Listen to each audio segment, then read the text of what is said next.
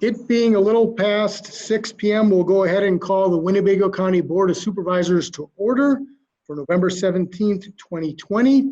The county clerk has confirmed the roll. All members are present. So the first item on the agenda is the Pledge of Allegiance, followed by the invocation by Supervisor Locke.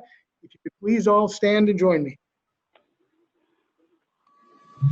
I pledge allegiance to the flag United States of America, to the republic which it stands, nation under God, indivisible, liberty and justice for all.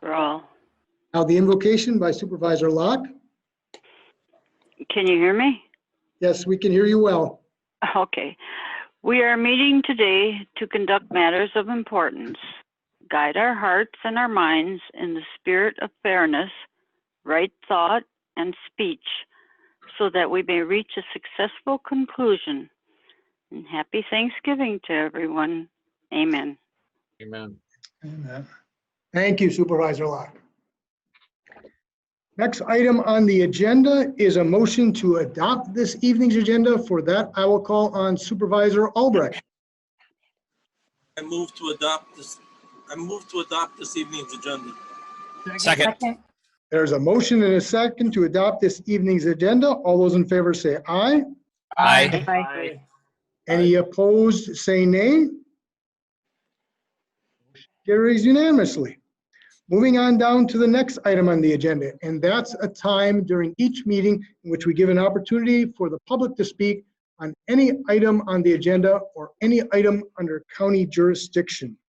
Before we get started, I want to just kind of touch base on kind of some rules of order for us to follow with the public comments, very similar to what I did about a month ago. So what I would ask is that only individuals who are residents of Winnebago County speak.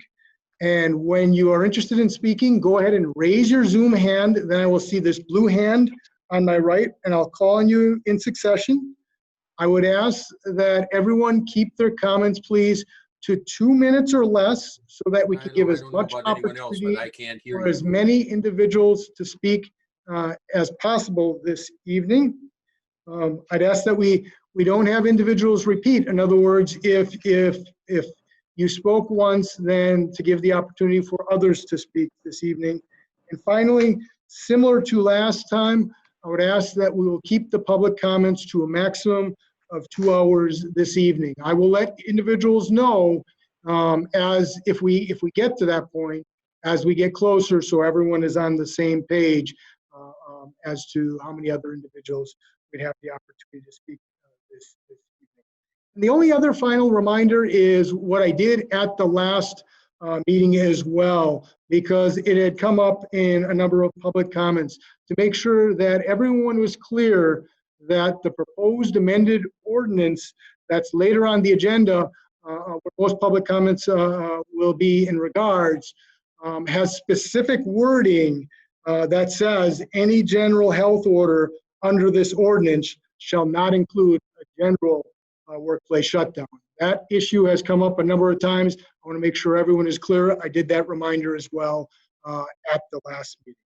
And so with that, I will go ahead and open it up to the public for anyone who wishes to speak this evening. I see a number, so I'll go ahead and call them in succession. And when I do, if you could just speak and give your name and address for the record, please, and then to keep your comments to 2 minutes or less. So first, I'll call on Jennifer Koser. Please go ahead. If you could give your name and address for the record, please. Chairman Ramos, can you hear me? Yes, we can hear you well. Just so you know, before I speak, when I'm finished, my mother's going to switch chairs with me and she's going to speak as well, okay? Very good.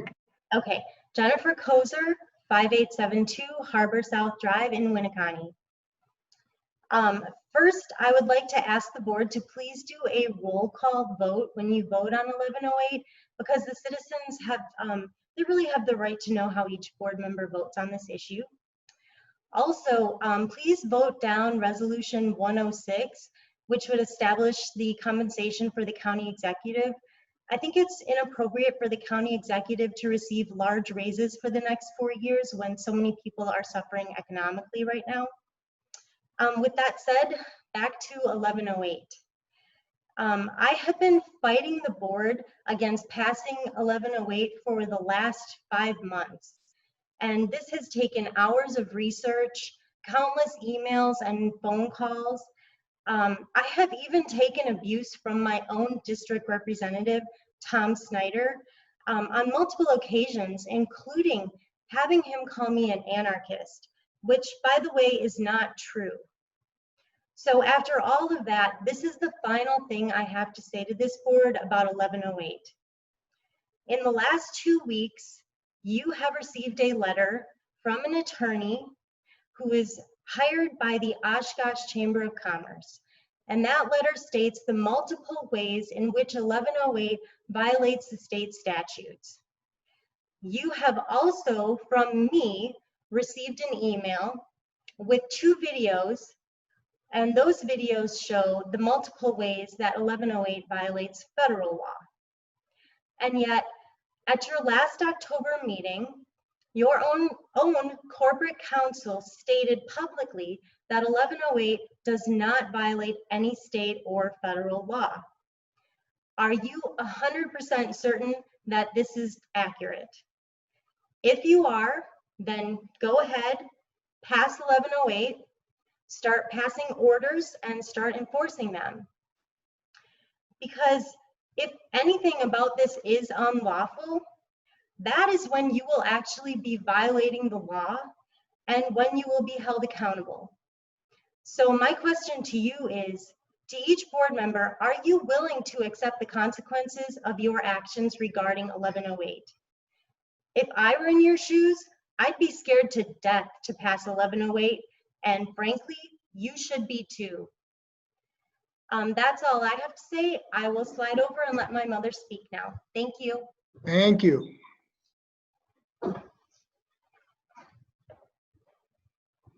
Hi there. I'm Diane Kozer, 5872 Harbor South Drive in Winnebago. Thank you. You're welcome.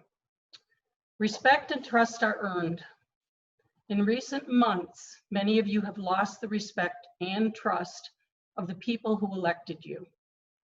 You've done that by repeatedly terrorizing us with your attempts to pass 1108 in our county. Yes, I said terrorizing. Do you realize that's what you've been doing by trying to remove our rights? Have we not spoken loudly and clearly enough against what you are attempting to do? It is not your responsibility to protect us from a virus or from anything else. It is your responsibility to protect our constitutional rights. Is that what you're doing? Absolutely not. As our elected representatives, didn't you swear an oath to do this? 1108 is not about protecting us. It is about intimidating, overpowering, suppressing, and controlling us. In case you haven't noticed, after all these months of facing our outrage, the people of Winnebago County have had enough. I wonder, is it actually you that we need protection from? Before voting tonight, you might want to consider whether or not your vote reflects the oath that you took. Please consider that very carefully, because when we do something unlawful, whether it's intentional or not, there are consequences. In the matter of passing and enforcing 1108, those consequences could be very serious. Please vote against 1108, and I ask that it be done through a roll call vote. I also ask that you vote against Resolution 106-11-2020 regarding pay raises for the county executive. In these extremely trying times, I feel that passing pay raises would be disrespectful to the citizens of our county. Thank you for listening. Thank you. Thank you for your comments. Next speaker is Deb Martin. If you could please state your name and address for the record, please. Hi, Deb Martin, 164 Wildwood Drive in Oshkosh. I Please. speak in, can you hear me okay? Yes, we can hear you well. I speak in favor of 1108. I think that most of what's in there has been state law for a long time. So there's nothing illegal about it. I am concerned about the spread of the pandemic at this time and the number of people in our area that don't seem to notice how terrible it is, and that the overwhelmingness to our medical facilities and the implications to people with other health conditions. So I'm just urging the county board to vote in favor of 1108. Thank you. Thank you. Thank you for your comments. Next speaker is Shanna Zastera. You can please state your Yes. name and address for the record, please. Hi, I'm Shauna Zastera at 1882 Clareville Road, Oshkosh, 54904. The scope of the officer's ability to order things is vague. There's no limitations of what that order can contain. I'm concerned that the county health officer could impose a shelter-in-place style shutdown order. Any county supervisor can issue a general order also besides the county health officer. That concerns me. The ordinance allows for far-reaching general orders that could be broad and drastically restrict and limit business. The ordinance is only limited by the ideas of the public health department. Requiring the board to vote on the general orders isn't enough. The outer bounds of the order's contents should be spelled out. The penalty section allowing the county to pull permits which could eliminate an individual's employment is alarming. The individual orders provision allows the director to act independently of legislative oversight. This authority could be abused and used to retaliate against targeted businesses. The ordinance provides no definition of the limits of general or individual orders and provides no specific metrics that could trigger an order. The proposed ordinance allows the director with approval to pick winners and losers. General orders that are allowed can select types of businesses to shut down and restrict. It could therefore put them out of business. The authority section is confusing. The county won't point out what sections of number 252 that give them the authority to do so, because it's unlikely that 252 gives them as broad of authority as the county wants to wield. I have too many things to do for others to be hindered by unlawful restrictions. This ordinance is unconstitutional in my opinion and needs to be placed into the circular file. Thank you. Thank you, and thank you for your comments. Next speaker is Tom Hulquist. You could please state your name and address for the record, please.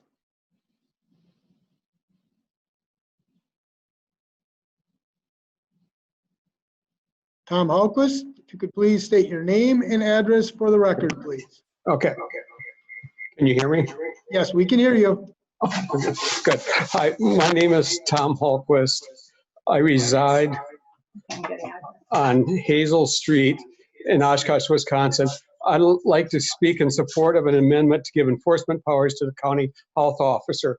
Between Winnebago County Police, 8 municipalities, and state police, we have 300 officers enforcing laws.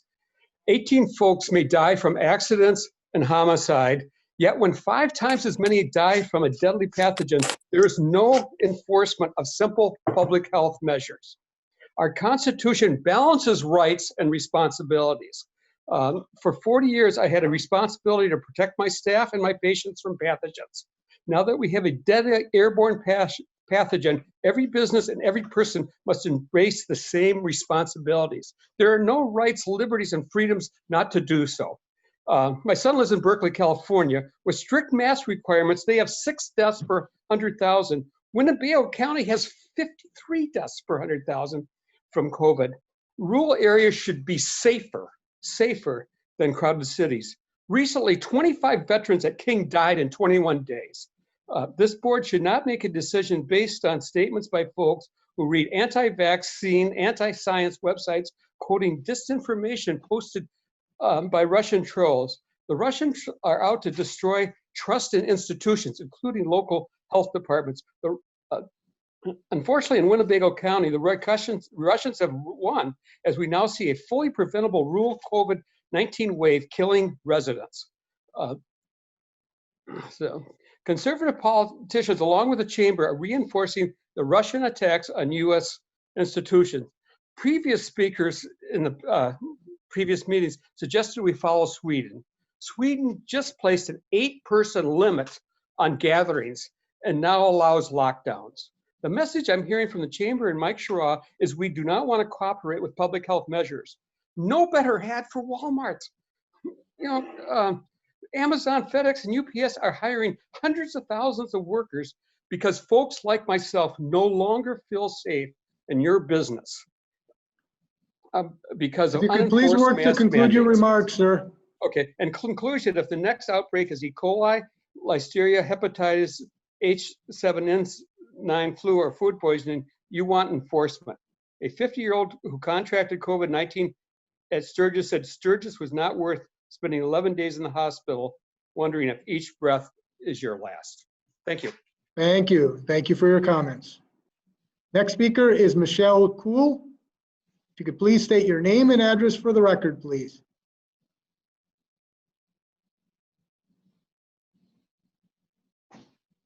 Can you hear me? Yes, we can hear you well. My name is Michelle Kuhl. I live at 415 Hazel Street, Oshkosh, Wisconsin, 54901.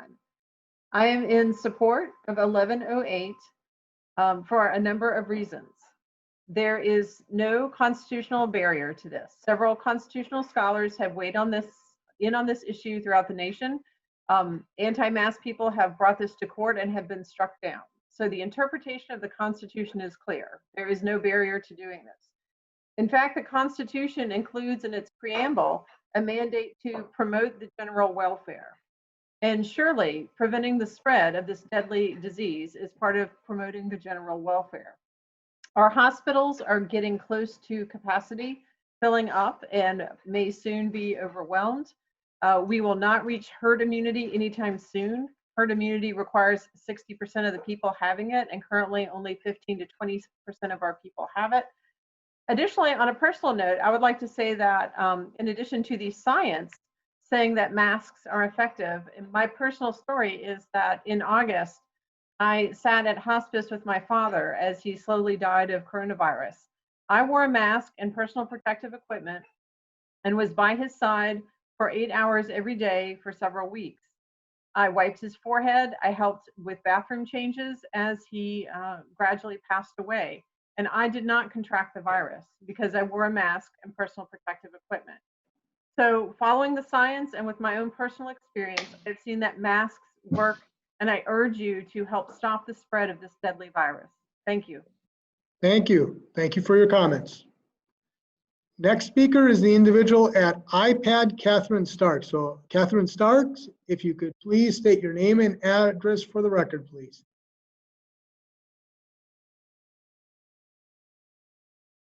Catherine Stark? Can you hear me? Yes, we can hear you well. Okay, my name is Catherine Stark, and I live at 3050 Hunter's Place in Oshkosh. Please. And I am in favor of this amendment to change the duties of the healthcare director, the county healthcare director. This pandemic is out of control. I think we all know that. And it seems that if people can't voluntarily follow the recommendations of CDC, then we have to rely on our government, our county government, to ensure the public safety. And it seems to me that public health has been implemented to do just that. It has a responsibility to protect the citizens of Winnebago County against not only just this disease or pandemic, but all communicable diseases. And so I'm in favor of anything that will turn this virus around, especially in our county. This area has exploded in the last 2 months. The other thing I'm concerned about is I'm concerned about our healthcare workers. I have a number of friends who are nurses, and I have a granddaughter who's a nurse, and I'm concerned about the risk that they take every day. They go to work, they provide care for people who do have COVID, and they put their personal health at risk. And they also put their family's personal health at risk when they come home. If you could please work to conclude your remarks. Sure. I just am in favor of this because I think that it will help our healthcare workers continue to do their work, and we can reduce our numbers of COVID cases. Thank you for your time.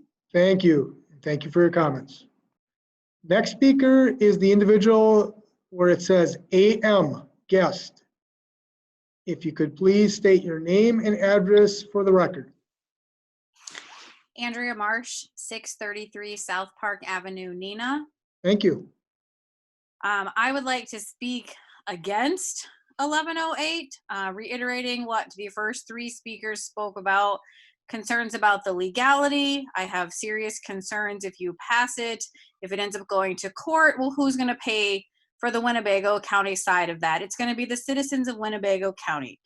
I spoke last month against this. My biggest concerns are about the fact that this is such a broad-reaching proposal. It allows for children and people to be removed from homes, for my personal possessions that may be quote-unquote contaminated to be removed from my home. This isn't just about COVID-19. This is for any communicable disease, the common cold, the flu, pink eye, lice. Like, these are all things that could potentially fall under this. I know a lot of people in our 50 plus age category are concerned because their risk is higher, and I don't want to downplay the risk to those people. The problem is when we do something like this, in 50 years, the people that are 50 and up are probably not going to still be around. However, all school-age children will still be around. And what is it going to mean to them in 50 years? This isn't something just for now. This proposal is going to go on indefinitely in theory. And so what does that mean for the future? And what does it mean for the people that don't have a voice? If you're not 18, you can't vote right now. But everything that's happening in this world and this community with this proposal is going to affect them now and in the future, and they have no voice to give an opinion. And so we need to be thinking about the future, not just being scared of what's happening right now. I know a lot of people have a lot of different opinions about the coronavirus right now, and I'm not going to speak to the different opinions. I am going to speak to the fact, though, that we are in a time of crisis. I said this last month. We are in a time of crisis. And when you are in a time of crisis in your life, is not the time to make life-changing, future-based decisions. You wouldn't want to make a decision about, having children or getting married or selling your house or changing your job when you're in the middle of, let's say, going through cancer or some sort of personal crisis. That's just an example. So we as the county should not be making these life-changing decisions based on what's going on when we're in a crisis right now. We need to think about those that don't have a voice right now. I know you've talked about proposing not wanting to shut everything down, but in nowhere is your proposal saying that you're going to continue to allow schools to open. That's a whole different can of worms I'm not really going to open, but it is something that needs to be considered. What in this proposal are you going to do? The proposal as stated says you can shut down any school at any time for any reason, and that is completely unacceptable now or 50 years from now. So I urge you fervently to vote against this. Thank you. Thank you, and thank you for your comments. Next speaker is Pat Hulquist. If you could please state your name and address for the record, please. Okay, can you hear me? Yes, but if you could get a little closer perhaps to the mic, your voice is kind of quiet. Okay, I'm Pat Dwyer Hallquist. My address is 2030 Hazel Street, Oshkosh, Wisconsin. I'm very concerned for my community, for the health and livelihoods of the people who live here. I have friends who've gotten sick with COVID, and it's not like flu. It can be much tougher than flu. And I also have friends who've lost relatives to COVID. I also have friends who've been laid off, or had a reduction in hours, or if they're salaried people, they've had a reduction in pay without a reduction in hours, just work the same for less. I do not believe the economic impact is due to any government action, because there's really been very little government action since last May. It's due to the effects of COVID and how it's affecting people and what they're willing to do. Until a vaccine becomes available, our main tools for limiting illnesses and deaths are public health measures, such as testing and tracing, masks, physical distancing, and hand washing. While many people in our community are voluntarily taking these actions, many clearly are not. The county health department, local hospitals, and clinics are working very hard to limit the spread of COVID-19 and save lives. But if you've looked at the data online, we've had a real increase in number of cases and number of deaths. The ability to actually fight COVID is clearly hindered by our current ordinance that does not enable the county health officer to issue any enforceable orders with respect to any communicable disease, including COVID-19. Some people have brought up that there's no limitations on what the county health officer can do. The amendment to the to 11.08 clearly states that these would be orders with respect to limiting and suppressing communicable diseases. It also clearly states that any general order would only be advisory until approved by the County Board of Supervisors. So I think people's concerns about this being a power grab or something, it's really unfortunate. It indicates a general lack of trust of the people who they've elected.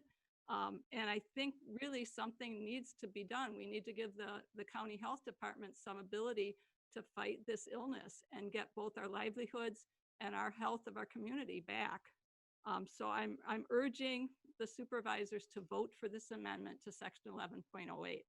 Thank you. Thank you. Thank you for your comments. Next speaker is Lois Grutzmacher. If you could please state your name and address for the record, please.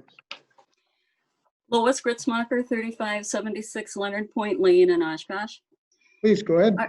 Thank you. I was a public health nurse for 30 years, and part of that time I was also an interim health officer myself.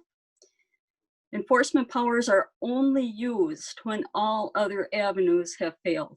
When health officers were able to rely on the state statutes for their enforcement powers, there was no uprising among constituents complaining about how the powers were used. We had a system for controlling communicable disease fairly and efficiently, and it worked well for decades. The only complaints that I ever received were from people wondering why we didn't do more. People expect the health department to do their job.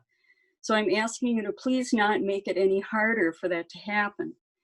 Also, please keep in mind this ordinance amendment is not a temporary measure to get us through COVID. If you fail to pass this amendment, you will all share the responsibility for making control of all communicable diseases in the future more awkward, less efficient, more expensive, and chaotic. The state health department will step in when needed, and then we will all be billed for it. My taxes already support the local systems that are in place here, and I have no interest in my tax dollars going to pay the state for doing what we are already set up to do locally. Never in a million years would I have thought that the very people that the health department serve would be making us out to be villains and refusing our advice. And yet some of our elected officials, such as Representative Schra, have spent months doing just that. But if you're on his email list, as I am, you would have seen his November 13th email, in which he now encourages all of his constituents to follow CDC recommendations. I feel like Winnebago County has been played by someone who wanted to be reelected. And the cost of this can be counted in human lives in our county. I ask each one of you supervisors to do the responsible thing for this county and give the health department the respect that it deserves and it has earned, and vote yes for this health officer amendment. Thank you. Thank you. Thank you for your comments. Next speaker is the individual under the name Lori. If you could please state your name and address for the record, please. The individual under Lori?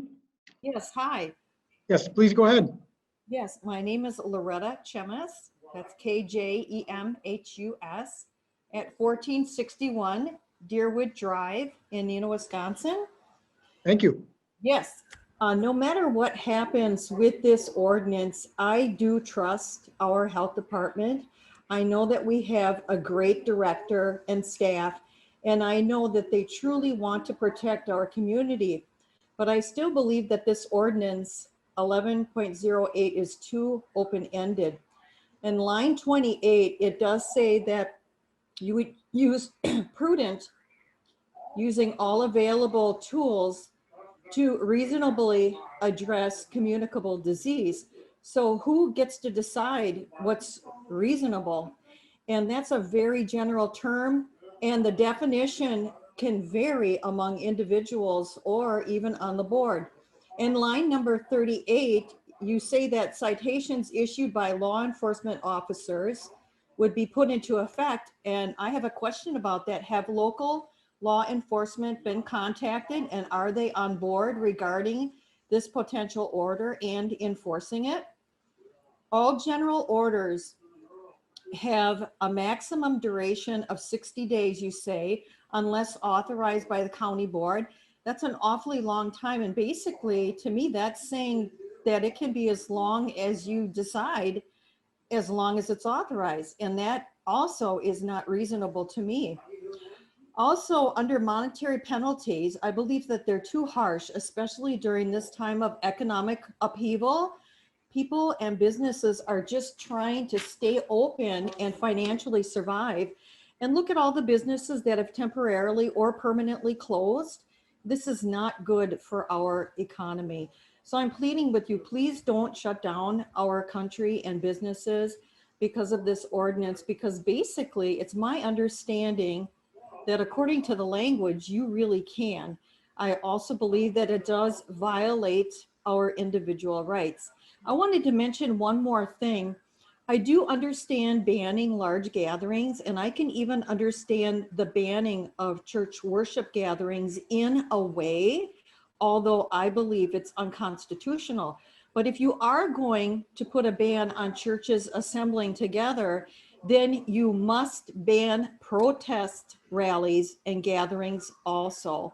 And it is their constitutional right to gather and protest, but please don't discriminate just against the churches. Be fair and make it all large gatherings. I thank you so much for your time and your efforts, and I ask God to give you all wisdom in everything that you do. Thank you. Thank you. Thank you for your comments. Next speaker is the individual under Paula. If you could state your name and address for the record, please. Paula?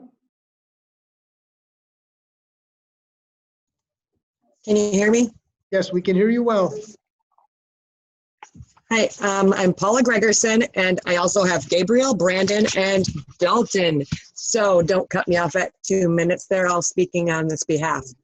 A couple people that spoke before, one person had spoken and said that she was with her ill person and wore a mask, so it was the mask that protected her so she didn't get sick. Personal experiences as well. For me, I have many family members who have been around those who have had COVID, did not wear a mask, and never did get sick. So it's not necessarily the mask protecting. Also, they say 15 to 20% have had it, so there's nowhere near herd immunity. Nobody knows if 15 to 20% of people have immunity or not. There is no known amount of how many people currently have immunity or not. Now, this year, we as a nation, as a country, as a people have been lied to, manipulated, and frauded. We are not in a crisis situation, and we are not in a health emergency. The numbers do not add up. There are mass numbers of deaths from COVID in New York. New York did wrong things. Nurses have said if you went into the hospital, you did not come out alive. People went to the hospitals without coronavirus. They died in the hospital of COVID. This happened due to poor and improper care. This happened nowhere else. If this was a bad, deathly virus, as they say, New York wouldn't have been the only place that had all of these mass deaths. The CDC came out recently saying that 94% of those who died of COVID had comorbidities. Of these 94%, a large percentage had multiple comorbidities. And of that a large percent had deadly comorbidities, which means that they were on hospice or had comorbidities that they were going to die from soon. Car accidents died from COVID.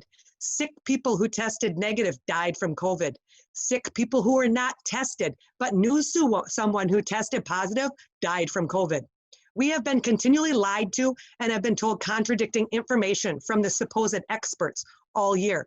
According to statistics, the death rate is on par to be very close to average for both Wisconsin and the United States as a whole. This would explain the majority of deaths being attributed to COVID would have been statistically normal deaths in any given year.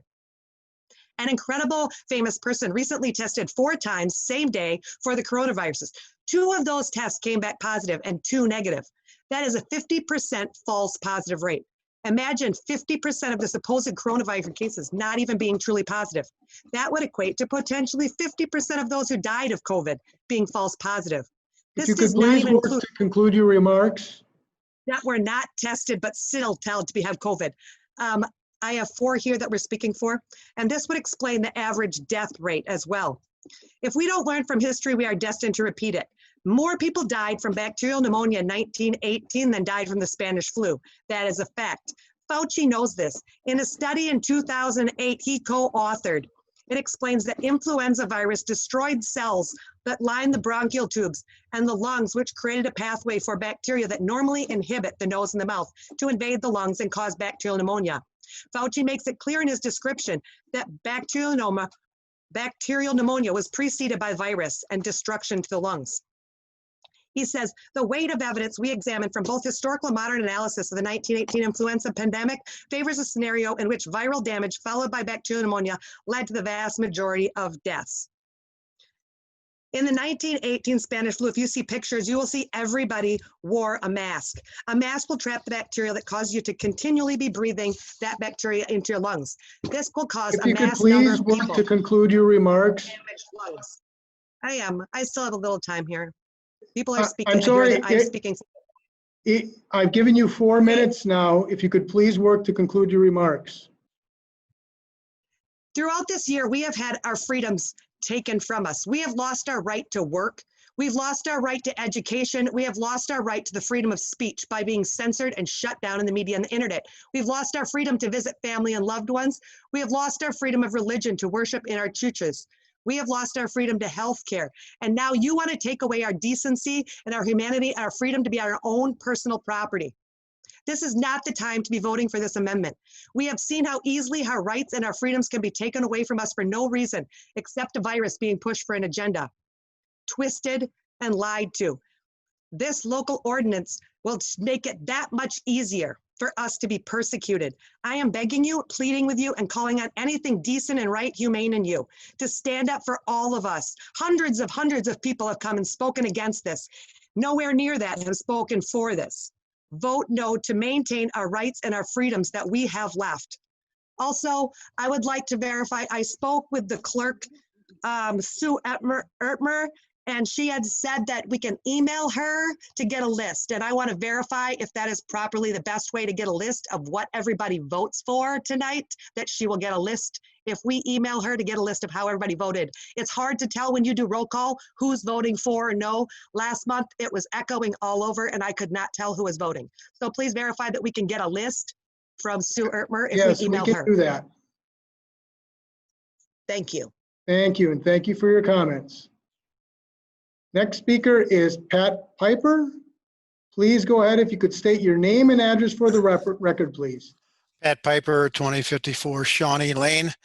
I am not in favor of 1108, and I want to let you know I am not anti-mask. The right to peaceably assemble is essential to all other rights listed in our First Amendment. There are at least 2 Supreme Court decisions which spoke to the idea of suspending our constitutional rights and liberties during an emergency. or is speaking to an emergency exception clause. One decision in 1927 involves the forced sterilizations of 60,000 poor women in the name of science, eugenics, and untested medical advice. The second is the Korematsu decision in 1944, which allowed for the forced imprisonment of Japanese Americans at the beginning of World War II. Both of these actions were deemed reasonable in their time. Recently, a U.S. State's federal district court judge in Pennsylvania decided lockdown orders were unconstitutional and in violation of our constitutional rights, that there is no emergency exception in the U.S. Constitution. He also determined and reaffirmed that we do have a fundamental right to make a living and to assemble peaceably, and that these rights cannot be suspended in times of an emergency. Make no mistake, even though this amendment doesn't have the words arrest powers written into it, that is and will be the next step taken against us. How quickly we forget the arrest of our own local business owner, Lisa Binning, the owner of the Dog Depot on South Main Street in Oshkosh, and the suspension of her business license. A recent letter from Archbishops Carlo Maria Vigano, quotes in part, reads, "No one would ever have thought that citizens would be arrested simply for walking down the street, wanting to breathe, wanting to keep their business open, and wanting to go to church. This is happening now. The fundamental rights of citizens are being denied in the name of a health emergency, while politicians issue mandates. Businesses are failing, shops are closing, and people are being prevented from living, traveling, working, and praying. The disastrous psychological consequences of these actions are already being seen with the suicides of desperate business owners and of our children, segregated from their friends and classmates, told to follow their classes while sitting at home in front of a computer. In closing, if this amendment passes, it not only takes away our constitutional rights and liberties, it also gives away our democratic processes to an unelected person, the county health department director. The amendment reads that you are authorizing these actions as being reasonable. I strongly call into question your reliance upon the word reasonable. Again, there is no emergency exception clause in our Constitution. This amendment must not stand. Thank you. Thank you, and thank you for your comments. Next speaker is Jen Goggins. You could please state your name and address for the record, please. Hello, my name is Jen Goggins. I live at 1864 Plymouth Street, Oshkosh 54901. I am in favor of 1108. I am a new mother. I gave birth during this pandemic. My sister is a type 1 diabetic. My mother is a cancer survivor. She has breast cancer. And it is very hard to have a new baby and not be able to share that with my family for fear that they will die from simply breathing the same air as me. I wish that we didn't have to put restrictions on people, that we didn't have to put this ordinance into effect, but unfortunately, nobody listened. People aren't listening. People are not staying home. People are not being safe. It's just me sitting at home with a baby by myself and everyone else gallivanting around, infecting people. I understand that people believe that this is against the Constitution, but it's not. I understand that people want businesses to thrive, but businesses cannot survive if the population decreases. If there are not people to spend money, the business is going to fail. I understand that this is not from a scientific perspective, that this is not from a lawful perspective. This is kind of from the heart of someone who just wants this pandemic to be over. And the only way that we can do it is by forcing people, because people aren't making the choices for themselves. Thank you. Thank you, and thank you for your comments. Next speaker is John Dummel or Dummel. If you could please state your name and address for the record, please. Yeah, I'm John Damel, 1923 Damel Street. You're good, you're good. I want to talk about principle of legitimacy. For the people to obey authority, they feel like they have to have a voice. And I think you guys are doing a really good job for that. And I thank you for being here tonight and serving the county. And I think that's an excellent thing to do. And thanking people for the comments, I think, is a real honorable thing too. And I appreciate that. Second, the law has to be predictable. It has to be the same today as it is tomorrow. And that's my problem with this resolution. It's not predictable and it's open-ended. We're in the middle of a pandemic, and there should be some thresholds that we would give to the health department to do their job. And I do have full confidence in our health department. And I know a lot of people have given Doug some grief because he's a zoologist. Well, we happen to have a lot of cows in Winnebago County, so we need to remember that that's a very important part of the job. 3, authority has to be fair. It can't treat anybody differently. And I think that's the big problem here, is that we're constantly seeing different people being treated differently. Churches, you can't go to church, but we can have a lot of people go to the food pantry and pack food, and thank God for that, because it's been needed. You know, we condemn a rally, but we champion a protest. We have to be fair across the board for everybody. So a lot of people are saying that it's the people failing the health department. I would put that onus upon you, that you have to be clear with your words and clear with your mission and clear with what you have to do. And you have to absolutely educate the people and let them know why you need to do it. Because let's be honest, if this was Ebola with a 50 to 90% death rate, or let's say a 5% death rate with the numbers that we have now, this resolution probably wouldn't be enough. So I'm not against the health department stepping in and looking for us, but we need to know that we have a clear reason why. And I don't think it's the people that's failing them. I think it's you guys that are failing them. So put it to a vote. Vote your conscience. I hope you vote no, not because I'm against the resolution, but because it has to be clear and concise. And anybody who is watching this, please wear your mask, keep your distance, and wash your hands. Thank you. Thank you. Thank you for your comments. Next speaker is Tamara Mathwig. If you could please state your name and address for the record, please. Yes, I'm a resident of Winnebago County, and what I'm saying tonight is really just for the other citizens, all you Russian trolls out there, as we were so called earlier. You guys remember that sick feeling you had in your stomach in June at the realization that some of our board members are corrupt? You remember that feeling? That's why we all showed up at the Sunnyview Expo Center. That feeling is your conscience telling you that this is wrong. There is something wrong with what's going on here. The reason that some of the board members are able to vote yes tonight is because their consciences have been seared towards truth and freedom. Take heart. It doesn't matter how they vote tonight. Remember, we're Americans. We live in a republic where the government gets its power from the consent of the people. We, the people of Winnebago County, do not consent to this ordinance, and the board members already know that. If you're interested in more on that, check out Article 1, Section 8 of your Constitution. Remember also, all public servants shall be held accountable to the fullest extent of the law for their violations of public trust. Remember, ignorance of the law gives no remedy to those in violation of the law and their oath of office. Those who took an oath of office and violate it are subject to the pains and penalties to the fullest extent the law will allow. Well, we know some of the board members are pushing this very hard, and for this, they do plan on using it against their own citizens in the future. Don't be naive about that. Let the record show that their vote tonight is violating state and federal laws. Listen, only 4 out of 72 Wisconsin counties have actually passed the health officer ordinance. These counties already have lawsuits filed against them. Someone mentioned California. I'll tell you something else about California. 12 of their board members are currently sitting in jail for passing the health officer ordinance. I dare you to do it. Do you know that our neighboring county of Green Lake board member told me that the language and potential for this ordinance is so corrupt and could be so dangerous to the citizens that Green Lake County won't even put it on their agenda?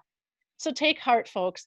There is a constitutional law group who is helping other Wisconsin counties fight this and file suits, and they are already willing to help us. They're all teed up and ready to go. It should also be very encouraging to you that a local business owner who may have just spoken is already telling us his intentions to run for one of the county board seats. So we're very excited about that. I encourage you to take note of how your representative votes tonight. Find out what district they're in. If they represent you, please fill their seat when the time comes. Work your freedom. Thank you, and thank you for your comment. Next speaker is Kate Hancock Cook. If you could please state your name and address for the record, please. Hi, my name is Kate Hancock Cook. I live at 216 Bosworth Court in Neenah, Wisconsin. I am a first-time speaker, first-time caller, first-time listener, as they say. I've never been to a county board meeting before. I've been involved in other municipal governments significantly lately, but not this. This is really amazing. It's fabulous. There are 235 people, or 266 now on the line. Clearly, there's a lot of heat around this argument. I am in favor of giving our county health supervisor, or whatever their director, more authority. I think that the point that Lois Grutzman-Macher made earlier, that the state used to have this power and nobody complained then, and it really wasn't used in overreach as we are arguing right now. I think that it's important for us to remember that the slippery slope arguments that are continually used are arguments that are actually fallacious, because it assumes that we will never behave or differently or change our minds in the future. The wonderful thing about government is that we do get to change our minds if we decide it's not a good idea. If things don't work out, and as somebody just referenced, if we really think it's a disaster, we can vote everybody out and change in the next couple years. But what we probably need to do is look at what's reasonable for us today in Winnebago County, because our state government is no longer taking responsibility for our health and looking out for our best interest. And a number of your neighbors are not doing that right now either, because we can see the result of that. So I also wanted to highlight that government allows us to change our mind, which is I just noted, and that also the fallacious arguments around, or potentially fallacious arguments around herd immunity, are dangerous propaganda. And I would encourage you to review what Sweden has been discussing today in the news. Thank you very much for your time, and I appreciate the service of all our board members. Thank you. Thank you for your comments. Next speaker is M. Schraw. I believe it's Representative Schraw. If you could please state your name and address for the record, please. State Representative Michael Schraw. I live in the town of Omro. Can you hear me? Yes, we can hear you well. Please go ahead. My video is not working properly, so I'm glad my audio is working. All of you on the county board have received the legal draft that WMC and the chamber requested, and I really hope you took the time to read about all of their concerns. I spent over an hour going through it. I want you to know that that law firm is not a fly-by-night ambulance chasing law firm. This is the same law firm that presented in front of the Wisconsin Supreme Court in state of Wisconsin versus Palm, and they prevailed. So they have a lot of really strong legal arguments against this, and I really hope you took the time to read through that.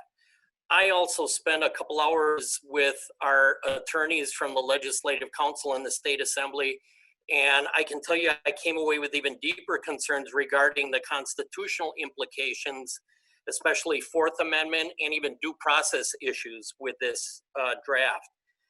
When I draft legislation or I vote on bills, I ask three questions. Is it constitutional? Who will it affect, either in a good or a bad way? And is it good public policy that will stand the test of time? And I don't believe that this amendment satisfies any of those questions. When we legislate out of fear or panic or without transparency, bad bills become bad law. And I know everybody on this phone call, we all want a solution, or the Zoom call, we all want a solution to help us navigate safely through COVID, but I can tell you that the federal government or the state legislature or the local county board does not have the knowledge or power to pass any law that will make this virus disappear. As a matter of fact, if this amendment would have been passed in July, I'm quite confident that the numbers wouldn't have been affected at all, because the county health department really doesn't even have the staff to do proper contact tracing. In closing, I want all of you to know, whether you vote yes or no on this, your constituents will remember how you vote tonight. If anything good has come out of this process, it's that there's been a fire lit under the silent majority. When was the last time, and a lot of you have been on this board for years and years, when's the last time that there were 300 or 400 people that showed up at 8:30 in the morning on a Monday morning to express their displeasure with something you guys were going to pass? Last month, over 300 people on the Zoom call. This month, almost 300 people. People are engaged. They're getting involved at the grassroots level, and they're watching the actions that take place of the people that they elect. Please think about the long-term ramifications of your vote tonight. There could be substantial legal fees that will have to be paid by the county.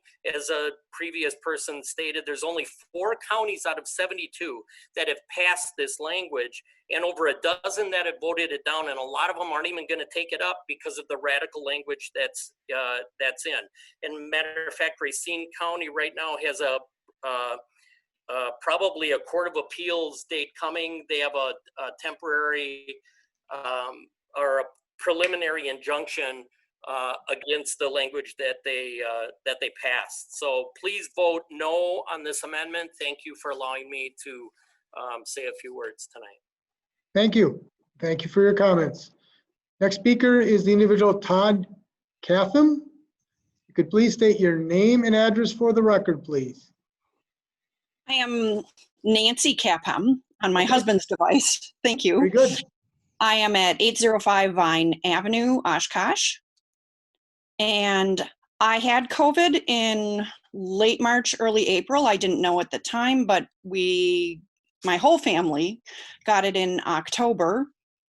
Were symptoms on 11. I did a couple days later receive a positive test, and the tests are unfortunately not always accurate, but we had the symptoms and knew better what to watch. Now, my concern is if we have a health officer who doesn't have powers of enforcement, most of us are reasonable and will listen to a health officer, but what do you do about the people who aren't reasonable? Our church has not had gatherings inside the church because among the things that has to be considered is not just the sanitizing of surfaces. You have to consider how much air comes into a larger building. So to have people in the middle of a rising pandemic wanting to go to church, maybe you're okay right now, but you get 1 or 2 people in there and you've got a super spreader event, which has already been seen at White House events and other places as well. The specious reasoning really concerns me about comorbidities for one thing, and people suddenly thinking they're health and legal experts, and you're going to have both sides of it. We have to taking care of the people even when they seem to be resisting common sense. Unfortunately, we wore masks. We were very careful about where we attended. When I had people whom I had contact with before October, I personally contact traced, and the people that I had contact with didn't become ill. I suspect my husband got it from coworkers who didn't want to have a mask over their entire face, who made specious arguments about masks interfering with them and their health when there's nothing about that. I'm really counting on you all to listen to centrist facts and not people who just seem to not be hearing how dire this is and that we need to work together and trust you. And of course we can back off on something if it needs to be reworded, but I do believe that passing this is very important and we need to get this health crisis under control. I hope this helps in your decision. Many people aren't going to talk at a forum like this. And frankly, we're just counting on you to look out for our public health. And there are people who attend these all the time who are just loud, which is why maybe some people don't want to attend because of the rationale that's a little bit way off center. I'm a centrist and I count on you to look out for us for our public health concerns. And I'm not sure if I've used my time entirely, but I thank you all for your service and hopefully having reason and rationale way out. Thank you. Thank you for your comments. Next speaker is Toby Vandenheuvel. If you could please state your name and address for the record, please.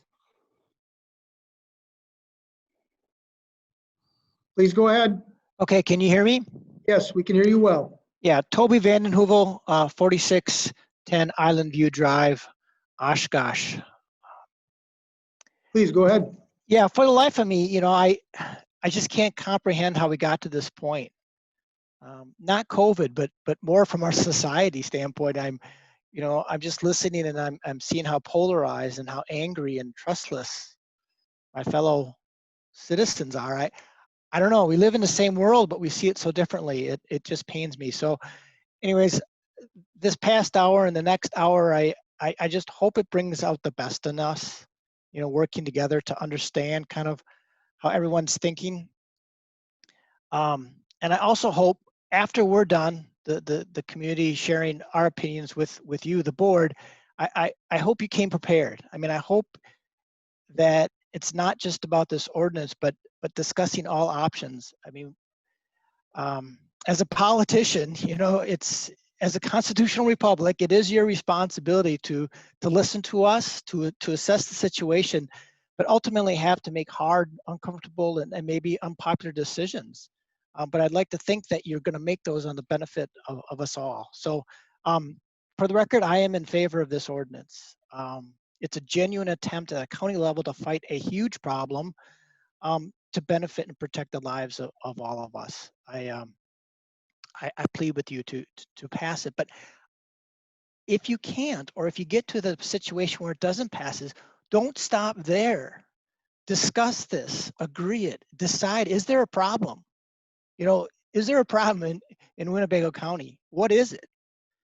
It could be COVID, it could be the loss of jobs, it could be the lack of people being able to attend church, whatever. Come to grips with what you believe the problem is, and then decide if you want to attempt to try to solve it. And is there anything we can do about it? I mean, there's no silver bullet, but this is an attempt to get us forward to address a very serious health and societal concern. Maybe there's lots of options. Nothing's gonna be perfect for everyone, but we really have to address this issue. And again, as people have said, there's varied opinions about the severity of the reality of this pandemic. To me, to my family, to everyone I see and live with, it is real. We can argue philosophically for the right. You could please work to conclude your remarks. Versus societal responsibility forever. But right now we need action, and I look for your trust and judgment to take action in some way to address the situation. Thank you. Thank you. Thank you for your comments. Next speaker is the individual under Rob Guest. If you could please state your name and address for the record, please. Thank you. Good evening. My name is Rob Clancy. I live at 819 East Bend Avenue, Oshkosh, Wisconsin, 54901. Thank you. Please go ahead. I will preface this by saying I trust government to resolve issues. That may mark me as a lunatic, but I trust smarter people to make decisions that affect all of us. I want to echo the comments that were made earlier regarding the issues of this is a very important issue. This is a frightening issue. My father is 84 years old. I can't see him for the chance that I may infect him with something else that I catch through my job. I wear a mask. I mark every single precaution I can possibly think of. It may still not be enough because I could come across someone that believes, oh, I don't have to wear a mask. It infringes upon my freedom. Your freedom does not extend to the point where it infringes on other people's freedoms for this. I strongly am in favor of this ordinance, and I apologize for the tempo rising in my voice. I believe this issue could have been taken care of months ago if we had taken the simple precautions of wearing a mask, locking down on these. The United States is in the worst possible position because we ignored the beginning issues of this. We thought, oh, it'll go away. The weather will make it go away. Well, let's inject bleach. I apologize for that comment. But for this issue, in this instance, I am strongly in favor of this ordinance passing. Thank you very much for your time, and I wish you a pleasant evening. Thank you, and thank you for your comments. Next speaker is the individual under the name John Guest. If you could please state your name and address for the record, please. I'm John Casper with the Oshkosh Chamber of Commerce. My home address is 2785 Leland Lane in Oshkosh. I'm representing the Chamber. We're a business association of 900 members and those companies employ about 30,000 people in the greater Oshkosh area. We do have some concerns about this proposed ordinance, specifically the broadness of what it could be in a general order. It was amended to exclude any general workplace shutdown. We think that's an improvement, but we think it also falls way short of providing assurances that general orders will not be issued that could possibly close certain types of businesses. Over the past several weeks, I've been accused of misrepresenting this ordinance. And I've looked over this ordinance many times, and the general orders that could be levied, could close certain types of businesses, restrict operations, restrain trade, establish curfews, limit hours of operations of businesses, close businesses in certain locations or in the county in general. Indeed, it's far reaching. In a conversation I had with County Executive Harris last week, he assured me that he had no intention of using this ordinance to shut down any business. That's encouraging to me, and I'm assuming that this assurance would be applicable to his public health director also. Assuming that this is County Executive Harris's true intention, I would ask that this ordinance be amended to reflect his true intention. If the county board does enact the ordinance as it's currently in its current form, we'd ask that County Executive Harris would veto this ordinance. Local businesses have taken the brunt of the impact of COVID-19. It's affected their families, their employees, their customers, and their livelihoods and their investment. A lot of times this is all that, everything they own has been put into this businesses. Locally, chamber businesses have taken the needed steps and implemented the necessary CDC protocols to ensure the safety of their employees and their customers. We've challenged local businesses to do better, not just meet the CDC standards, but to exceed these standards. And in most cases, businesses have done that. And quite frankly, businesses are probably safer in their work. People are probably safer in their workplace. We think this ordinance is an overreach by the county administration. While the proposed ordinance, if enacted, would need county board approval of any general order, we still think this proposal puts way too much power in one person's hands. The Oshkosh Chamber of Commerce cannot support measures that would restrict business activities that could lead to possibly closing businesses. The 8-week safer at home order was damaging to the economy. We all lived through it. We all experienced it. We saw what happened. But the local economy is clawing back from that devastating impact of the shutdown of those past several months. And this community has made great strides as more and more people are going back to work. Now is not the time to place any additional measures that would further inflict more damage to the recovery and impede further growth. This community needs to continue to operate. The business community needs to operate while living with this virus. We would urge that the county board would oppose this proposal. Thank you. Thank you, and thank you for your comments. Next speaker is the individual under Mary Guest. If you could please state your name and address for the record, please.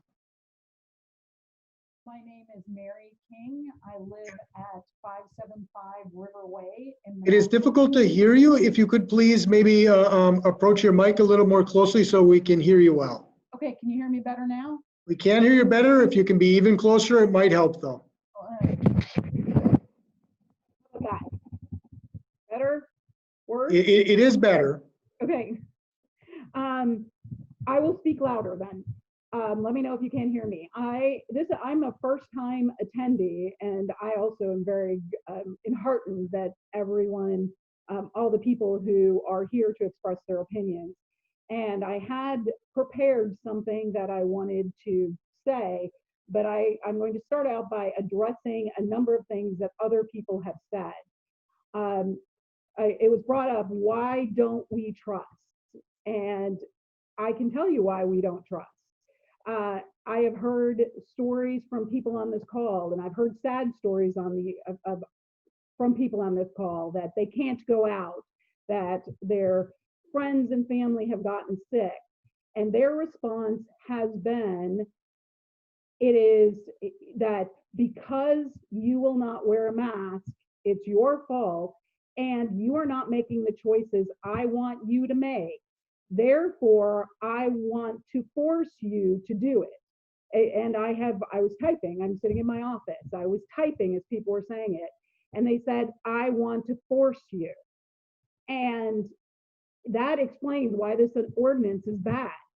Average people of good heart, which is what people on this call are willing to use the power of government to force people to do what they want them to do. It is by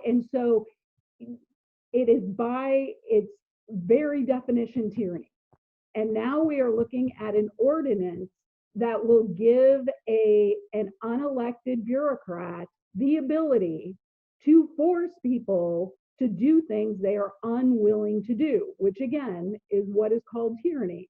And I would encourage people to do some study of history of what happens when any society uses government power to force people to do things because you want them to do it. And that is what I have been hearing over and over again. People have various opinions. So we need to tell them what to do, various opinions, that's what I heard. And it is just inappropriate. This ordinance gives vast and largely undefined power to invade private property, restrict citizens' livelihood, and levy punishment to an unelected bureaucrat who is neither chosen nor accountable to the voters. And I understand that they are accountable to the Board of Supervisors, but we all know how long it takes for anything, that kind of accountability to take. And when we were talking about this kind of power, we could simply not afford that. If you could please work to conclude your remarks. Okay, then I will go to have faith that the citizens of Winnebago County are capable of taking care of themselves and their family. They can decide what they are going to do. And they should, this is America, they should have the right to decide for themselves what they want to do and should not be under threat by an unelected bureaucrat. And keep in mind, the ordinance says people placed in thing infected or suspected of being infected by a communicable disease. And I checked, there are 70 plus communicable diseases, which include cold sores, mono, strep, STDs, HIV, and a bunch of others. All it takes is for one bad apple to really wreak havoc on the citizens of Winnebago County. So I ask you to vote this ordinance down and never bring it up again. Thank you for your comments. Now, I've given some leeway from individuals to go over the 2 minutes. I'm going to have to try to adhere a little bit more to the 2 minutes. So if you could please do what you can to keep to the 2 minutes so we can allow as many as possible to speak this evening. Next speaker is Tim Hill. Please state your name and address for the record, please. My name is Tim Hill. Can you hear me? Yes, we can hear you well. Okay. I live at 5338 John Street in Winchester, Wisconsin. I just want to say that I am vehemently opposed to this amendment. I believe it overreaches a great deal of the authority that these people are supposed to have. This would give authority to an unelected official who has no stated qualifications, nor do any of his appointed agents that are allowed in this amendment. I think that it just shows yet another example of the breakdown of the government and its use of overreaching authority. I think it violates constitutional rights. And I think we have to look no further than the CDC and people like Dr. Anthony Fauci and how they have changed their minds and gone back and forth on these issues to see that it's not, they should be advisory in nature. That's the purpose of their roles. They're not to be the executive branch that enforces anything. I think this is just, it's just a far overreaching use of authority given to an unelected official. And I wrote to every one of the supervisors that have an email address, and sadly only 4 of them returned my message, even though I expressly asked for it. I could understand it from the ones that aren't my direct representatives, but my local representative didn't even respond, which I think shows a lack of integrity on his part. So again, I believe that you just keep bringing this up like a referendum. You continue to change the verbiage to make it more palatable. And I think instead of tabling it, I think it should go to a vote so it can either be passed or struck down, but I suggest that you strike it down. Thank you. Thank you, and thank you for your comments. Next speaker is the individual under Abby Guest. Could please state your name and address for the record, please. Abby? Can you hear me? Yes, we can hear you well.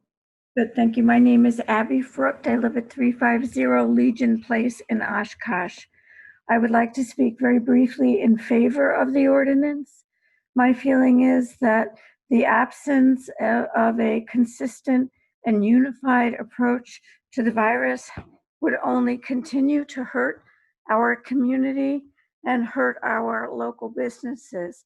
I know that I myself have not gone out to eat or gone out to any bars with my friends over the last 6 or 7 months because there aren't any guidelines that make me feel confident in what I can expect when I go there. So I wonder if the establishment of such guidelines that would then, be experimental, that could then be experimented on if we at least knew what they were, would allow businesses to thrive more than they might be doing otherwise. Thank you for your time. Thank you, and thank you for your comments. Next speaker is the individual at the Richardson's Guest. You could please state your name and address for the record, please. Hi, my name is Jeff Richardson. I live at 725 South Clay Road in Oshkosh, Wisconsin. I'd like to say that I am dead set against this 1108. I think it goes against our constitutional rights to have freedom. Freedom isn't free. Our local businesses are being destroyed for a false sense of security. The health department is not elected officials. They're human beings that are put into that position by being hired. They have no right to govern. They have no right to come in my house. They have no right to go anywhere other than where they work and to do what they need to do, but they stay out of our house. They don't tell us what to do. Trump had it, and for 3 days he had it. He went to Walter Reed Memorial Hospital, and he was back on the campaign trail a short time later, and he had COVID, and he's 74 in a high age group for risk factors.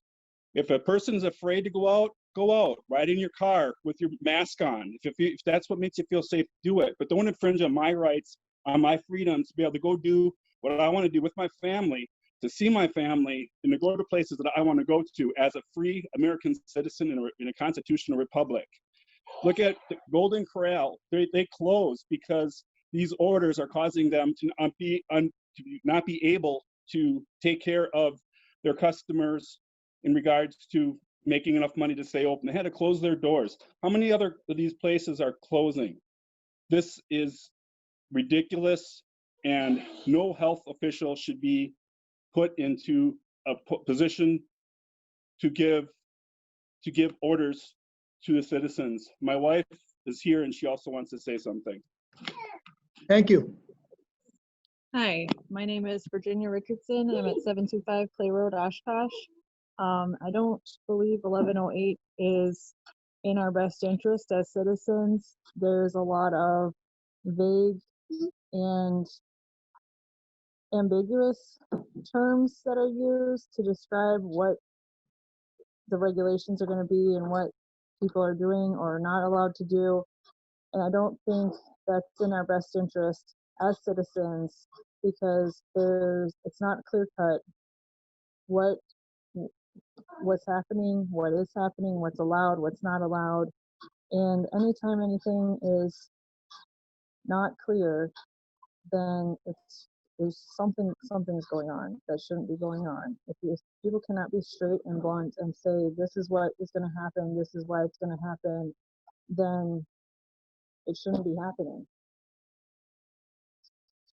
Thank you. Thank you for your comments. Next speaker is Tim and Joan Patterson. And just for the record, for the moment, S. Barnes will be the last public speaker this evening. We'll see how the time goes, but based on the number of call-ins already, that would already put us past 2 hours, I anticipate. So for the moment, S. Barnes will be the last speaker in the public. That's still a good 20 people down, so individuals know, and that's why I'm letting folks know that now. So the next speaker is Tim and Joan Patterson. Please go ahead and state your name and address for the record. Good evening. I am Tim Patterson. I live at 2430 Parkside Drive in Oshkosh, Wisconsin. Please go ahead. I appreciate the opportunity to address the board tonight. You know, I have served overseas twice in defense of terrorism, but also to uphold the Constitution of the United States of America. I can't even begin to explain how disappointing it is that I find myself now trying to defend the Constitution against my local county board. That's really upsetting. It's very disappointing. I agree wholeheartedly with the comments that Mary made previously, and also the Richardsons previously as well. You know, I do appreciate the fact that there are some people that are afraid. A piece of paper is not a guarantee against protection against this virus, a virus that was created and released and is spread around the world. A piece of paper and an ordinance are not going to protect you, folks. If you are people that are afraid of this, if you're concerned about this, then you have to take precautions yourselves. There is nothing that's going to give you a 100% guarantee against this virus. Nothing. Trading our rights will do nothing to protect us against this virus. But there are other aspects of which we would lose by trading our rights by that. I have real concerns about the leadership and the direction of the board. It's taken 5 months to decide whether or not this piece of paper is even worth considering. Meanwhile, we've lost opportunities to do so many other things. I'm curious to find out, what are we looking at in terms of opening Oshkosh up again in the summer? Are we working with our medical folks so that EAA does happen next year, so that Life Fest does happen next year, so that concerts by the river, concerts up by the square up in Neenah, so that Oshkosh Youth Baseball, so that high school football in the fall, all outdoor events? Are we expending any calories trying to figure that out? Because the cancel culture is not going to cut it. And for those of you that are exceptionally concerned about the fact that the virus is surging right now, you'd probably do well to remember that it was about this time last year that normal flu was surging. In fact, I remember an incident where almost all 300 employees at a manufacturing plant in Appleton, all 300 caught the flu at about this time this year. This is the nature of flu. This is the time of year. This is the nature of being in a northern climate and having a virus. People were predicting this almost at the onset, that it would go down in the summer and go up again in the fall.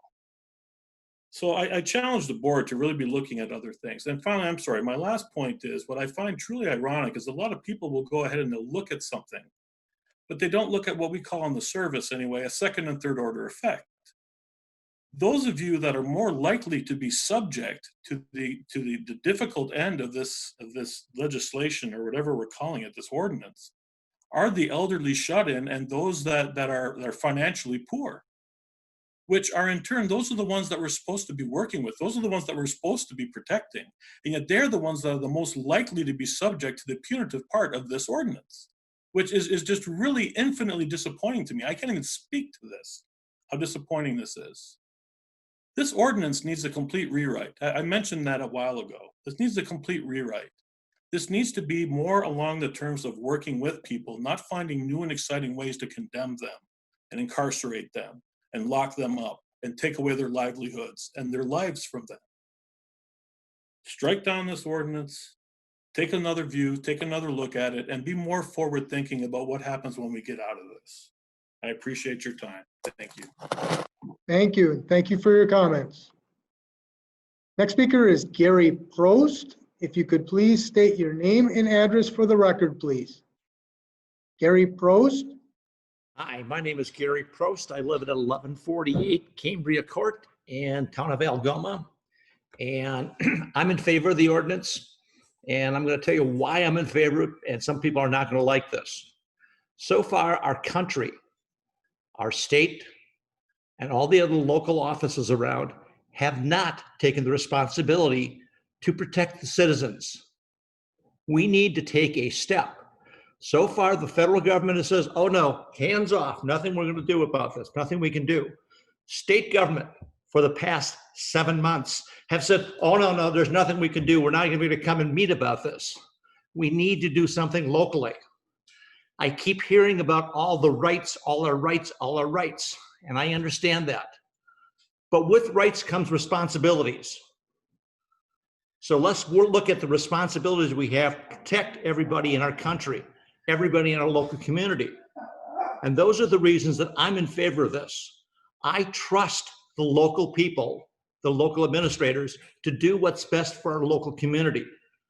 I tell you, I'm not sure that I can trust the state government to do what's right. I can't trust the federal government to do what's right because they have demonstrated that they can't do it. So we better bring it down to the local level. Thank you. That's my, strong and important message that I have, and I wish everybody good health. Thank you, and thank you for your comments. Next speaker is the individual under Mike G. If you could please state your name and address for the record, please. Mike G. Yes, my name is Michael Greep from Winnebago, Wisconsin. Please go right ahead.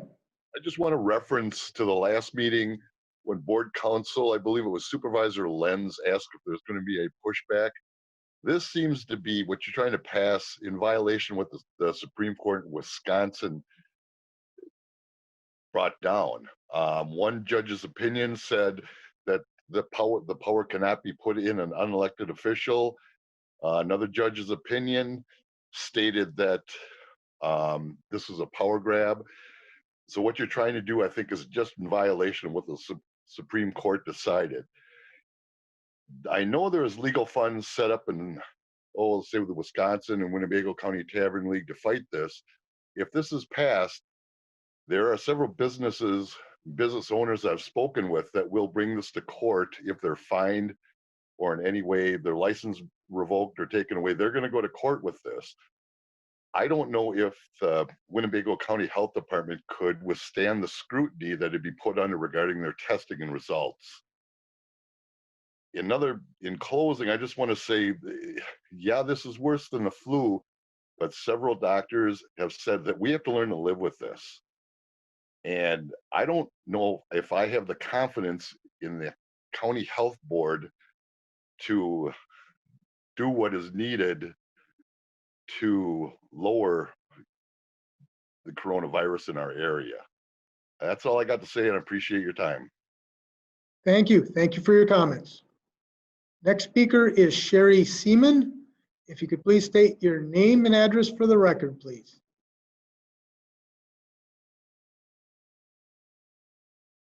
Jane Seaman, 3569 Sandpit Road, Oshkosh. Thank you. Thank you, Mr. Chairman and members of the board. I'd like to talk to you about the proposed ordinance 1108. While I think that the board is coming from a very good place in this proposed ordinance, I have nothing but the highest respect for Doug and the job he has done for our county. I don't think the way that the current proposed ordinance is worded is in the best interest of our community as a whole. I think there is too much that is left open to interpretation the wording too vague, the wording too broad. I think if you would do something where it would state more specifically what the controls were for this proposed ordinance, I think the majority of people have no problem with the fact that the county is trying to do something to protect us, because let's be honest, there are people out there that aren't being conscious of other people that are at risk. I just think that this should not be decided at a board level. I think this needs to be decided at a community level. I think this needs to go back to the board members. I think you need to sharpen your pencils. I think you need to get the wording and the rules in place. And I think you need to put this to a referendum. I think you need to let all of us in the community decide what controls we want in place and what controls we don't. Thank you. Thank you, and thank you for your comments. Next speaker is Jackie Steiner. If you could please state your name and address for the record, please. Can you hear me? Yes, we can hear you. My name is Jackie Steiner and I live in Oshkosh, Wisconsin. I am actually going to go and say that I agree with what Sherry just said. I think that this should go to a vote for all of the citizens.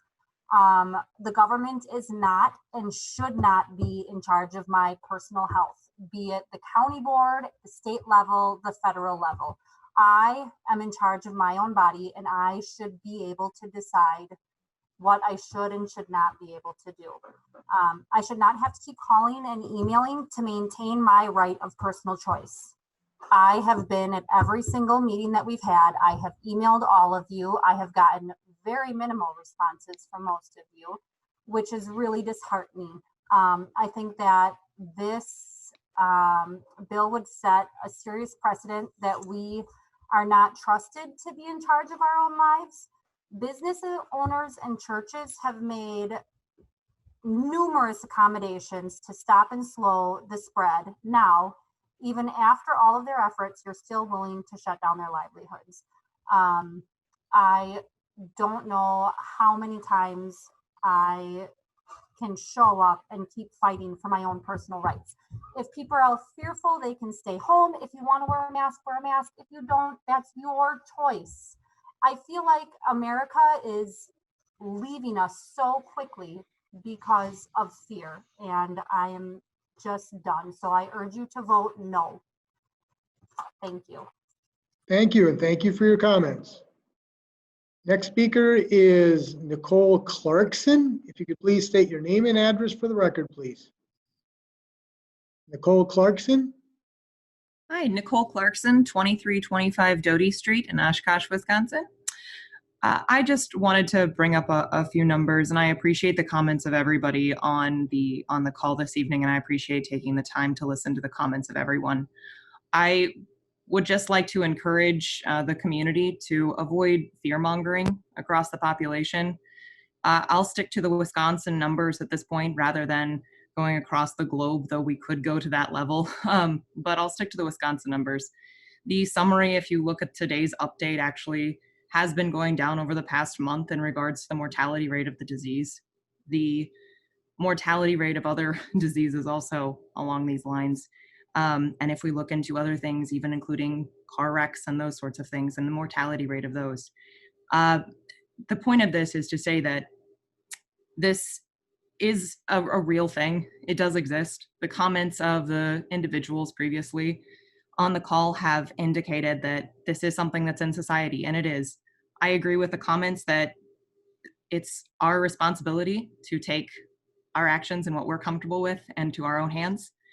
I believe that it's our responsibility to also do what we can to stop the spread of infections, regardless of whether it is coronavirus, the flu, common colds, those sorts of things.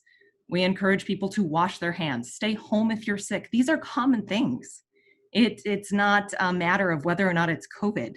It's just common decency. So I think that's just something that needs to be part of our practice. And I would vote no to giving a single individual or even a small group of individuals more power the necessary to do things that we should be practicing on our own. So thank you for your time. Thank you. Thank you for your comments. Next speaker is Marlena R. If you could please state your name and address for the record, please. Marlena R. Yes, hi, can you hear me? Yes, we can hear you. My name is Marlena Ross, and I live in Elmer, Wisconsin. First of all, I just want to say that I am very disappointed in the town board or not the town board, sorry, the county board, and their lack of responses to the emails that they have received from individuals in our county in regards to the 1108 ordinance. I know that I have spoke at least 2 different meetings in regards to this ordinance, and I'm very upset as that no one wanted to address any of the questions that I had in regards to the concerns with this ordinance. One of the things being the mask mandate, which I will say it is not a law, it is a mandate that people want to have businesses get fined and individuals get fined for not wearing a mask or allowing someone in the business to not, who does not have a mask. There are individuals that legitimately cannot wear a mask, either due to medical, physical, or mental conditions that they may have. And I'm very disappointed that people are blaming the anti-maskers for people getting sick, or blaming those that cannot wear a mask for certain reasons. No one wants to address the fact that there are those in our society that cannot wear one. And you want to blame everyone that cannot wear one for spreading this disease. I just want to say that with the numbers and going up per se right now, it is cold in flu season. We have this every year. COVID may be a new strain that we have. COVID-19 is a new strain, but colds are a COVID strain. Flus are a COVID strain. And so the flu, colds, people getting sick around this time of year is nothing new. It's just that this is getting more hype, more media attention, and the H1N1 was huge, but we didn't have any health ordinance that was trying to be put into place. I will say that right now with this, I am using my voice to be heard, to make a stand for what we believe is right. You have multiple people that have reached out to the county board members in this ordinance, letting them know how upset we are and that we do not agree with it. The people that voted you in on the board, you do not want to hear and take an advisement how we want to be heard, that we want to have a voice. So I'm just asking that tonight, for our sake and our children's sake, because this is affecting our children as well. We have stayed home during the shutdown. We have not gone hardly anywhere during the summer because they were saying, oh, you're going to spread the virus. You know what? Everybody has put their lives on hold for this virus. We have had effects even in my home with my husband being laid off due to the virus going around because of the mandated stay-at-home order. If you could please work to conclude your remarks. Yep. So I just want to say that I am not in agreement with this ordinance. Please vote against it for families' sakes, our children's sakes. Let us be able to get somewhat of a life back without feeling like we have the plague or that we are not thinking of others, because we do think of others and we're thinking of our children as well. Thank you. Thank you. Thank you for your comments. Chairman Ramos? Yes. I've had my hand raised for a while. I'm not seeing my name in the list anywhere. I'm just concerned there's others out there that have the same issue. Oh, I can see your name. You can't see my name in the list? Yep, Okay. Yep. All right. Thank you. Sorry, someone. Sorry. Not a problem. Thank you. Our next speaker is Wendy Guest. If you could please state your name and address for the record, please. Wendy Guest. Hello? Yes, Can you- please go ahead. Okay, my name is Wendy Fisher. I live at 1498 Racine Road, Menasha. I would just like to encourage you to vote no on this for the following reasons. There's no limit to this unelected individual's power. You can't stop a virus. I understand that there are things that we can do, and people do follow those, you know, wash your hands, all we've been doing all that stuff, but you can't stop a virus. So to infringe on our constitutional rights is to me just deplorable, to think that you can do this and stop a virus. It's obviously doesn't work. So it bothers me how people think that they can force other people who don't see things the same as them, that forcing them is going to make this better. It's frustrating to me. Sorry for my frustration here. I would like to say how important it is, not that lives are not important, but our economy is important. We need to keep our economy going, or we can all stay home, but we're all going to die. There's not going to be a food chain. There's not going to be medicines and all these other things that people need. There's a lot more death going on at greater percentages than those who are passing away from the coronavirus. Suicides are up tremendously. Mental health, depression, anxiety, all those kinds of things are huge factors that nobody seems to be talking about. And in closing, I'd like to just give a huge thumbs up to Tim Patterson and Mary, who spoke earlier. They did a great job saying how I felt. Thank you for your time. Thank you, and thank you for your comments. Next speaker is Mike Guest. If you could please state your name and address for the record, please. Individual under Mike Guest. Mike Toma in Neenah, Wisconsin. I would just like to, I spoke last month against this, and so I guess I would like to reiterate, I am against this 1108 amendment. But after listening to over 2 hours of basically overwhelming opposition last month, we listened to Mark Harris's rebuttal. Mark Harris stated that all of these enforcement powers granted to the health officer are extremely broad, and yes, the language was a little frightening, but the power was granted to the health officer under state statutes. He further went on to tell us that the county has no powers to expand these powers or limit them, and that these have been in place for over a century in Wisconsin, and nobody has tried to change that, basically insinuating everybody was okay with it. I hope that you guys are all seeing through this. It's not really adding up. There seems to be a desire to disguise this attempt to gain additional power, to lead us to believe that the powers already exist. Well, if these powers already exist, then we wouldn't need this amendment. Why are we discussing it? Mr. Harris further went on to tell us that without the amendment, we have no ability to enforce this at a local level. So basically, that renders all of his prior statements false. Obviously, power can be limited. The health officer has not had these powers for over a century. And why would the state need to change anything if there wasn't an overreach of power that already exists?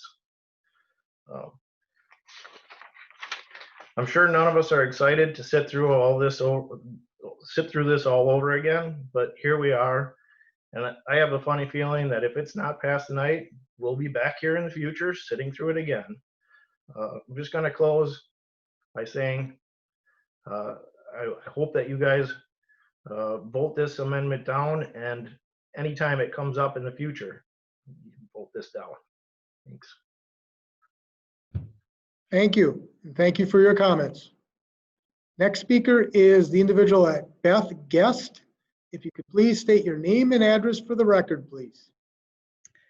My name is Beth Meltz. I live at 1248 Briarwood Drive in Menasha. I am in favor of the amendment, and I guess I would like to go back to basics. I was originally going to talk about how I had COVID, how awful it was, how I have had long-lasting effects, but I realize that those that are against it don't care about that. So I'm going to go back to basics. On March 12th, the governor issued a public health emergency due to COVID. On March 13th, the President of the United States proclaimed a national emergency. On March 20th, the county board, County Exec Harris made a proclamation of emergency in Winnebago County. And on April 28th, the Winnebago County Board ratified the proclamation made by Mark Harris. You know, the Winnebago County Health Officer is responsible for health enforcement and policies. I looked up that today. To govern means to conduct the policy actions of a state organization and people. To govern oneself means it's synonymous with the phrase behave yourself, meaning acting in a way that is appropriate for the situation. It would seem to me that if the people would behave themselves, would act responsibly, as well as being concerned about their rights, the county board wouldn't even have to listen to this. I mean, it wouldn't even be an issue, but unfortunately people are not. And if people don't govern themselves to protect others, that's when government has to step in. So I hope that the board will do what is right tonight and will approve this amendment. I would also like to say that I worked for Mark Harris, and I would like to see him get a raise because I know he does a great job. Thank you. Thank you, and thank you for your comments. And just as a reminder to everyone, right now, the last speaker in the open forum would be S. Barnes. Now, there may be a few minutes left at the, I certainly will allow one or two more if we're not at the 2-hour mark, but for the moment, depending on how long this goes, S. Barnes would be the last speaker. We'll see how it goes. Next speaker, Katie Campbell, you had asked before, you are within that though, so just so you know. Next speaker is Renee. Please go ahead, if you could state your name and address for the record, please. Hi, can you hear me? Yes, we can hear you well. Okay, sounds good. I am Renee Isley and I live on Western Drive in Oshkosh, Wisconsin.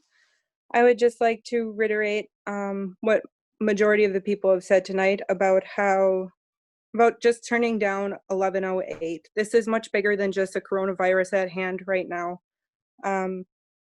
I mean, in the ordinance, there's 70 plus other diseases that could enact this ordinance, and I think it's a huge overreach of power, and I believe most people have it in them to take upon their own responsibility to take care of their own health and support their immune systems, and to stay home when you're sick and to mask up or social distance when that's not possible. I am just disheartened by the amount of people that say they want to force people to do certain things, which is the exact definition pretty much of tyranny and oppression. And I just have seen a lot of hate during this time, and I want to remind people to act in kindness. I have family members who currently are positive with COVID, and they have been treated nothing but hate by other people because they were around them at the time and weren't sick and then developed symptoms and let them know. So please just act in kindness in everything that you do, because this world is so evil as it is. And I just want to reiterate to please turn down 1108, and I will cut it short so that other people can get a chance to talk. Thank you. Thank you. Thank you for your comments. Next speaker is the individual under Ann Guest. You could please state your name and address for the record, please. Ann? Ann Wolt at 300 East Custer Avenue.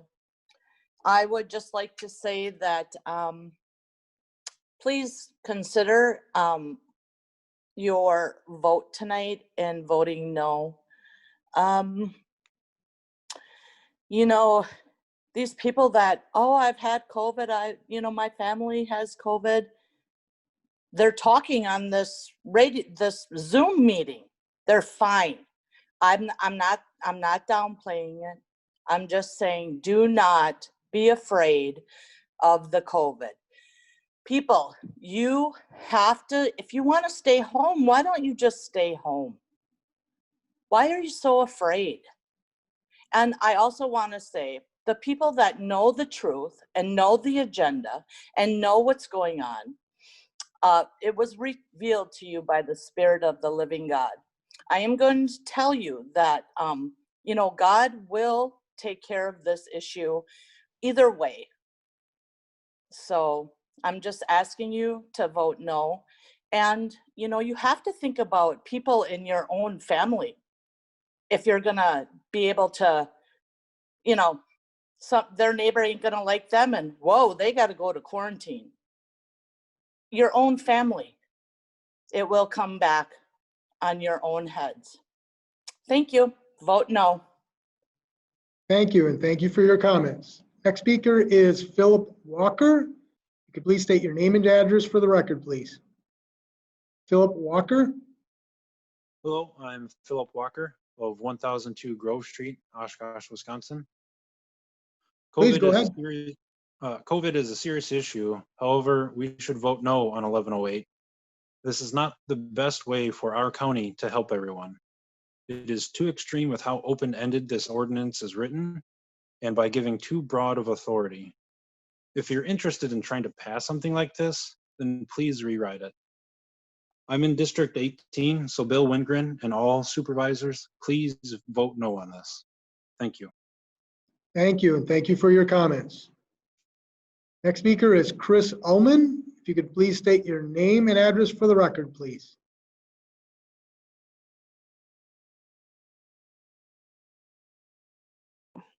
Hi, my name is Chris Solomon. I am at 626 Jackson Street in Neenah, Wisconsin, and I would like you to vote no on for the county director getting more power. I am one person who cannot wear a mask, therefore I am not gallivanting around. I am keeping my distance from people, but I do not have a false sense of security where other people do, and they are traveling everywhere. My family and I keep our distance. We only see people when we absolutely have to. We only leave the house when we absolutely have to. Grocery shopping, I get dirty looks when it's just me without a mask on. And I would also like you to vote against giving the 2% raise to the county executive. My husband, the place that he works at, had to take a 5% decrease in pay across the board. My hours at work have been cut. The people of this county cannot afford to give a 2% raise, especially if we have to pay for lawsuits that happen if you do pass the health agenda. Thank you. Thank you, and thank you for your comments. Next speaker is Joni Beam. If you could please state your name and address for the record, please.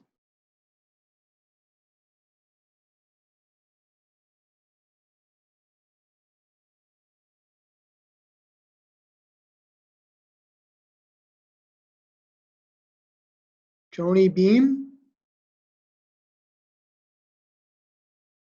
Joni Beam, Jackson Avenue, Amer, Wisconsin. Thank you. I just wanted to state that I'm very disappointed in the Board of Health. They should have been doing a lot more groundwork before they brought this before the County Board of Supervisors. They were challenged to follow a Wisconsin Counties Association guidance book that had 4 principles. How do we best protect the public's health? How can a local government regulatory process be practically implemented? How will a local government provide an enforcement mechanism? And fourth, how can we create public awareness, understanding, and support for health and safety in the context of the regulatory process? Number 4 was only cheered about and wanting to go forward by one Board of Health member, which happens to be in my district, which I'm very proud to say is Tom Egan. Shame on you guys for not even paying more attention to number 4, because this is what we're getting from very angry citizens that really wanted to have this say outside of this vote and more personable, so you could hear and make us aware and work with us. I have always felt that the approach of asking others, how can we help you keep your customers, employees, students, families safe and make it affordable to you. That wasn't done. I say that you just vote no on this. Thank you. Thank you, and thank you for your comments. Next speaker is Bob Kroll. You could please state your name and address for the record, please. Bob Kroll, 133 Meadowview Street, Neenah. I just want to say that I am against 1108. I think it's general, it's vague, it's ambiguous, it's actually scary, it's unconstitutional. For example, line 90 says the Winnebago County Health Officer may issue orders for guarding against the introduction of any communicable disease into his or her jurisdiction for the control and suppression of communicable diseases for the quarantine and disinfection of persons. That tells me you can walk into my home and take anybody in my household out and do anything you want. Even if, and it continues on line 92, the quarantine and disinfection of persons, localities, and things infected or suspected of being infected. Really, suspected of being infected. And it goes on, by a communicable disease for the sanitary care of schools, public buildings, and other places. What are these other places? I'd really like to know. That could be anything. Line 97 says, under this ordinance, no person may interfere with an investigation of any place or its occupants by the Winnebago County Health Officer or his or her designees. No person may interfere. No judge, no officer, no county executive, no president of the United States could interfere with this person. What are we doing here? I have to say that this disease is not going away with masks. This is going to have to run its course. If you are afraid, and I have parents who are afraid. They are 75 years old. They are locked down in their house. They are afraid of dying. I understand that. This disease is not going away. It needs to run its course. Herd immunity is what we need to do. And by taking away our constitutional rights is not the way to do it. Thank you for your time. Thank you, and thank you for your comments. Next speaker is Hillary Guttenhofer. You could please state your name and address for the record, please. Hi, my name is Hillary Dudenhofer. I live at 2526 Bruce Court, Neenah. And I want to say thank you for the time to talk. I'll try to be quick. I'm in favor of this amendment to the 1108. We have rules for health and safety, like you're required to wear pants and a shirt to go into places. There's rules about how many people can be in public buildings, and right now the building's kind of on fire, and it's okay to make some rules to try to protect everyone. And I just want to voice my support for those who vote yes on this change to 1108. Thank you. Thank you, and thank you for your comments. Now, as a reminder, the last speaker is S. Barnes. So just making sure everyone's aware, the next speaker is Katie Campbell. If you could please state your name and address for the record, please. All right, thank you. My name is Katie Campbell. I live at 614 Wagoo Avenue. I just want to bring up some things from last meeting that are quite confusing, and I'm also in obvious opposition against 1108. Last meeting, it was said by the Corporation Counsel, I believe her name was Marianne Mueller, that the PHO would not need to petition the courts in emergency situations.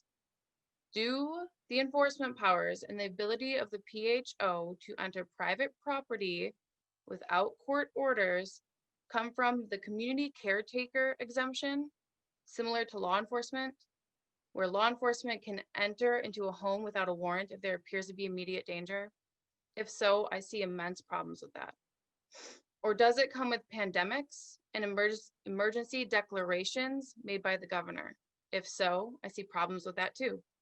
You all realize that the Biden administration is already claiming that global warming is a national emergency. Emergencies offer a lot of power to the federal government, to the CDC, governors, and public health officials.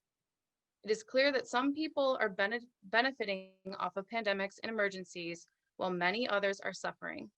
Good laws do not allow this to happen. Good laws apply to all people, not just some, and I firmly believe that if this passes, certain businesses and private institutions will be targeted and discriminated against. Businesses are already shutting down in Oshkosh. The Outlet Mall looks like a ghost town. It really feels like some of you want more local businesses gone, yet preach shop local. It's hypocrisy. I hope you all live by how you vote tonight. If you vote yes, I really hope your conscience is clear. I don't understand how it can be. Simply after 300 plus people have come out since June against this, and since the spirit behind COVID, ordinances, laws, regulations seem to benefit a few while oppressing the rest. Thank you for your time. Thank you, and thank you for your comments. So, as I mentioned before, the final speaker would be S. Barnes. We'll have opportunity for one more person at that. So the last one officially tonight will be Brian Lukey. So it'll be S. Barnes, then Brian Lukey, then we'll conclude the public forum. So next speaker is the individual S. Barnes. If you could please state your name and address for the record, please. Hello, is this working? Yes, please go ahead. My name is Sydney Barnes. I live at 9588 Manu Road, Fremont, Wisconsin, right outside the town of Winchester. We're right on the county line. I just had my baby in July, and my boyfriend is a type 1 diabetic since he was 14, so we've obviously had to pay a lot of attention to the recommendations and what's going on with county, state, and otherwise. And especially with our cutbacks at work, definitely didn't want to get fined or whatever for everything going back and forth so much lately. And we have taken the proper precautions that's adequate for our family and our household. But this house is definitely against 1108. We're very basic working class people. I don't know much about a health degree or a law degree, but I do pay attention, and I do try to do what's best for my family, and what's best for my family is not best for everyone else's. And we've both read it, and it seems very vague and very uncertain of what could happen in the future. You know, we all hope people don't take a power grab when they can, but we've had the cops called because two cousins were playing outside and someone didn't like that. People are just very hurtful and rude for things that they're not exactly sure what's going on for because they're scared. We're also in opposition of, I believe, 106 for the raises. Like I said, we've had our cutbacks, and to try to mix and match money to pay bills and stuff, but then, you know, all the government officials that don't seem to be listening to the majority are getting raises. It's frustrating for a lot of people. I mean, obviously that's not the only one, but that's all. I just wanted to let my statement be heard. Thank you. Thank you for your comments. So the final speaker in the public forum this evening will be Brian Lukey. If you could please state your name and address for the record, please. Brian Lukey, 1710 Elk Trail Drive, Fox Crossing, Wisconsin. Please go ahead. Yeah, just thank you to the board for their service tonight. And, it's great that we have this opportunity to share our opinion. However, I would say the time frame, the 6 o'clock to 8 o'clock narrow window for someone like myself with 3 young school-age children is very difficult. And I think you missed a part of your constituency being able to participate because of the limited time frame of this meeting. And also, again, thank you for the service, but let's be done with this. Let's stop kicking the can down the road. Vote. I'm in hard opposition against it.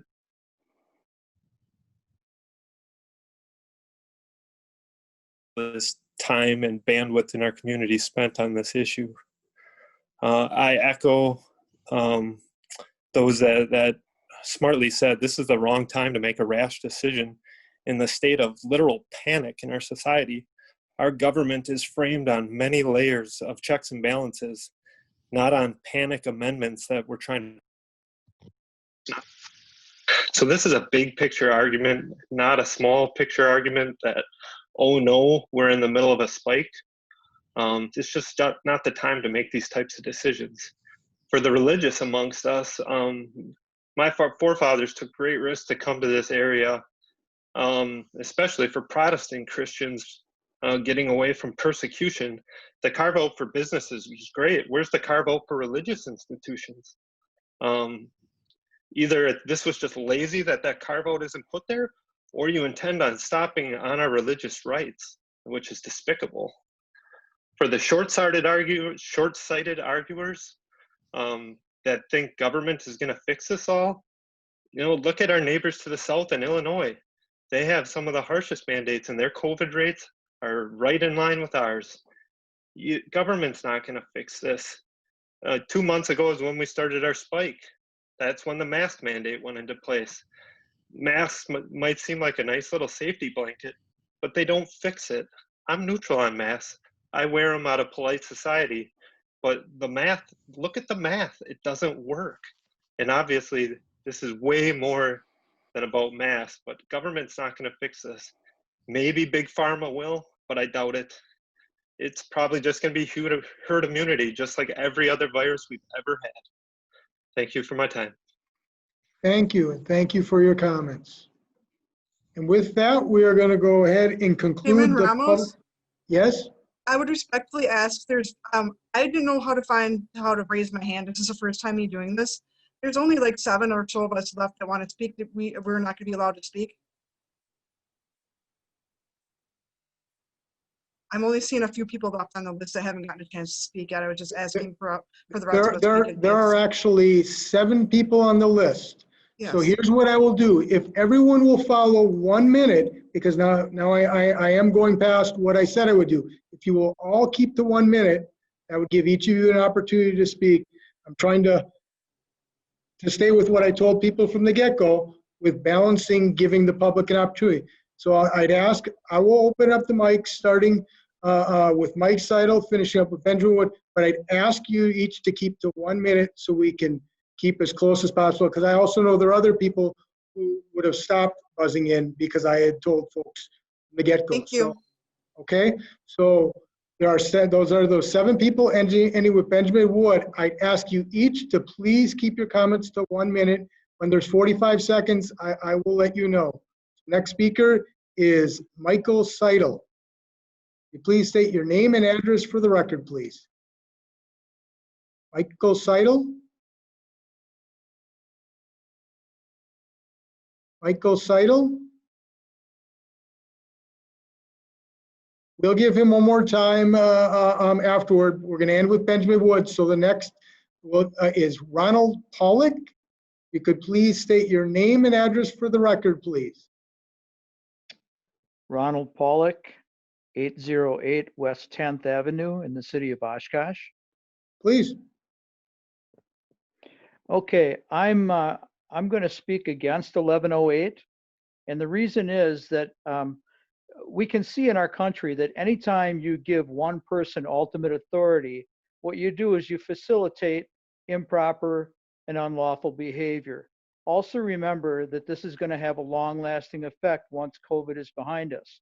So it should be given up on.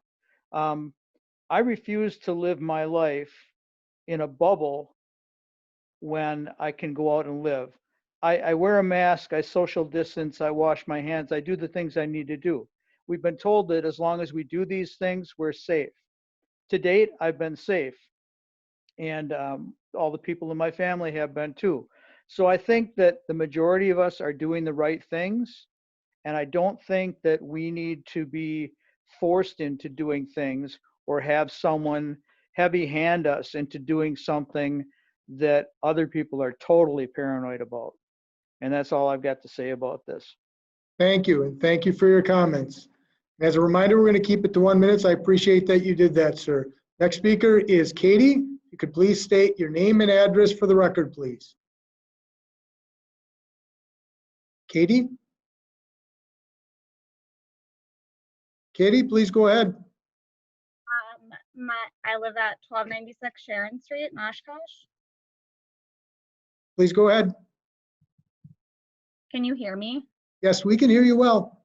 Okay, so I'm gonna just speak about the emotional part of it. Plenty of others have eloquently quoted and referenced plethora of legal precedents in opposition of 1108. I am a proud employee of Winnebago County. I wholeheartedly trust our director. However, I am a proponent for my rights. I personally have multiple comorbidities and I am afraid. However, I don't believe that making people do something is going to help. A rule is not going to be followed by people who have not been following it already. So at this time, I want everybody else to be able to keep talking. So I want to say I'm against it regardless of how much I trust you guys. Thank you. Thank you for your comments. Next speaker is Candace Leach. If you could please state your name and address for the record, please. Candace Leach. I live in the town of Inland, and I would just like to say that if you could please vote no. The majority of the people that spoke last month have voted no. I feel that I have emailed all of the supervisors. I've let them know my concerns and mailed them my concerns about these unrestrained definitions that are in this ordinance. And as other people have brought up, what is the reason that we are trying to push this ordinance and amendment so hard right now compared to the last, couple of years that we had the opportunity to do it as well. So I just ask that you take and consider that, and that you take and consider the ramifications of how this will affect us as a whole county for, remaining years. Please vote no. If there's a tick infestation and we have a Lyme's disease outbreak, are we going to be doing similar things that we're talking about COVID?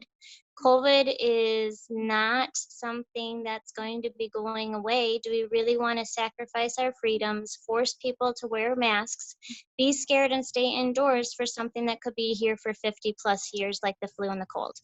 I ask that you take that into consideration, and please take into consideration how this will affect you, your children, your grandchildren, and your neighbors. Do we really want to continue to push the fear factor and have neighbors calling on their neighbors, or family turning on their family because they're scared, or because, well, the government says that we should do this, but we So I'm again asking you to please vote no, and we will be keeping an eye on those of you who vote yes and taking a look to see if you're actually able to do your job properly in the future. Thank you. Thank you. Thank you for your comments. So we have 3 more speakers. If each of you could please keep your comments to 1 minute. I'll next call on Deb Guest. Deb, please go ahead. Hi, I live at Lager Lane here in Oshkosh, and I just want to say I want you to vote no on 1108. I'm a lion, not a sheep. I don't allow myself to act out of fear. I think for myself. We voted all of you in, and we've clearly told you we do not want ordinance 1108 passed. Someone earlier basically said it's okay to violate my rights in order to quell their fears. That's not how the Constitution works. The legislature passes laws, and now we're going to allow an unelected health director to be in charge. Chapter 252 under the state constitution does not give this power either, and we all know it. Mark Harris claims that people that do not want Ordinance 1108 are mischaracterizing it, and we're doing nothing of the sort.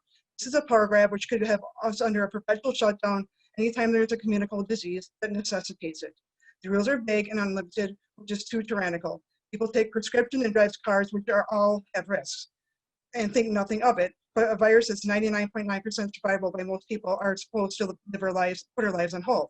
Masks are now causing strep throat in college students. Mental health experts just recently said to open up is it's harming people far more than in excess than what the virus is causing. And also, the daycares have been open throughout this pandemic, and there hasn't been an issue. Do we honestly think in no time in life that we haven't made someone else sick, and obviously not on purpose, before this virus has been named? We know the people that are at risk, and we should be able to protect them, and we know how to do that. And we should be allowed to live our lives and be trusted to act responsibly. First, it will be a virus that will be used to have control over us, every aspect of our life, and it will never stop. And those who think this is one of the times, the one-time thing, you have to be naive to think so, because this is not going to stop with it. So that's all I want to say, and thank you for allowing me to speak. And vote no, please. Thank you, and thank you for your comments. So we have two more speakers, Benjamin Wood, and then we'll close with Michael Seidel. Benjamin Wood, if you could please state your name and address for the record, please. Yes, first of all, can you hear me okay? Yes, we can hear you well.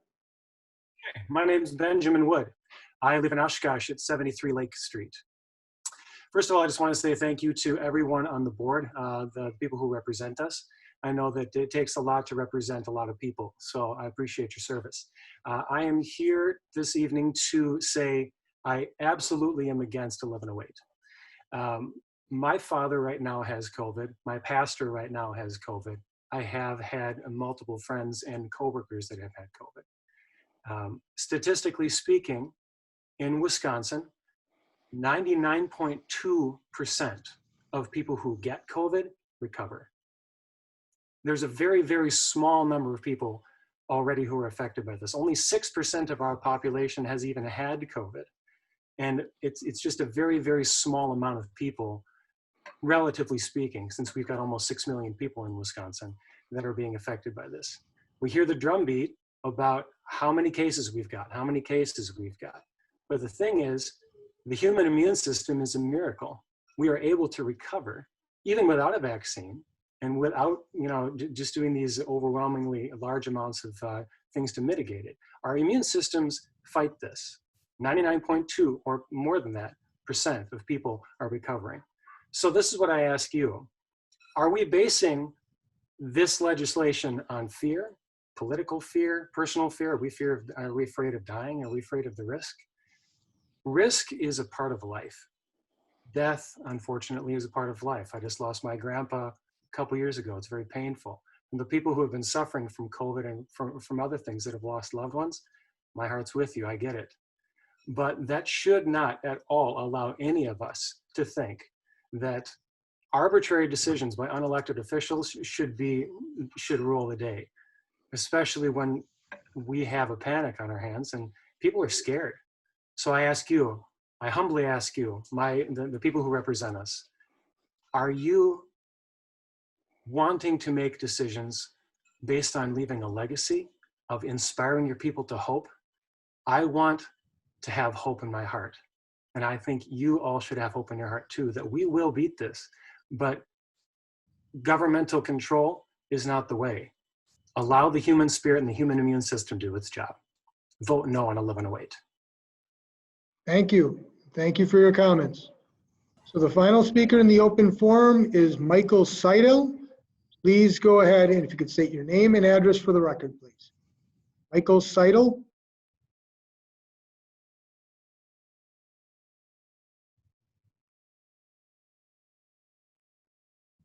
Michael Seidel.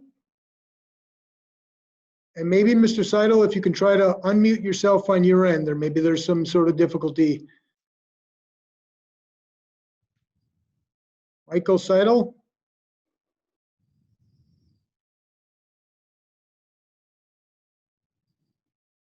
you can try, sir, to unmute your mic on your end.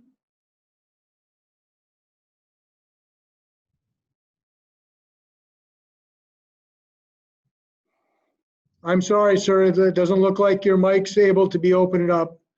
So I'm sorry that has occurred this evening. So we'll go ahead and close the public forum this evening. So we'll move on to the next item on the agenda, which is correspondence. For that, I'll call on Clerk Ertmer.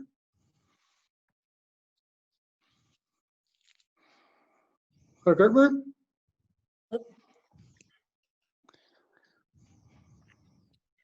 Thank you, Chairman Ramos. We have a petition for zoning amendment from Darren Kuhn in the town of Neenah, requesting a zoning change from I1 and B3 to B3 for multifamily units, referred to planning and zoning.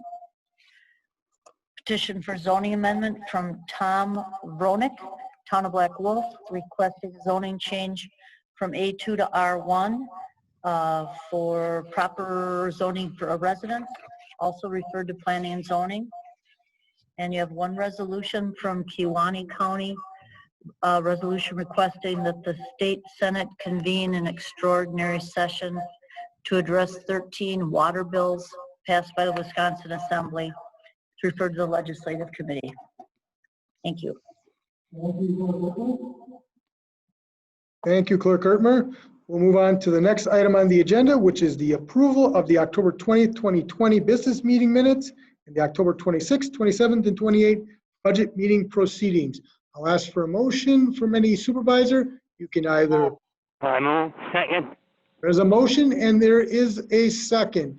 Any discussion from any county board supervisor? If so, please raise your Zoom hand if any changes or corrections. Seeing none, we'll do a voice vote. All those in favor say aye. Aye. Aye. Any opposed? Say nay. Shiloh, I see Don Nussbaum's hand up. Okay, thank you. Supervisor Nussbaum? I was a little late, but I sent you an email saying that there was a correction on one of the pages. It should have been a 33 instead of a 3. Yes. We did get that and we will make that correction. Right. Thank you, Supervisor Nussbaum. Yes, we did receive that one. Thank you. Yep.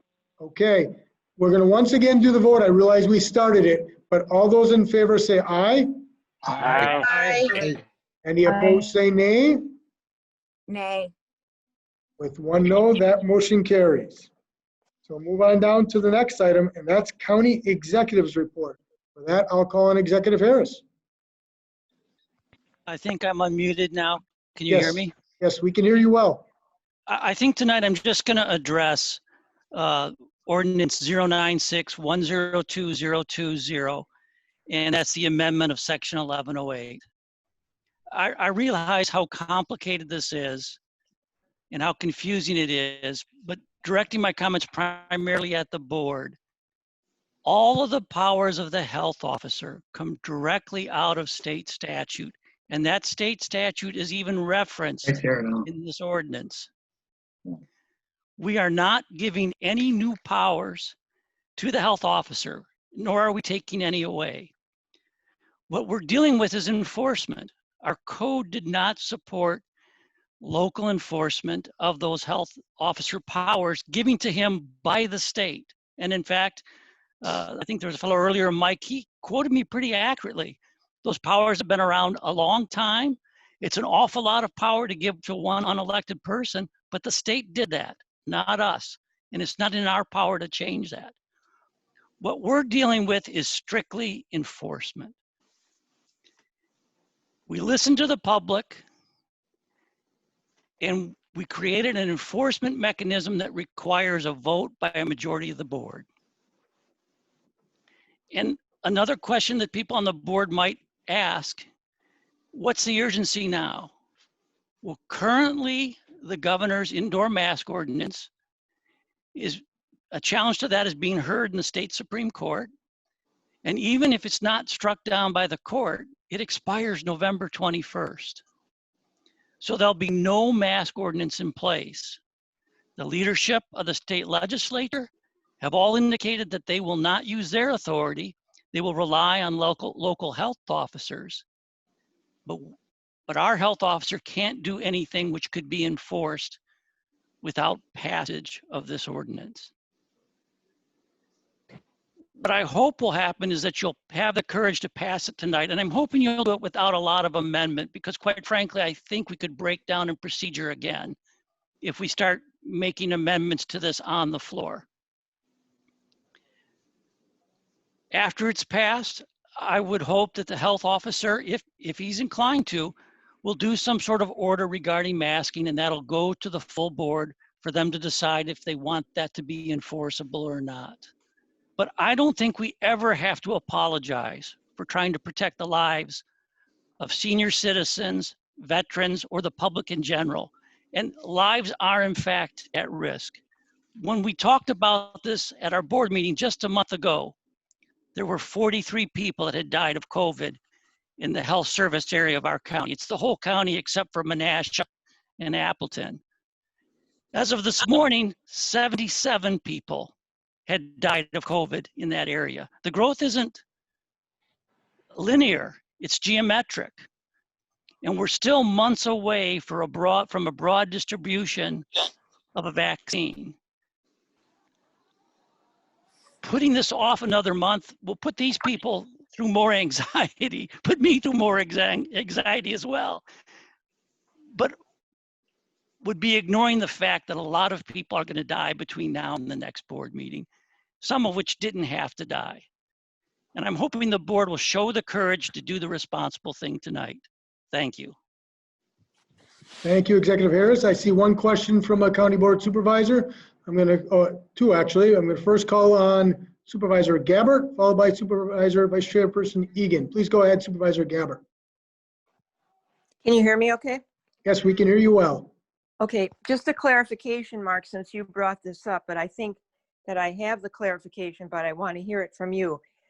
Right now, by state statute, which has been in effect for, let's say, maybe 100 years, the health officer has the right to put in orders, but cannot enforce those orders. So in an email I sent to Doug this afternoon, I asked him the question, if that was in fact, and he said he has not put any orders in. He has put a list of recommendations in because he cannot enforce the orders. So what we are going to vote on tonight is to give him the enforcement part of that so that he can put orders in. Is that correct? Is the way that you see it, Mark?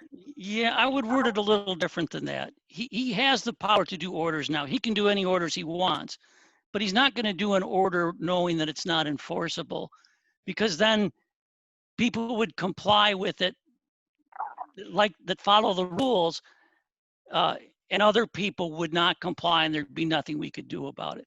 So he's unlikely to do an order, but in fact, the state law, and quite frankly, all the language the public has complained about, all comes directly out of state statute, all of it. All they had to do is read, 252, 253. But again, he told me in an email that these are recommendations as they stand right now that he's put in. I believe there's 2 pages, but he didn't put orders in. He did clarify that very nicely for me, but I just wanted to bring that up. Okay, thank you. Yeah, for instance, he's done a mask advisory, but that's not the same as an order that can be enforced. Right, now, I understand that. Now, okay, thanks. You mentioned enforcement by the board, but there's another aspect of that I just need to clarify, and that's that for this to have any effect, there would have to first be an order, and then there would have to be a vote of the majority of the board members present to allow for enforcement. This ordinance alone does not enforce anything. You have to first have the order, and then you have to have a majority vote of the board of directors. And that, in fact, gives the public the ability to talk to someone who represents them and indicate their favor or disfavor. Correct. I understand that also. Yeah, I understand that. Thank you for the clarification again. Thank you, Supervisor Gabbert. Next speaker is Vice Chairperson Egan. Please go ahead, Vice Vice Chairperson Egan. Supervisor Egan, it looks like you're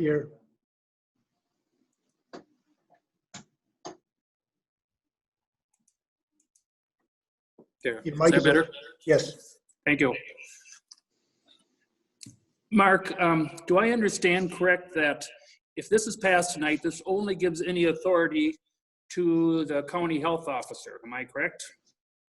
Well, it doesn't actually give him any authority. He already has this authority, and he gets that from state statute. Well, this is what it says here. What this does is gives the ability for the board to approve enforcement, and with their approval, he then could enforce orders that he makes. Okay, my question to you then is, I've heard it tonight, I heard it before, and then I heard Mr. Casper bring it up tonight. You have stated that different things that you will or will not let happen if this goes through. Well, so why are you saying that if you have nothing to say about it? I actually cannot make orders, but the health officer is an employee at will of mine. So if he started making orders that I disapproved of, he would certainly hear from me, and I could terminate his employment if I chose so. So in other words, it still can go back to you. Well, yes, Yes or no? he's an employee of will of me, yes.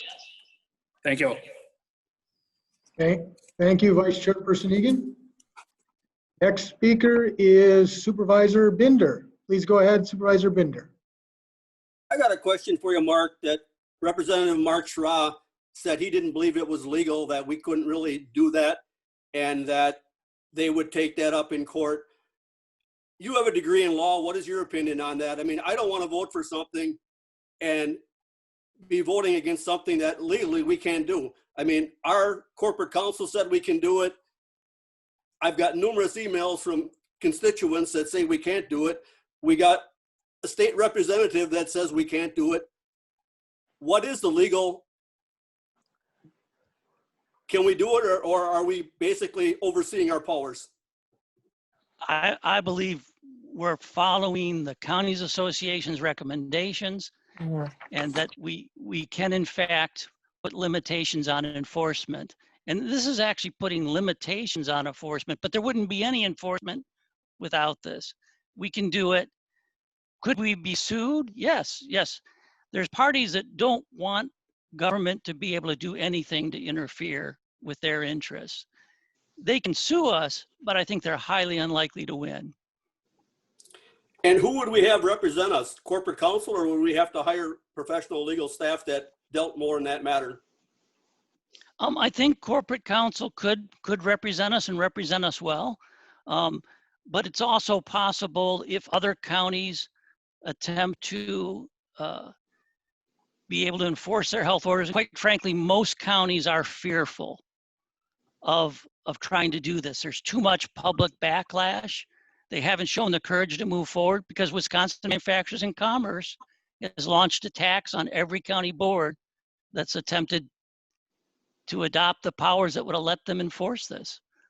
But I think corporate counsel could do it, or she could hire outside counsel. I think she would do the better job. She's been part of this process from the very beginning. Thank you. Thank you, Supervisor Binder. Next speaker is Vice Chairperson Egan. Please go ahead. Vice Chairperson Egan. Thank you. Mark, I had another question. I should have asked it right away. Why aren't some of our neighboring counties all getting on board with this? We have some that won't touch it, not just the lady that had spoke before about it, but I had talked to some of the other ones. They don't want nothing to do with this. I think they're aware of the public backlash and how it can be misrepresented. They're also aware of the organized effort to stop this by Wisconsin Manufacturers and Commerce and their allies. Thank you. Thank you, Vice Chairperson Egan. Next speaker is Supervisor Lautenschlager. Please go ahead, Supervisor Lautenschlager. Thank you, Mr. Chair. Mark, I don't want to get too far in this because we're not even on the resolution yet, but my biggest thing is the enforcement. Who actually is going to enforce this? I mean, we're finding out now that a lot of these, even these states that these governors have put these mandates in or something like this, the sheriff's departments are saying, we're not going to enforce them. So who actually is going to enforce any of these policies or anything that gets advisories? The health department actually could do it on their own, but the truth is, when you have the power and enforcement, the public treats the orders with more respect than when you don't have them. But the goal is to get people to act responsibly. The goal isn't to issue a lot of tickets, but we do find that orders, whether they're mask orders or other orders, are much more effective where they in fact are enforceable than when they're not enforceable. I'm just kind of curious who is going to enforce it, health department, sheriff's department, or who was going to do it. It could be both. Thank you, Supervisor Lautenschlager. Anything further, Executive Harris? No. Mr. Chairman? Oh, yes, is that Supervisor Konecki? Yes, can I speak, please? Please go right ahead. County Exec, Mr. Harris, I took a tally here, and there was 33 against the resolution, the amendment, the ordinance, and 15 for it. That's quite a gap there, and I know you're trying to explain it. What do I tell my people in simple language? Well, let me draw an example. When we first started this process, we heard from a public that was opposed to masking at a meeting where they weren't on the agenda. And the crowd was overwhelmingly against masking. They overwhelmingly thought COVID was a myth, and they thought no one really got sick from it or died from it. There's been a big shift in their opinion over time, but I suspect many of them still are opposed to masking and view it as an issue of personal freedom. But when they poll the state, not just people that show up to a meeting like this, 72% of the public thinks that people should be required to wear masks. 72% in the polling. Now, polls aren't always accurate either, but there's a difference in who's been organized and who's been urged to come to these meetings, who's willing to actively speak out. And quite frankly, the in-person meetings were terribly intimidating for anyone who was on the other side of the issue. Online, it's a little different. But I also don't think that we're freed from using our own judgment and intelligence in making these decisions. And I realize these may cost us our jobs, but I would rather lose my position from doing the right thing than keeping it by doing what I know to be wrong. And this is the right thing to do so that we can protect the public health like the state has charged us to do. Well, I appreciate your answer, sir. And I think that's what I'm going to have to use. I'm going to tell them to wear their mask, keep their distance, and the virus vaccine is on its way, and that's going to be my answer then. Thank you, Supervisor Konecki. Next speaker is Supervisor Norton. Please go ahead. And just to remind the public that now the issues are at the county board floor, so there isn't any public comment going forward. I just want to make sure, because I do see one hand raised. I just want to make sure everyone is on the same page. Next, I'll call on Supervisor Norton. Please go ahead, Supervisor Norton. Thank you, Mr. Chairman. I would like to have the county executive or Mike Collard or someone explain to me about how the essential workers list was presented or formed. There is a situation. I do know the county executive knows about it. I know a couple other supervisors know about it. Someone from the Human Service Department asked me how it was formed and how she was denied some of the some compensation for people who have things related to COVID. I guess with all respect, Mr. County Executive, Mark, I was not extremely happy with your response, and I guess I would like to have a little more in depth of why, because I think she has a very good case, and that's when I respectfully ask either both you and or the personal finance committee look into, because I know I don't have the ability to really dig into that, but I am a little bit because it is concerned one of our workers who did contact me. So that's my request. Thank you. Let me just respond, especially with so many people in the call. The federal government was going to allow people to stay home from work at 80% of pay if their children were out of school. And I think that would appeal to a lot of people to get 80% of pay and stay home when their kids were out of school. But we had areas of the county where we have to operate them. For instance, if we had a significant number of our nursing home employees decide to stay home and not come to work, we would have been unable to operate the nursing home safely. We would have put people at risk. The same thing is true about the jailers and dispatch, sheriff's patrols, certain human service functions where the public would be at risk if we couldn't continue to have those operations staffed. So that was the purpose of designating part of our employees as essential employees. They were then no longer eligible to stay home at 80% pay, and we were able to continue those operations. Now, if you'll recall, I actually proposed paying some incentives to people who were deemed essential employees, but that never made it through P&F and didn't make it to the board.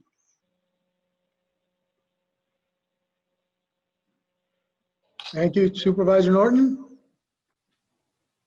Seeing no other call-ins, Executive Harris, anything further? No, I'm wondering if Mike Collar wanted to add anything. I notice he's Dr. Collard appeared. Well, I can explain just a little more detail about how the list was compiled, which I think was Supervisor Norton's question, if I may. The distinction, the term, first of all, essential employee isn't the correct term in this context. What happened is the federal law that was passed is called the Families First Coronavirus Relief Act, and it required the 2/3 pay, or the 80% pay for people staying with children because of childcare needs caused by COVID, but it also required up to 2 weeks of full pay for various other COVID effects, such as being quarantined or having symptoms. And it provided exemptions from those two benefits for two categories of employees, which are first responders and, public safety employees, which included first responders as well as healthcare providers. But there were regulations issued by the Department of Labor defining those two categories of employees. So I spent a lot of time looking very carefully at those regulations, I think probably the night they were issued, and we figured out what county employees would potentially be covered. We then consulted with the various department heads that were involved and discussed with them certain categories of employees, whether they fell within those definitions or not.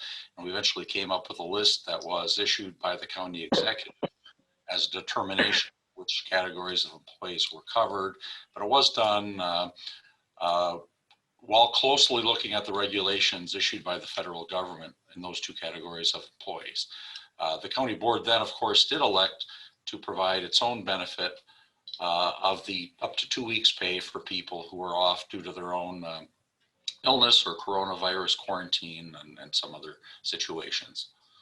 It just did not also mimic the federally mandated child care benefit. That was the only part we didn't act on, and as a county government imposing our own benefit or issuing our own benefit, because we were concerned that there would be too many really essential employees in those areas who might take off of work and be absent for a period of 10 weeks. Thank you, Director Collard. Hello. Yes, is that Supervisor Warnke? I see a couple other supervisors ahead of you, and then not anymore. Supervisor Brunn, and then Supervisor, I'll call on you, Supervisor Warnke, after Supervisor Brunn. So Supervisor Brunn, please go ahead. I just wanted to say that Mr. Warnke wanted your attention. Very good. I appreciate that. Thank you. All right. Supervisor Warnke, please go ahead.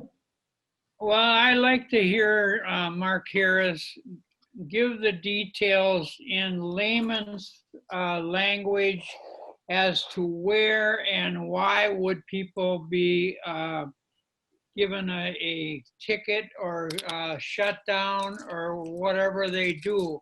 You know, there's a lot of false things out there where people are afraid that if their child gets sick, they're going to come and drag that child out of the house and put them away somewhere. There's a lot of stuff out there that people are scared of, and I don't blame them. But, you know, this thing has never really been spelled out as to what's going to happen. I mean, under what circumstances is there going to be a citation issued? Is it going to be for a house that's got maybe 10 people in it and they're making too much noise? Or how is this going to work? Where are the rules? You know, they say, well, the health officer is going to have these powers, but what powers and what are the violations and what are the circumstances? Executive Harris?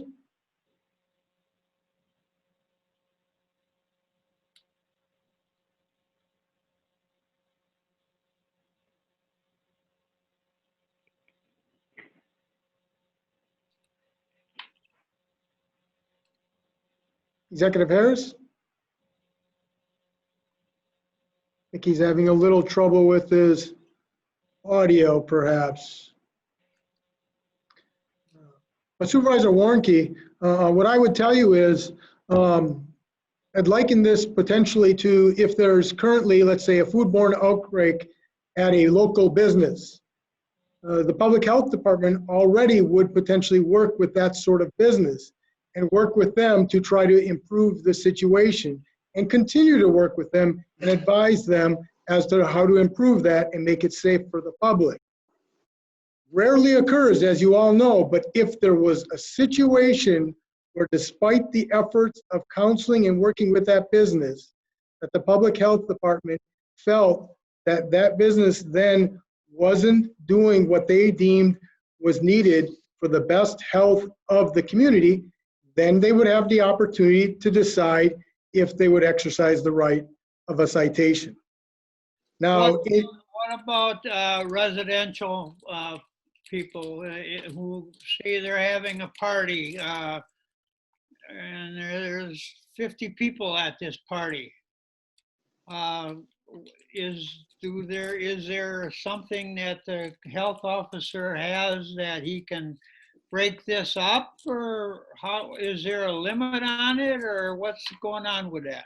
So, you know, you're speaking about hypotheticals, so I can only go on the way I would interpret it now, and unfortunately, I may not have it correct.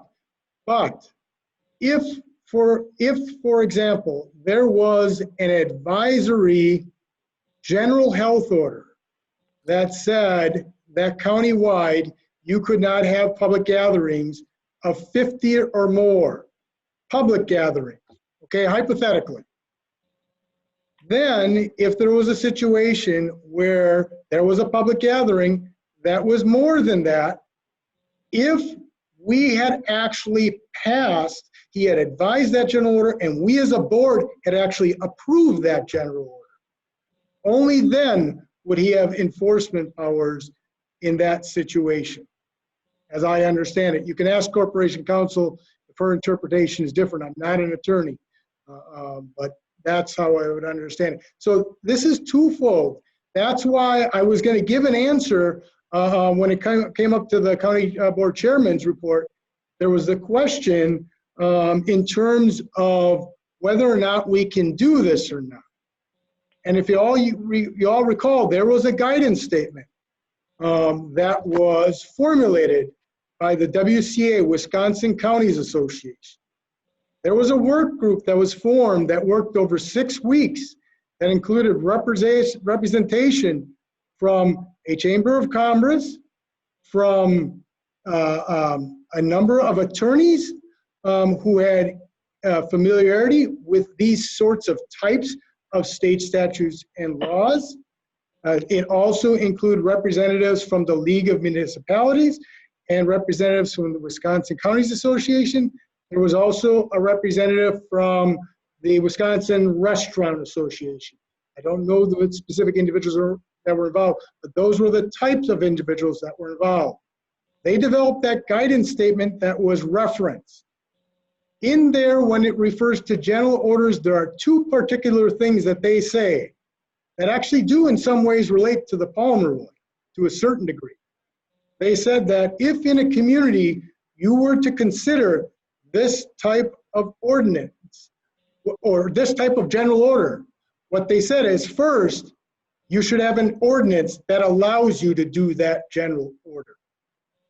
And second, legislative oversight they saw as valuable to be also put in place for that ordinance because of, at least my interpretation, of the Palm reading. Not because they said the Palm ruling definitely applies, but that there could be an implication that it relates.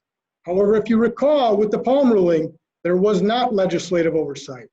If this ordinance was passed, not only A, would you have an ordinance demonstrating how you could go about a general order, but number 2, all those general orders are advisory only until this body decides whether or not by a majority it would approve it. He would not have any enforcement ability whatsoever unless this county board approved it. It would remain advisory only.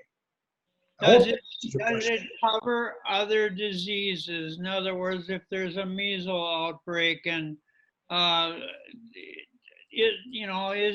heard stories about this, about people are afraid that if there's some other kind of an outbreak, is it going to cover that? And is the health officer going to be in charge of ruling over who lives in that house or who goes to a hospital or who goes somewhere else? I mean, there's a lot of questions and people are scared, and I understand what they're talking about. Sure. This is an invasion of their home. And I understand a lot of it is covered by business. I understand that. But still, it also, I think, covers residential type of residence. Yes, and we can have the Corporation Council answer this, but the bottom line is those sorts of situations in very small cases already occur. If you had a TB case in the community, the public health department would have to be involved. However, the public health department always does whatever they can to work with the individual. They could not just pull someone from their home. If someone was in their home, and I'll have the Corporation Council confirm this, if someone was in their home and they refused to comply, the only recourse that the public health department is they would have to get a court order to move forward. They could not simply unilaterally pull someone from their home. But I'd ask the Corporation Council to confirm that for me. Yes, Chairman Ramos. I basically agree with what you've said. And just for clarification, in terms of this whole landscape, I want the board to realize that we are looking at different types of orders. The general order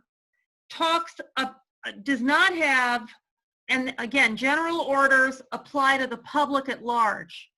And those orders are not addressed in the administrative code. There is no statutory or administrative code enforcement mechanism.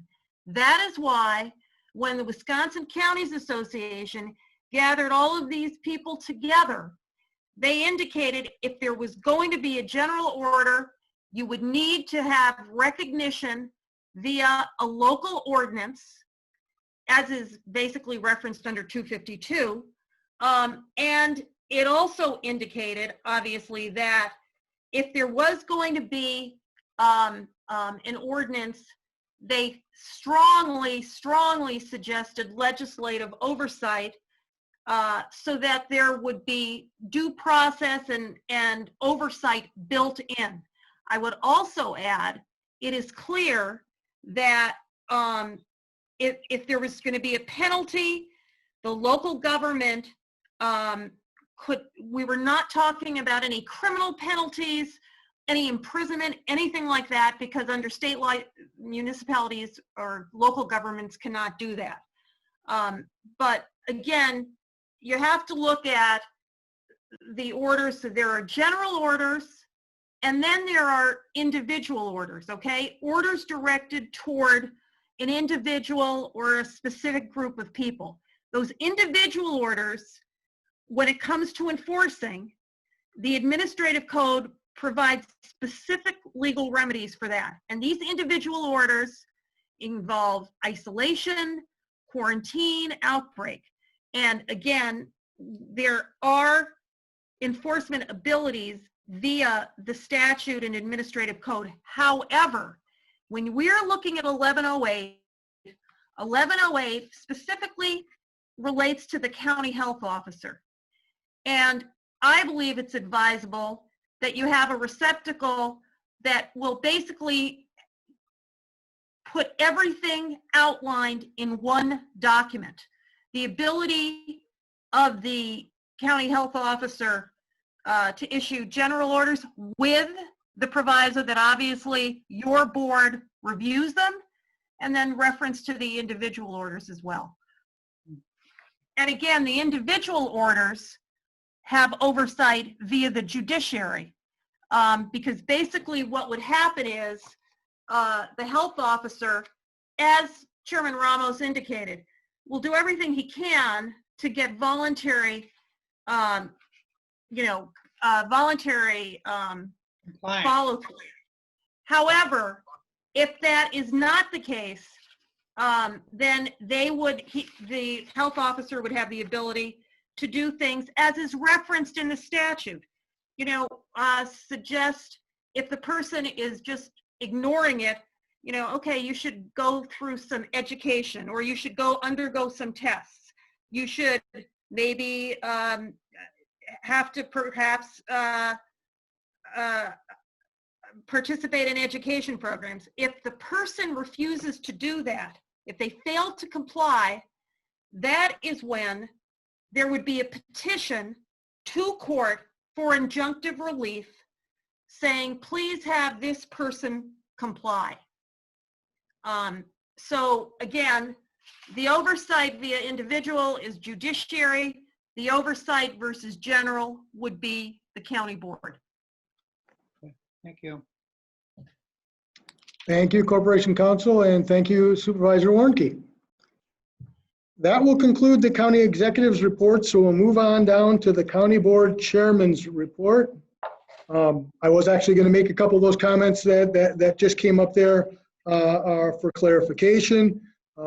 Someone did ask about the enforcement powers, and the proposed amendment to the ordinance refers to enforcement ability by public health and or law enforcement. So if this was approved, those would be the mechanisms where enforcement could occur, just so everyone was aware. I'll have more to say about this when we actually come up on this, on the agenda. And at that time, I'll also give some background and then my thoughts. Thank you. Thank you. As well. But if we're not on that just yet, so we do have Thanksgiving coming up next week. So I just want to really wish all of you a happy Thanksgiving, a safe Thanksgiving. I want to thank all the callers on the call for their comments and their participation. I want to thank the county board and the staff for all they do and all the work they do behind the scenes to make things run as they do. So it's truly an honor, and I truly appreciate it. Thankful for that. Certainly wish you all a wonderful Thanksgiving with your families. I do ask and hope that you all will be safe. With that, I will move on down then to our Corporation Counsel, Mary Ann Miller, with a discussion about the Chapter 980 update. Corporation Counsel. Thank you, Chairman Ramos. I just wanted to take an opportunity to update the board as to some developments that had been occurring. As you all may recall, Act 184, which was passed by our state legislature, placed the responsibility of finding housing for Chapter 980 sex offenders with the offender's county of residence. Before, it was the state's obligation to find housing, but with Act 84, it placed the responsibility with the county. What it also did was basically obligate each county to form a temporary committee to identify prospective housing and submit a report identifying housing within 120 days or face statutory penalties of up to $1,100 per day for each day a county failed to submit a report. That's another new proviso that the state had basically decided the county should have to face. I have been advised by the attorney who handles all Chapter 980 prosecutions for Winnebago County that 2021 is going to be a challenging year in terms of 980 offenders. There are 7 of the 980 offenders who are awaiting determination regarding eligibility for supervised release. 980 concerns supervised release. Now, as I've indicated before, this number is very fluid. The number can go up or down. There could be people who perhaps might have to go back to Sandridge, which is basically this facility where they are housed, or there may be outright discharge. But given the fact that we're facing this situation, coupled with the fact that the state has now indicated that determining, based on compatibility, there could be 2 offenders under the same roof, the county proceeded to request a variance from the city of Oshkosh to house 2 offenders in the manufactured housing unit that the county installed a couple of years ago on County Road Y. When the city of Oshkosh granted a conditional use permit in 2018 to establish residency for these 980 offenders, it indicated that the county could have 2 bedrooms but could only have 1 offender in the unit. But given the fact that we are facing a number of potential releases, the county went to the city, requested a variance so that we could use the 2nd bedroom in that manufactured unit. We went in front of Planning Commission a couple of weeks ago. The request was passed unanimously. And then last week, Sheriff Motz and Mike Elder and myself appeared via Zoom in front of the Common Council. And I'm happy to report that the Common Council voted to approve the amendment so that there is, we can have another person in that unit, and hopefully it can relieve some of the stress that we may be feeling in the upcoming days. So that's basically where things stand. Thank you. Thank you, Corporation Counsel. Any questions from any County Board Supervisor? I will call on Supervisor Bender. Please go ahead, Supervisor Bender. They're in there for 1 year. After 1 year, they go back into the community. So is that correct, that we basically house them for 1 year and then they move out? Or no, it isn't, Supervisor Bender. It depends on the progress that's made. There's an offender who was released, time flies, I believe in early 2019. And that person is still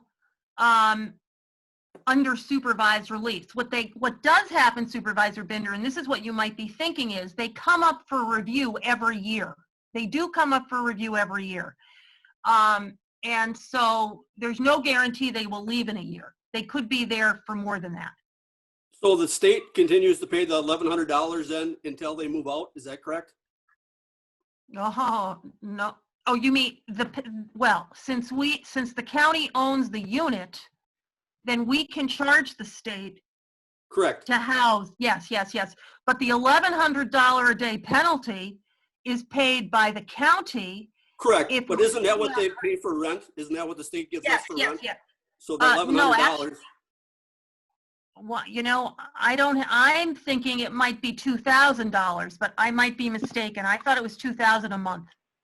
Would you recommend that we look into getting another manufactured home out there, as this one probably be filled in 2021, and it would give us time to get something else set up, so we'd have actually room for 4 of them? I can't think of a better place to put them in the city of Oshkosh. I talked to several people that work at the highway department, and the only way you would know anybody's living there is sometime at night there's lights on. Otherwise, you'd never see a person there.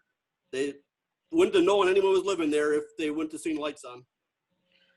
The county has to come up with a solution, because $1,100 a day comes to about $400,000 a year, and we have, as I indicated, 7 offenders. Right, that's what I'm saying. I think it would be best for us to build another manufactured home there, and then we'd have space for 4 of them. I know the sheriff, I'm pretty confident the sheriff believes that is the best spot for them. I would think so. Thank you. Thank you, Supervisor Binder. Next speaker is Supervisor Buck. Please go ahead, Supervisor Buck. Thank you, Mr. Chairman. Mary Ann, I guess Supervisor Binder kind of stole some of my thunder, but you know, at one time we were looking at different landlords and that kind of stuff, and it seems that we're going to have to go down this path, whether that be another manufactured home or something like that. And I just wanted to know if we've been reaching out to the community, and if we didn't go down the mobile home route, that we reached out to different folks in the community to see if we had a plan, but it doesn't seem like we're there yet. Well, I know that Mike Elder, the sheriff, and I have spoken, and we are trying to come up with something. My understanding is that Mike Elder was reaching out to architects to see if there could be something put together. But again, 2021 is just around the corner, and you know, if we're facing, and again, I don't think 7 people would all be released at the same time. But 400,000 times 7 is almost $3 million. So we need to come up with something. And again, we are statutorily bound via what the state legislature has indicated we need to do. And these are for 980 offenders whose residence was Winnebago County before they went in. Thank you. Thank you, Supervisor Buck. Next speaker, Supervisor Shorsey, followed by Supervisor Powers. Please go ahead, Supervisor Shorsey. Thank you, Mr. Chairman.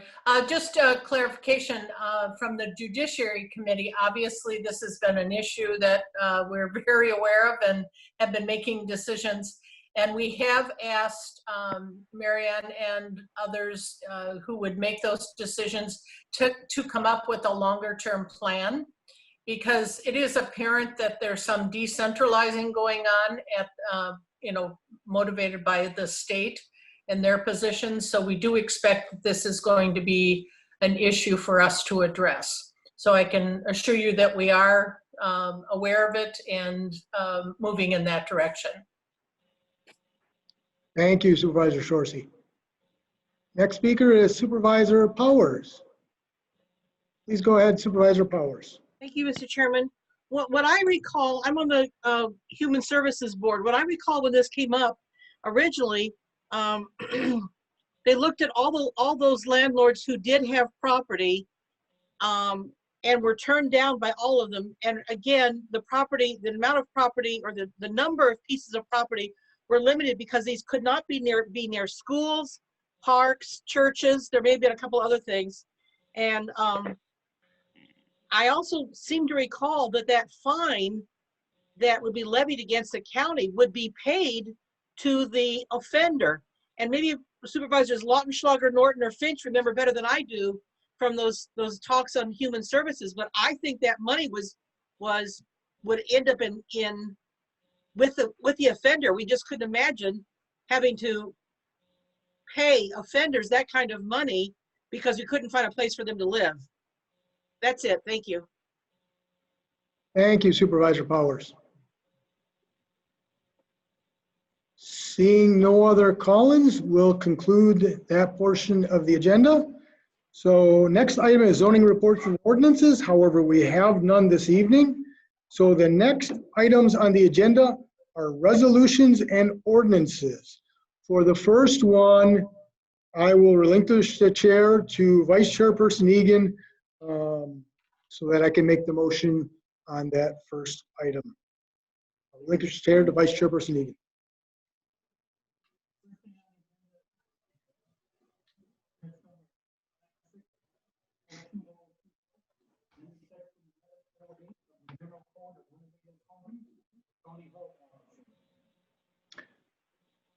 I'll make a motion to approve amended ordinance number 096-102020. And if there's a second, then I would ask to speak. Second. I'll And we second have- that. Snyder, District 35. Thank you, Vice Chairperson Egan. Chairman Ramos. Thank you. So this evening I could talk about COVID-19, the disease, the numbers, its impact, but I think we all know what those numbers are, and I think we all know what that impact is. So tonight what I'm going to spend the time doing is first giving a little history as to how we got to where we are today and what we are truly actually trying to do, and then my thoughts in regards to that in particular. So first, let's just talk about the history of why we are here today. We have to take a step back to the springtime. And you all will recall that there was a safer at home order that was put in place by Governor Evers. In the month of May, as you also know, that order was overturned by the Supreme Court in the Palm ruling. Subsequent to that, there were public health departments across the state that began to put in place their own types of orders, essentially local safer at home orders. As you all know, they soon learned that there was a question as to whether they actually truly had the power to do that. Why was that the case? Because as it was referenced earlier, the vast majority, almost all the counties in the state, there's 72 counties in the state, did not have an ordinance in place that definitively allowed for that. There were some across the state. For example, I believe Milwaukee County, if I'm not mistaken, and they've been acting on that ordinance throughout this pandemic. So the county orders then were rescinded, as you all know. So our local Winnebago County Board of Health then began to create an earlier version of this ordinance. That earlier version of the ordinance was approved and recommended to be moved forward to the county board in the beginning to middle of June.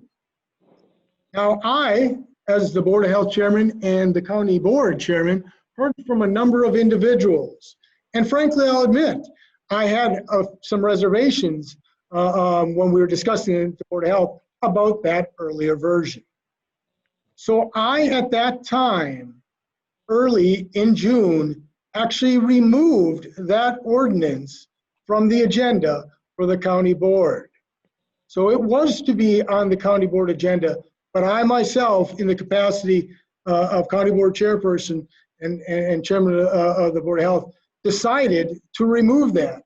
I did that because I agreed with some individuals that there was value in giving more public input and more time. I also saw some of the concerns that were raised to me at the public, and that's why I removed it at that time. Soon after that, I learned that the Wisconsin Counties Association had convened that work group that I referred to earlier. And I will tell you, at that time, there were individuals on both sides of this issue. Some individuals who wanted me to put forward the ordinance nonetheless, and others, of course, who did not.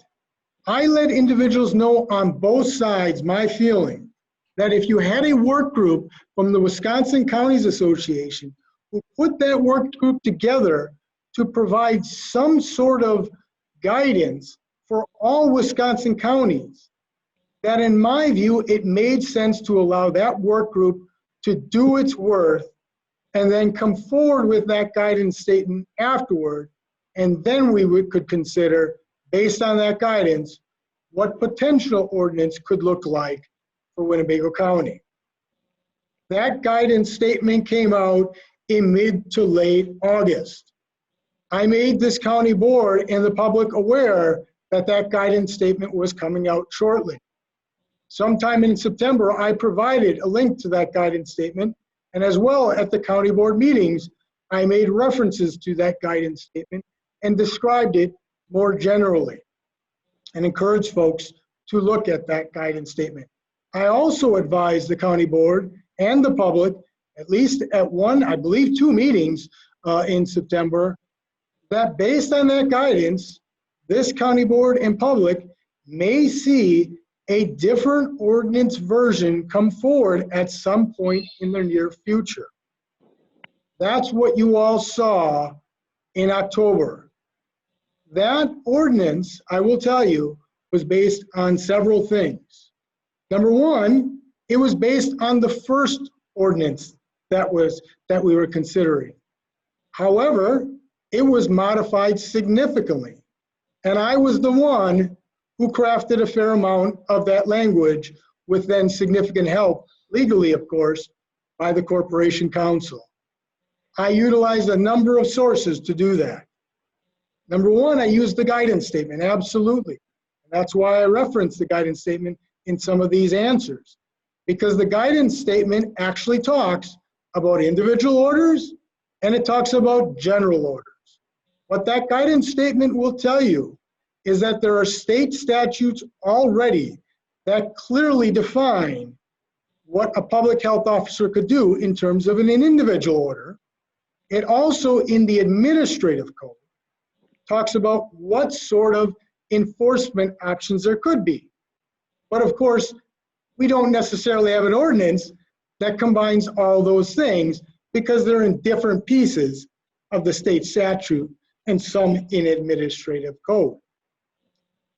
For general orders in that guidance statement, they were clear that there is not a specific state statute that says that a public health officer could do a mandatory general health order.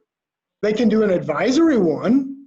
They've always been able to do an advisory one and still can, but not necessarily one that was enforceable. So they provided guidance in regard to that.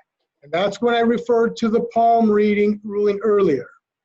And so what they said was 2 things. And I will say that the WCA task force did not make a recommendation to any member county as to do or not to do an ordinance like this. But what they did say is that if you are going to consider crafting an ordinance, here's the guidance we'd recommend you consider. And for general orders, the guidance they recommended was 2 things. Number one, to have an ordinance in place itself, period. That's what is being proposed here tonight. And number 2, as a part of that ordinance, that indeed that there would be some form of legislative oversight. That also is included in this ordinance this evening as well. And they referenced the Palm ruling in relation to that. They didn't say that it's necessarily exactly the same as with a public health officer, but they said that there could be an implied understanding that there might be some credence to then having legislative oversight at the county level, given that was one of the concerns in the Palm ruling at the state level. Once again, this ordinance tonight includes this. However, I will also tell you that I did not only use the guidance statement to craft this. I used a fair number of public comments to craft this as well. If you recall, in our meetings going back to July, there were a number of public comments that were talking about not giving powers to an unelected official. I said in the month of June, I talked to a number of county board supervisors, that one of my thoughts was then to have county board legislative oversight. And the public recommended that, and it just so happened that the work group also thought that. I did not know that at the time. I was listening to the public. We were listening to the public. So in many ways, I was hoping actually that would come out of the guidance statement, I'll be truthful. And I told some people that, and it turns out that it did. But we also listened to the public in other ways. Number one, that statement in there about no general workplace shutdown, that was a conversation I had with a local business official in our community. Number two, the definitions that you see in there for individual orders and for general orders were not the original definitions that I wrote.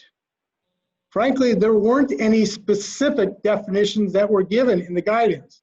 There were inferences to it, but there weren't specific guidance about it. However, there was someone from the local business community who also mentioned to me and recommended that perhaps those definitions should be more robust. And I agreed with that individual.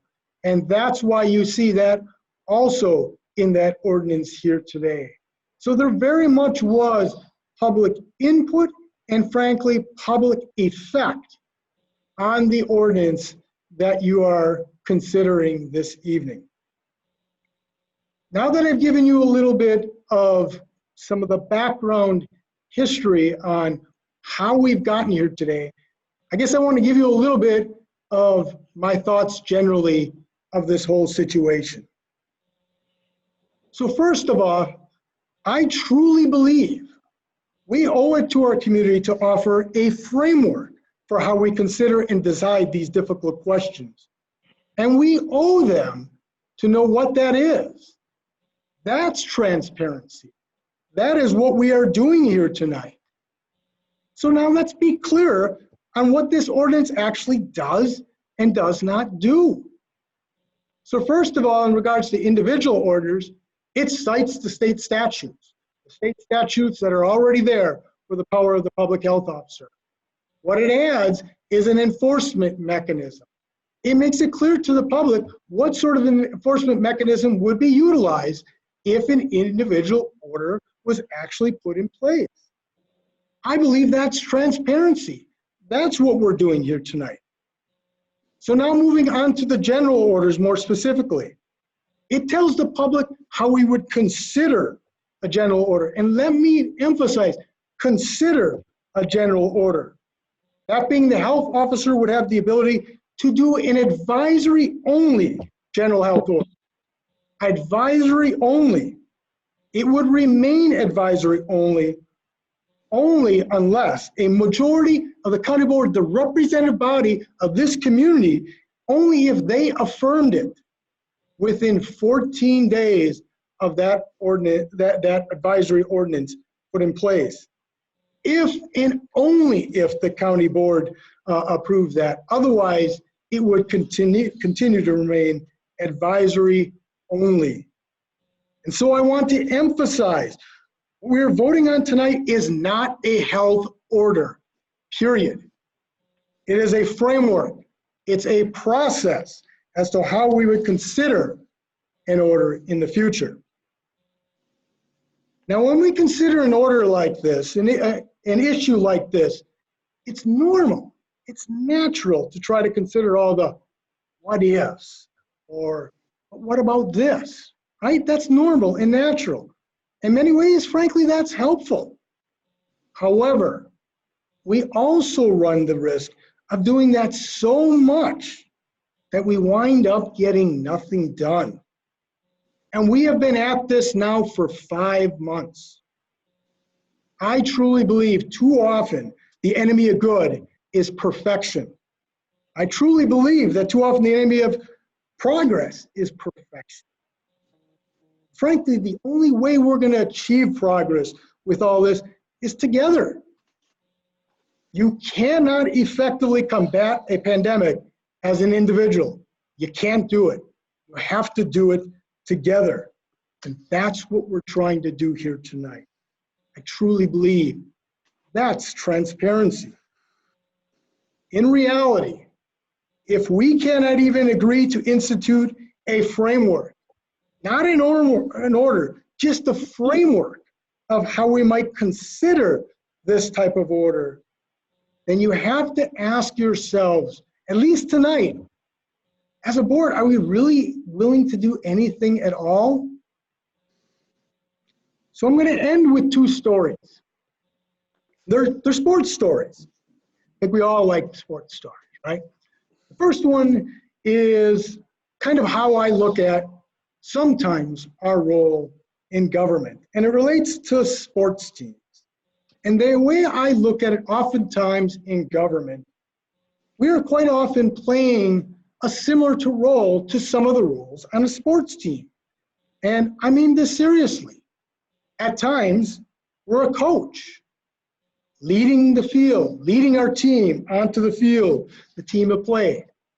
Sometimes we're a general manager, bringing people together, looking for the key stakeholders, asking the public, looking for different staff and different experts to try to find out and come to the best team solution.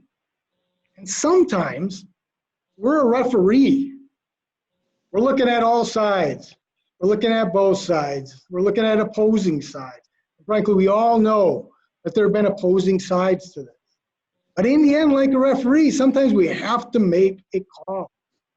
And that's what I believe we need to do tonight. We need to make a call. We owe that to the public.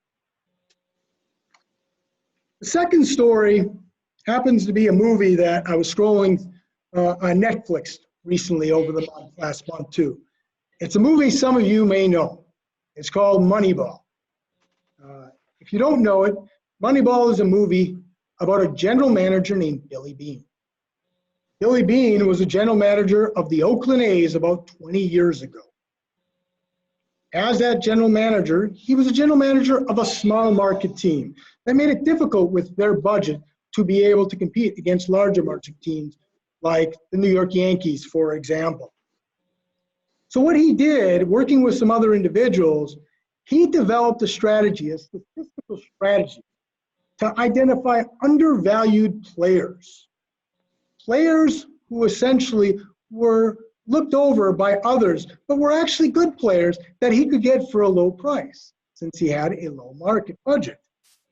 He utilized that strategy and put together a team. Ultimately, that team that year made the playoffs. They actually won 20 games in a row. I believe that might have been a major league record at the time. But they didn't win in the playoffs. They didn't make it to the World Series. So after the season, Billy Beam was called by a member of the administration for the Boston Red Sox. I don't know if it was an owner or a general manager or who it was, but he was called over by them and for an interview. And when Billy Beam was talking to the individual, he said to the individual, you know, they're saying I'm a failure. I'm not sure why you're calling me to come here. I didn't win the playoffs. I didn't win the World Series. They're ridiculing. They're laughing at me. And that owner or that higher organizational individual said this comment, and I will say before I say it, the Boston Red Sox didn't actually eventually hire him because he turned them down, but they did win the World Series 2 years ago. But that individual said this, and I'm paraphrasing a little bit because I don't know the exact wording, and it's from the movie, but you'll get the idea. When you are the first to do something new and break through the glass, you are bound to get a little bloodied on your way through. And in some ways, that sentiment rings true here on this issue and with it tonight for us as a county board. However, I've always believed in government. We take the nicks. We take the nicks and try to do what we think is truly best for the total public good. Now, as I wrap up, I'll give one other comment, and then I promise I'll finish up. Now, I have heard far too many times over the past months that there's nothing we can do to stop this virus except with a vaccine. And I agree that a vaccine is very important.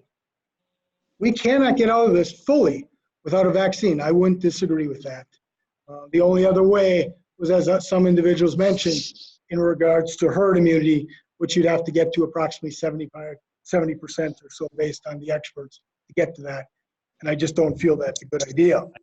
That is a lie. But we can slow this down.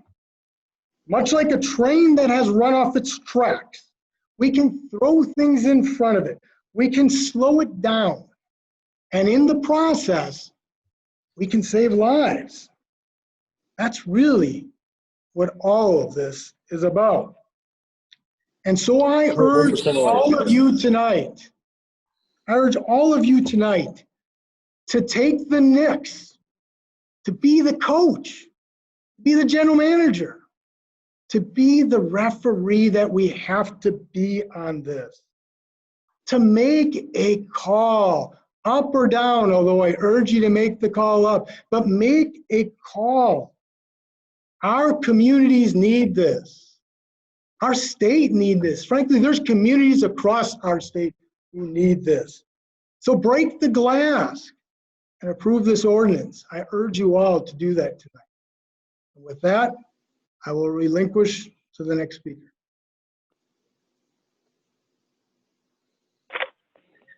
That was more than 2 minutes.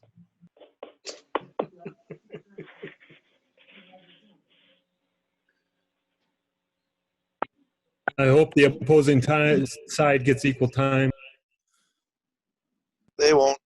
Supervisor Joes? Thank you very much.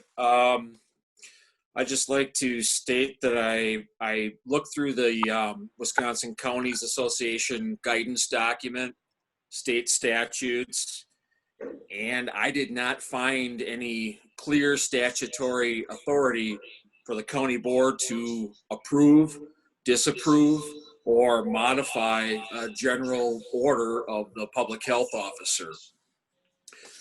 I'm concerned that if challenged, that portion could be struck down, and then we would be left without any legislative oversight. For that reason and others, I will be voting no. Thank you. Thank you, Supervisor Joes. Next is Supervisor Shorsky. Thank you, Mr. Vice Chair. I have not changed my position since last meeting, and I was disappointed that we didn't have a vote. And I'll just recap a couple of my comments. But just so you know, I do support a significant county role, but not this one. And we already have legislative powers and through Wisconsin Chapter 252 for communicable diseases for both state and county health officers. I believe that what we've been experiencing is a leadership vacuum. And because the emphasis from the start, from a Board of Supervisors perspective, has been on passing this ordinance. And I'm very concerned about that we have never tried using the powers that we already have. And I believe that we've wasted an immense amount of time and resources. If we've not already used the authority and tools we already have, why would we need to ask for more? Usually you go to another level because what the authority you have or what you've already tried has not worked, and we did not even try with the authority we had. So that means this does not pass the smell test for me, that this is a part of some agenda out there. And I just really do not like the way we've been treated in this process. So I would just say my bottom line is I prefer leading community cooperation versus enforcement beyond what we have already been allowed through the state legislature. Thank you. Thank you, Supervisor Zarsky. Next is Supervisor Defferding. Thank you, Mr. Vice Chair. Again, I have to, reiterate just exactly how we got here in regards to why we're having such a gigantic second wave spread, specifically in this in Winnebago County, and when, and not just that, but when it happened. It happened, right at the time that that schools and colleges were getting back together.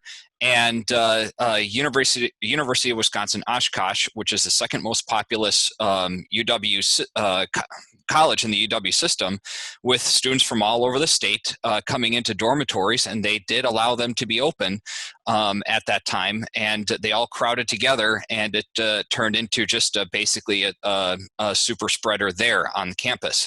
And then it just kind of funneled out from there on out. And it continued out throughout the rest of the county. And I think that's just something that I feel that is grossly overlooked in this discussion. This isn't just necessarily about, how, because we're just not listening to government, and we're just and we're just doing whatever we want, and we're not paying attention to any of the precautionary measures.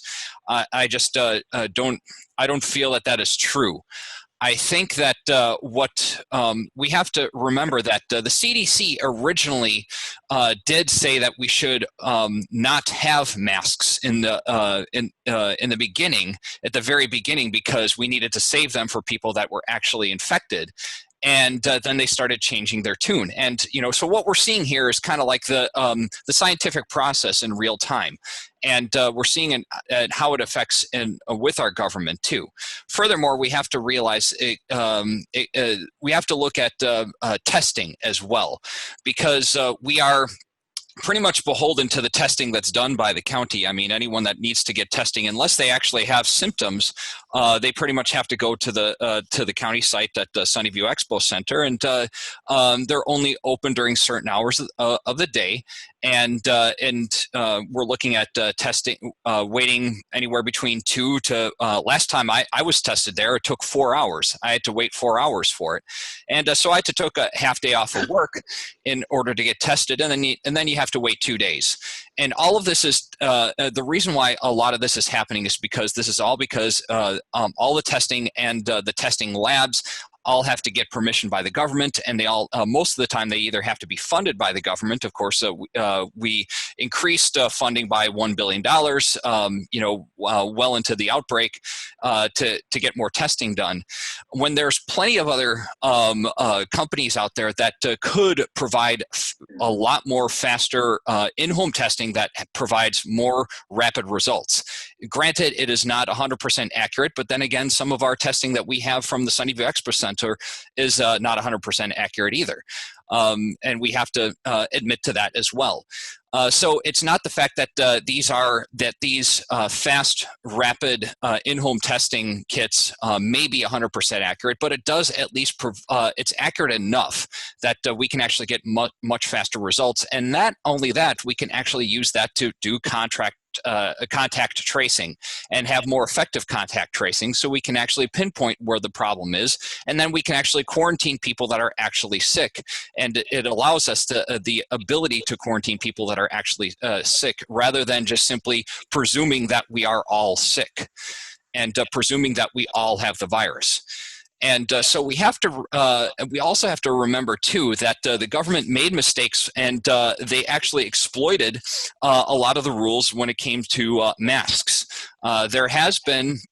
There's a great company called Masks for America that has made well over 200,000 FDA certified, CDC approved N95 masks. And they were seized by the federal government right at the time of a massive outbreak. And they were using it off of a rule that was a law that was passed back in World War II to prevent hoarding. And all of these masks went to the federal government. They never disclosed where these masks actually went, but they were masks that were made privately, and it was meant to be distributed to people who worked in the front lines, to our healthcare workers, and the federal government seized them. And so that it goes to show that government can make mistakes. So and has those mistakes actually cost lives? So if we accept the fact that government has made mistakes and actually can cost lives, as above, so below. As in federal government, so can our local government. And I think that everyone here, we all want everything to go back to normal, and I would love to everything to go back to normal. And I know that this virus is something that is very serious, and we should treat it seriously too. Should be a 2-minute deal. Really? It's Fair been enough, closer then. to 5. Fair enough then, Supervisor. I will wrap this up though. But I did speak with Chief of Police Nina Chief of Police Aaron Olson over something unrelated matter, and he did made a comment that they are doing more with less. About 20 years ago, they had about 9,000 phone calls in a matter of a year. Now they're looking at 20,000. And so with passing this ordinance, can, even though it is not necessarily something that's enforced by police yet, eventually it will. And people will be using the police to actually, with this ordinance in place, they will actually be calling the police a lot more. And so we're going to be putting a lot more burden onto our men and women in blue. So I think that's something that we need to keep in mind here, is that we're actually increasing our power with this, and we're going to be putting a lot more burden onto our police force. So I just don't think that this is really the approach to take. We need to set the precedent that we can actually do this, that we can take initiative ourselves and fight this virus. And that's all I have. Thank you. Thank you, Supervisor Defferding. Supervisor Eisen.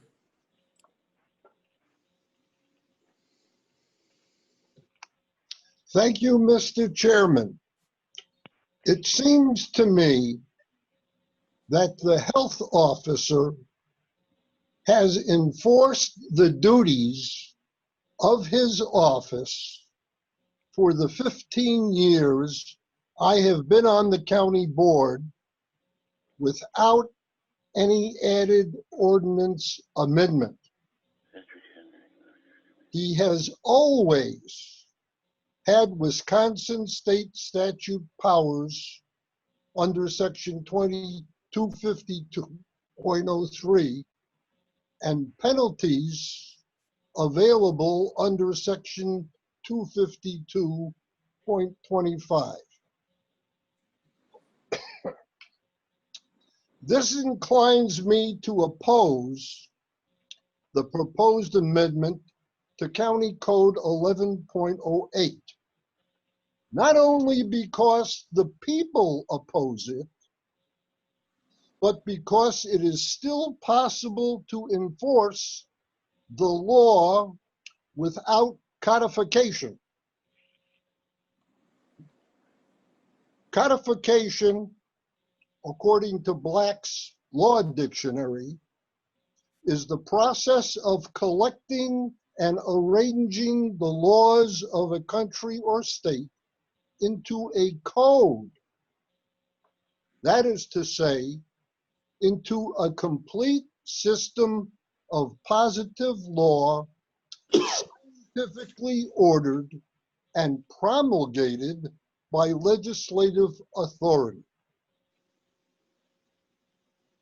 And in respect to COVID-19, it appears to me that the people of Winnebago County are not yet ready for this. Okay, I hear the people. And because I hear the people, I propose to substitute, Oh, the God. term would be amend this ordinance proposal. I propose to substitute a resolution for the proposed ordinance amendment. Robert's rule says you can do it. Nobody's put any amendment ahead of me. And with this resolution, the county board acknowledges the Wisconsin state given authority to the health officer and is prepared to support and implement his actions to prevent abuses. My resolution incorporates lines 1 to 56 of our amended ordinance 096-102020. So anyone who has a copy of the ordinance amendment for this meeting can read the first 56 lines, and that's the beginning, the first half of my resolution substitute. And then I go on to add, be it further resolved by the Winnebago County Board of Supervisors that the county executive, with confirmation by the Winnebago County Board of Supervisors, appoint a special COVID-19 emergency task force for the duration of the pandemic, which will be responsible to oversee all COVID-19 decision-making. Semicolon. To employ a medical physician advisor to the health director for COVID-19 issues. Semicolon. To examine and recommend adaptation of the Milwaukee Public Health Toolkit, which consists of the legal documents to enforce health officer powers, and with the health officer to communicate weekly directly to the residents of Winnebago County to inform and educate our residents as to the weekly COVID-19 county statistics and moral suasion facilitation of what citizens need to know and currently do to fend off COVID-19. Mr. Chairman, it is my objective in substituting this resolution for the ordinance amendment to achieve the goal of a logical and legally defensible mechanism to slow the spread of COVID-19 and to provide the public the confidence that the county is proceeding in a reasonable manner. And by having this resolution, not an ordinance, we testify to our seriousness in going forward to win the confidence of our constituents, to set an example for the other counties to follow suit, because this is what the people want. And because of the communication shortfalls, please call upon Supervisor from District 11, David Albrecht, who has agreed to second this amendment to bring it to the floor. Do I hear a second on that? David seconds it for discussion only. Okay, we have a motion made and seconded. Discussion on that. We'll just be discussing this now. I'll go down the line here, the ones that's got their lights on. Supervisor Gabbert on this new resolution.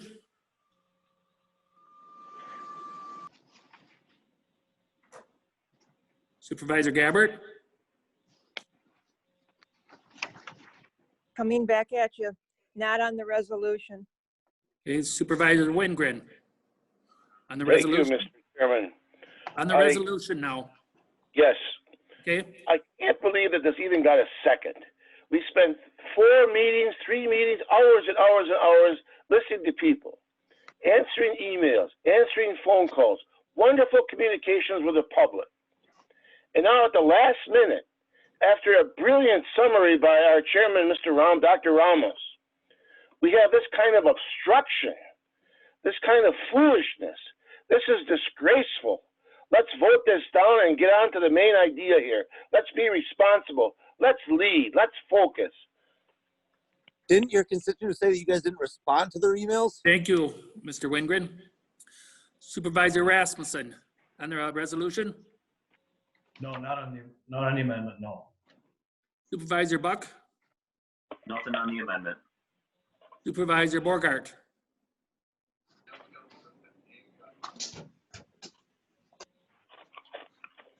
Not in the amendment. Supervisor Powers. Not on the amendment. Yes, on the amendment, Mr. Co-Chair. First of all, bringing up what Dr. Fauci said at the beginning of this, it's a novel coronavirus. It was brand new. We had nothing to go on before it showed up, and we had to deal with it on the run. So there's that. But number two, Supervisor Eisen wants to appoint some physicians, some medical doctors to this board. Who's paying these doctors? What's it going to cost the county to have a board of medical doctors? If they're going to spend very much time on this, they're probably going to leave their practice. If they leave their practice, I can only imagine, and I guess Dr. Ramos would have to tell me, what is it that a medical doctor makes in a year? This virus is not going to be gone in 1 year. So if we're making this task force for the next foreseeable future while we have the pandemic, coronavirus 19, how are we paying these physicians on this board we're set up to run this thing? That's my question. Thank you, Supervisor Powers. I guess if I had a lot other thing, if there is some way of muting members of the community who keep jumping in and making comments, they had their time to talk. This is not it. And if either Sue Ertman or Chairman Ramos can mute those people who are not on the board, I would appreciate it. Thank you. May I answer, Mr. Chairman? May I respond just to hold on, please. question? I just want to answer Supervisor Powers. They are trying to mute the people from the audience. May I reply to Supervisor Powers? Supervisor Eisen. Thank you, Mr. Chairman. First of all, yes, this is a novel virus, and that's why it's very important to have a special task force for the duration of the pandemic. You know, and I know, God knows, that eventually this pandemic will pass. The one in 1912 passed. This will pass too. So we design a special task force to deal with this novel situation. Second of all, we just found $38 million in retained earnings at the county board. We paid off millions of dollars in loans to lower the taxpayers' money, property taxpayers' bills next year. We'll have whatever it takes in our reserves, uncommitted reserves, to pay the cost of a physician to give advice for COVID-19. This is an emergency. Recognize it and listen to the people. They're not ready. But if you communicate with the people, if you have maybe a weekly Zoom talk from the public health director, explaining to him, explaining to the public that our public health director, who's been here at least the 15 years that I've been on the board, that he's been in public health for 27 years, and that prior to coming to Winnebago County, he was the communicable disease manager in the city of Milwaukee. We have a highly educated, a highly skilled and experienced public health official under our roof. We've got the cream of the cream. And if we add the specialty and the assurance to the people that a physician, full-time or part-time, assigned to the duties of COVID-19 for this county, and we can afford it, we're going to build up confidence. These are the very things that the Wisconsin Counties Association had urged us to do. Thank you, Supervisor Eisen. Okay, there was a motion made and seconded. I see no more discussion lights on. So at this time, we'll take a vote. Those all in favor of Supervisor Eisen's amended resolution signify by saying aye. Aye. Opposed? No. No. No. No. The noes have it. No. The noes has it. That fails. That was professional with the burp. I'd like to let my colleagues know that I will oppose this amendment to the ordinance. And I'm the fourth supervisor to do so. Thank you, Mr. Eisen. All right, we'll go back to the original here, and next up was Supervisor Schallinger. Thank you, Mr. Chairman. I want to appreciate the work that so many people have put into getting us to this point today. I want to appreciate Chairman Ramos for moving this board through a challenging series of meetings logistically. I think when we thought about moving meetings to a virtual space, the history of this board did not indicate that such an enormous turnout was going to be warranted. And I think Chairman Ramos did a tremendous job of making sure that people's voices were able to be heard, and that this board was able to still get through its business, albeit sometimes with some pretty lengthy evenings. I also want to appreciate the modifications that so many people have contributed to, as Chairman Ramos also laid out in the beginning. I think that helps bring this resolution, shows that this resolution or this ordinance change has really has been informed by new data that we've gathered, input that's been shared, and the work, again, to go back to the first point, the work of so many people on this. I think this board stands on kind of on a precipice tonight.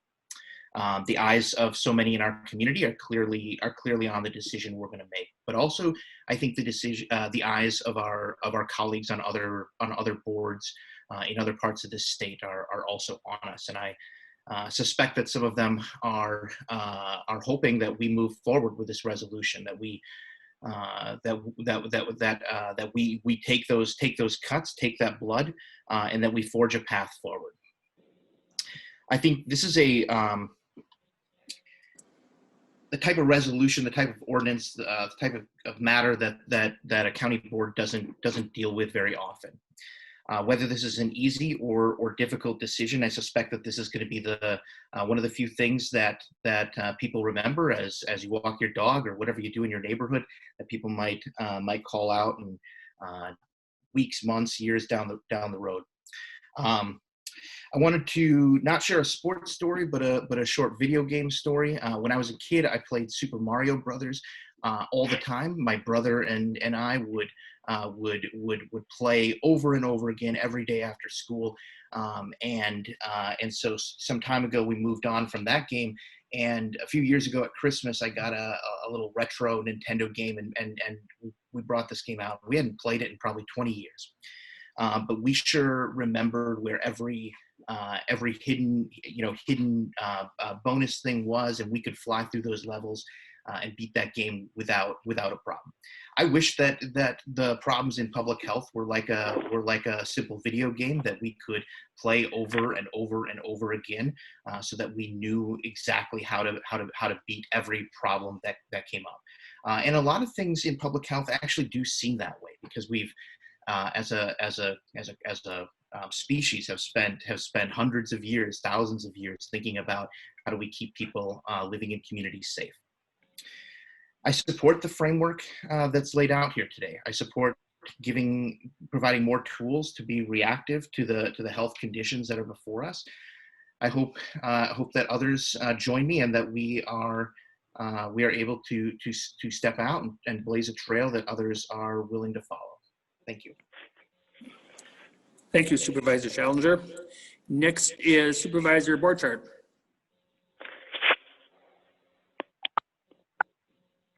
Can you hear me now? Yes, we can hear you. Thank you, Mr. Chairman. There are two issues that swayed me in my vote here. The first would be that the people have been saying, and I've heard of this in many phone calls, that the public health officer is not an elected position. He should not have the proposed powers to close businesses. What I've been hearing in the news is that our Supreme Court justices are nominated by the president. They are not elected by public, but serve forever.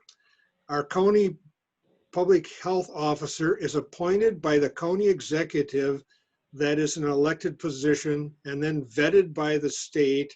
He or she answers to the county executive, therefore it is accountable. So I don't think anything more about not being the right person for a job, I don't believe. And the second issue that you may or may not know is the city of Menasha has a health department. I believe we're the only one in the county that has one, and they've been operating with essentially the same proposed powers that are proposed for the county health officer for many years. The existing health director has been in a position for 9 years, has not had to exercise the extreme powers to this date. I think this thing is really should be going ahead and work its way out, but I think we're getting off track. We're playing more politics here than we are government. So I will be supporting this amendment, or this, I will be supporting this bill that comes through. Thank you. Thank you, Supervisor Borchardt. Next is Supervisor Rasmussen. Thank you, Mr. Vice Chairman. I want to start out by thanking Chairman Ramos for giving an explanation. There's been so many of these for the last 4 or 5 months here. It's hard to follow where all this was. However, I do disagree with one part of this, and that's the part about how the county board is going to be the ones to actually make the determination on an order. As was stated, we are in our 5th month of this. How is that going to happen with this county board?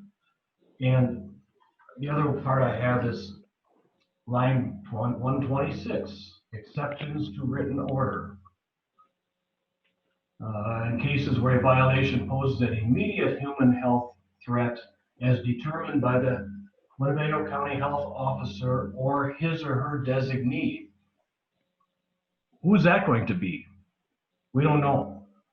I'm not talking about right now. This could be years from now when this comes up. And this person this may be initiated immediately.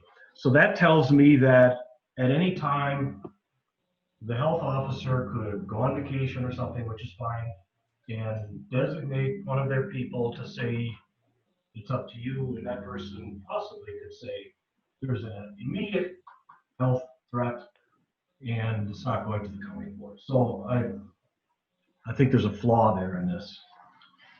Without that, you know, a lot of comments were made here tonight. Well, the last 5 months, actually. You know, a lot of them weren't necessarily dealing with what this is about. And I understand that. And a lot of fears, is what I call it, or concerns, I guess. And those are based on, because of the decisions that have been made since March on these things by not only government officials, but others. And I just had some examples here that struck me. And none of these were made by any county officials here, so this isn't a reflection of that. But this is why people are concerned about this. Some of the shutdowns back in the spring, who is determining essential businesses?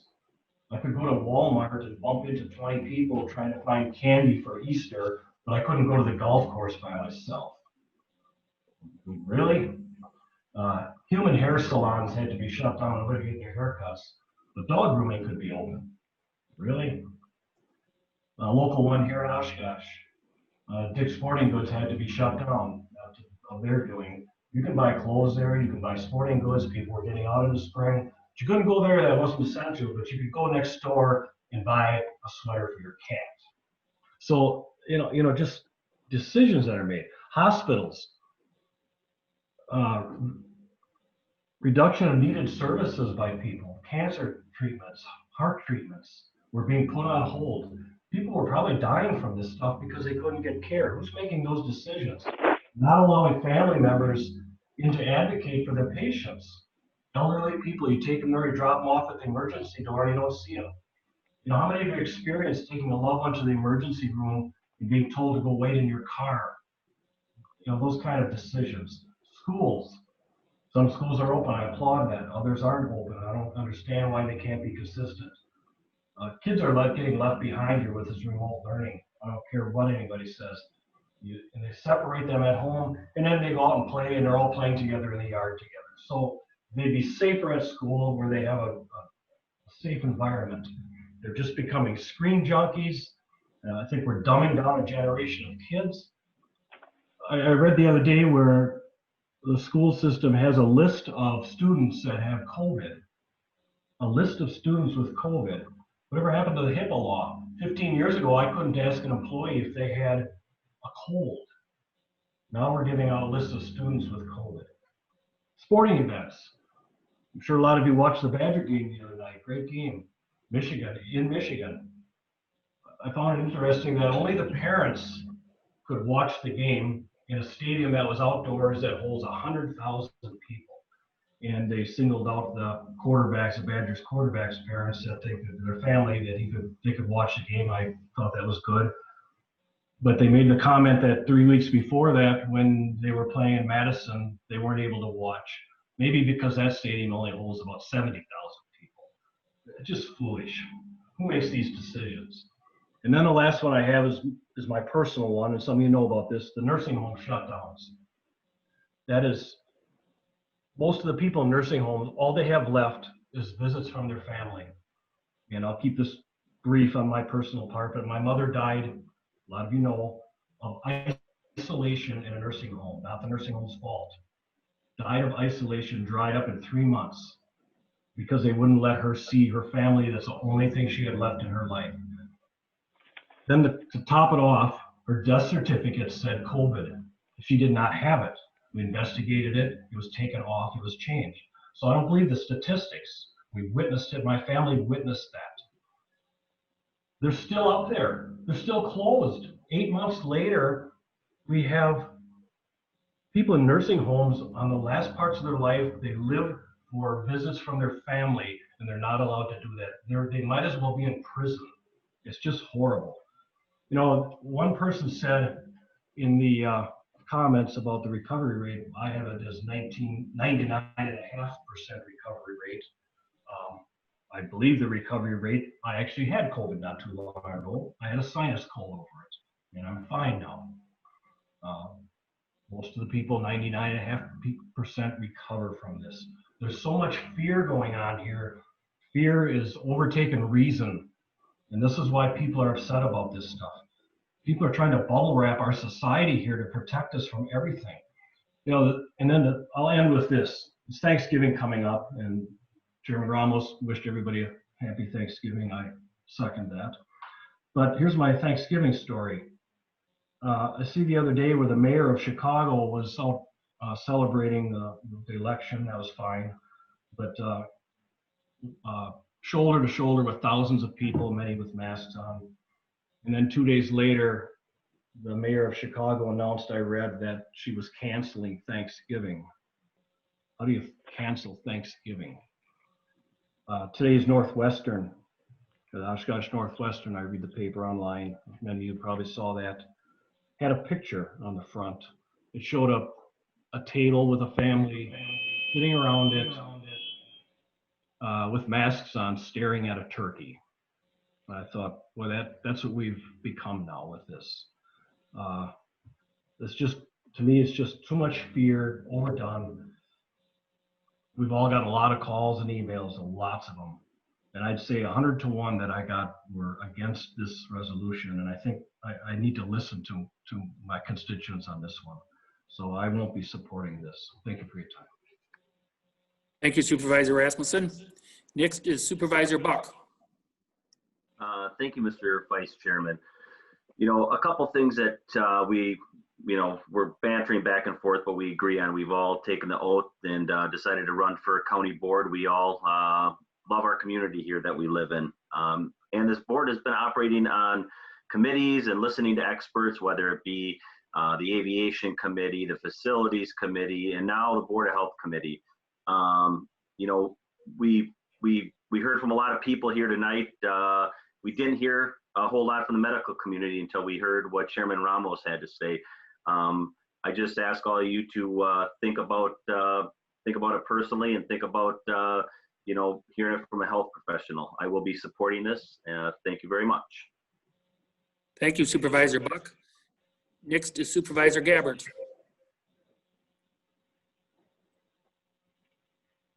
Okay. I am not going to vote for this, and I thought I'd be the only one, but it didn't bother me that I would be the only one. I did my research. I asked my questions, a couple questions I didn't get answers to. I listened to the constituents call me, email me, and as you know, we've gotten tons of emails through Sue, which I appreciate very much. The reason I can't support this is I feel that we do not need to be directed with orders. We're all intelligent people here. I've been wearing a mask. I've been social distancing. I've been using hand sanitizer. I think some of us have scared ourselves into a corner. I can't live that way. Neither can my constituents. I'm not worried about not being reelected or being reelected, but I have to listen to the people that have been talking tonight and that have talked to me in my district. And they're saying, no, no, no. We have recommendations, advisory, they may be. I don't believe we need orders that have to come back to the county board and be voted on whether we put them in place or not. I believe we are all intelligent people. We have our freedom to make our decision. I didn't like some of the things I heard tonight. I know people are fearful. I know the elderly are fearful. I have a neighbor that hasn't been anywhere since March and got COVID. So if things happen like that. I know people who have died from COVID. I know people who have died that were diagnosed as a death with COVID, as Joel pointed out. I know of 3 other people in this county. This county is a wonderful place to live. We've gotten along just fine with the rules and the regulations we have. And Doug has done a great job on doing recommendations. If you choose not to do those recommendations, you may pay a penalty, but that's your choice. This is still America. So with that being said, I'm not going to go on. I appreciate all you other guys with all your comments tonight. I do listen carefully. I am not going to support this. Thanks. Thank you, Supervisor Gabbert. Next is Supervisor Wingren. Thank you, Mr. Chairman. I was going to give a big long speech here, but I think that the board tonight faces a difficult, if not a very, very, very important decision. The response to this epidemic by this board will be examined and discussed for many decades to come, as someone just said before. And this board's legacy, indeed our individual legacies, will be remembered by the actions we take or don't take to defeat this ruthless enemy. I'm so proud of our chairman, Dr. Ramos, who brings his expertise as a medical professional, a scientist, and as a leader to this board and to this topic tonight.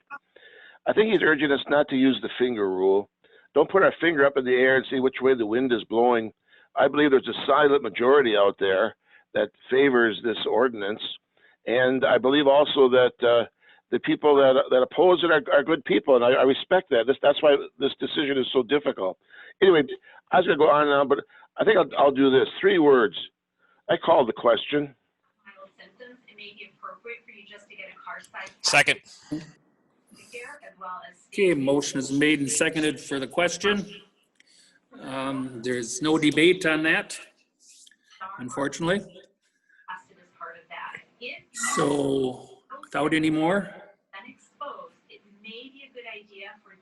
I guess we go ahead from here and we will have a roll call vote on this.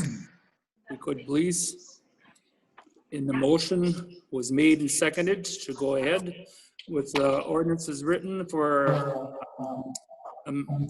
amended ordinance number 096-102020, amended section 1108 of the General Code of Winnebago County, County Health Officer.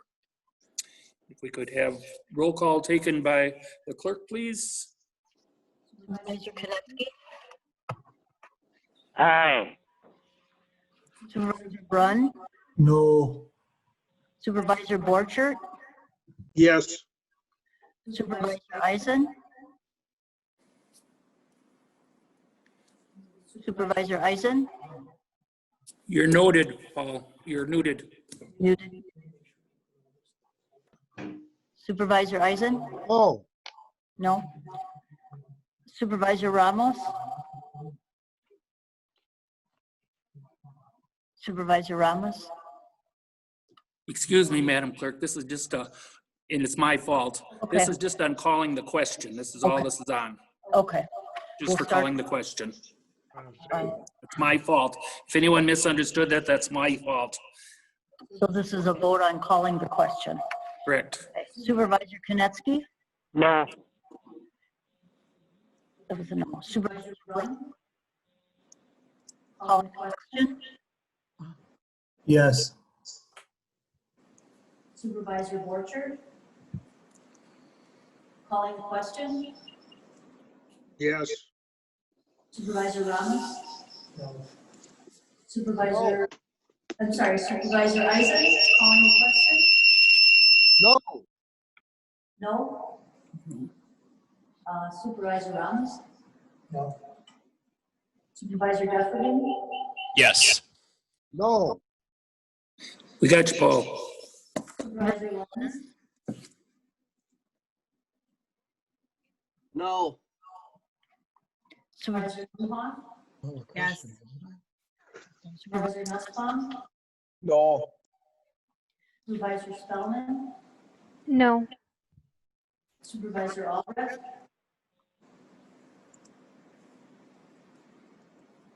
Supervisor Albrecht calling the question? Gotta unmute yourself, Dave. There is. Supervisor Albrecht? No. Supervisor Ginsburg? Yes. Supervisor Bender? Yes. Supervisor Conrad? No. Supervisor Shorty? Yes. Supervisor Volante? Yes. Supervisor Gordon? Yes? No.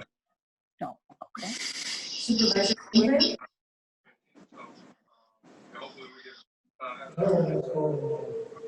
Supervisor Gordon? Yes. Yes. That was Wingrid. Okay, Yes. okay. Supervisor Gordon, will you get your response? Yes. Yes. Okay. Thank you. Supervisor Lautenschlager? Yes. Supervisor Norton? Please go ahead, Supervisor Conrad. Thank you, Chairman Ramos. Thank you for all your hard work you put into this. I really appreciate all the comments and the public input over the last 4 months. It's nice to see people getting involved with their government. I'm sorry that it had to be this type of a situation to do it, but it is nice to see people getting involved. When I solicited my nomination papers about a year ago, I went around the neighborhood. I spoke to a lot of people, and at that time, I told the people in District 14 that I was going to be their representative.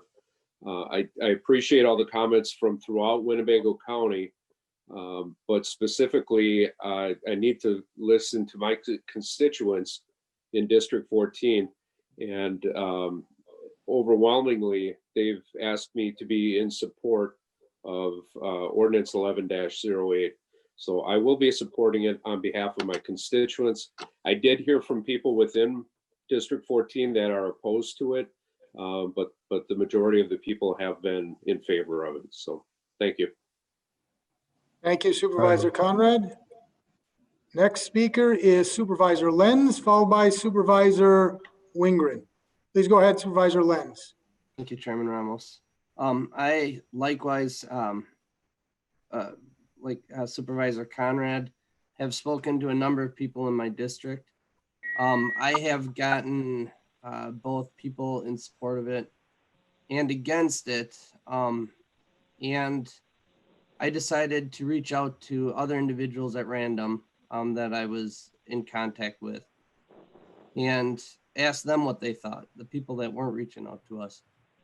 And quite commonly, I got a similar message from each of them. And it wasn't a yes or a no, because most people, I don't think, know exactly what we are supposed to do. But it was pretty clear that they were quick to tell me that this is what we elected you and the folks in Madison and DC to do, is to figure out what to do during these types of situations. And there's been a lot of dialogue.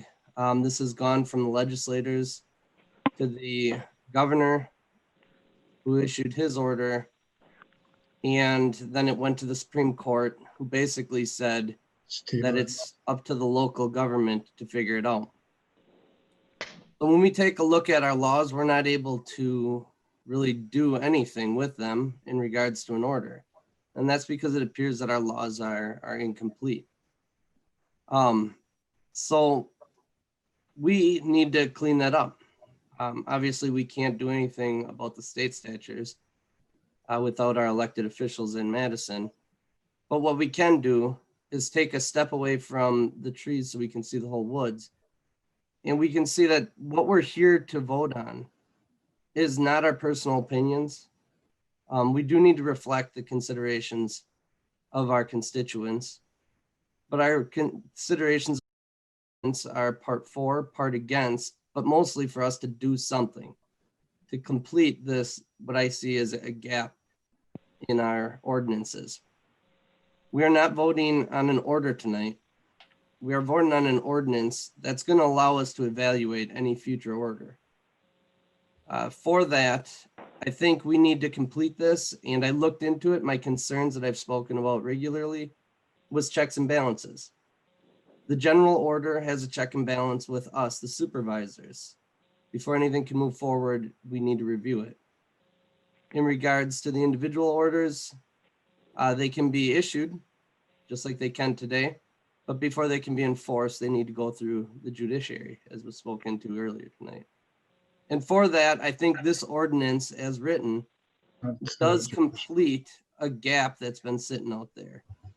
A gap that's been identified and traveled through Madison and has found its way on our plate.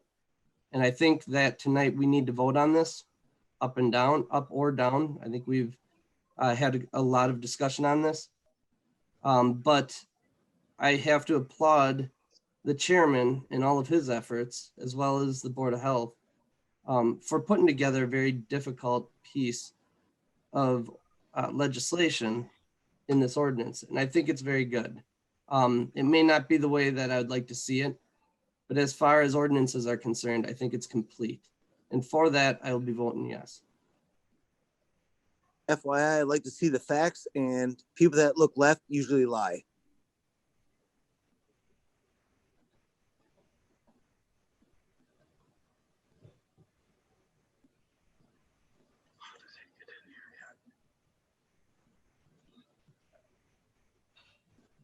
That was an individual identified as Josh Guest on our screen here.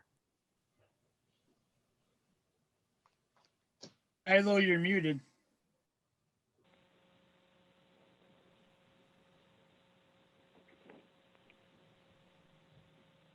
Hey, Shiloh, we can't hear you. Shiloh, you are muted. You're muted, Shiloh. I apologize. Thank you very much. I had to switch computers over here, so I apologize. Thank you. Supervisor Wingren? Anything further, Supervisor Wingren? No, thank you. I'll next call on Supervisor Brunn. Please go ahead, Supervisor Brunn. Yes, I'd just like to say, no matter which way this vote goes, a lot of discussion has been about representation.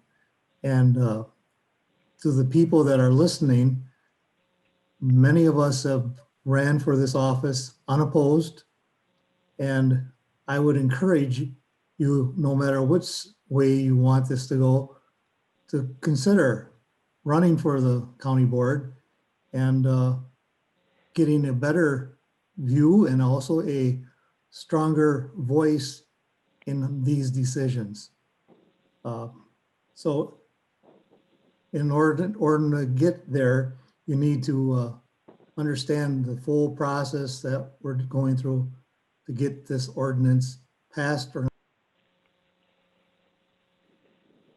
Thank you, Supervisor Brunn. Next speaker is Supervisor Fari.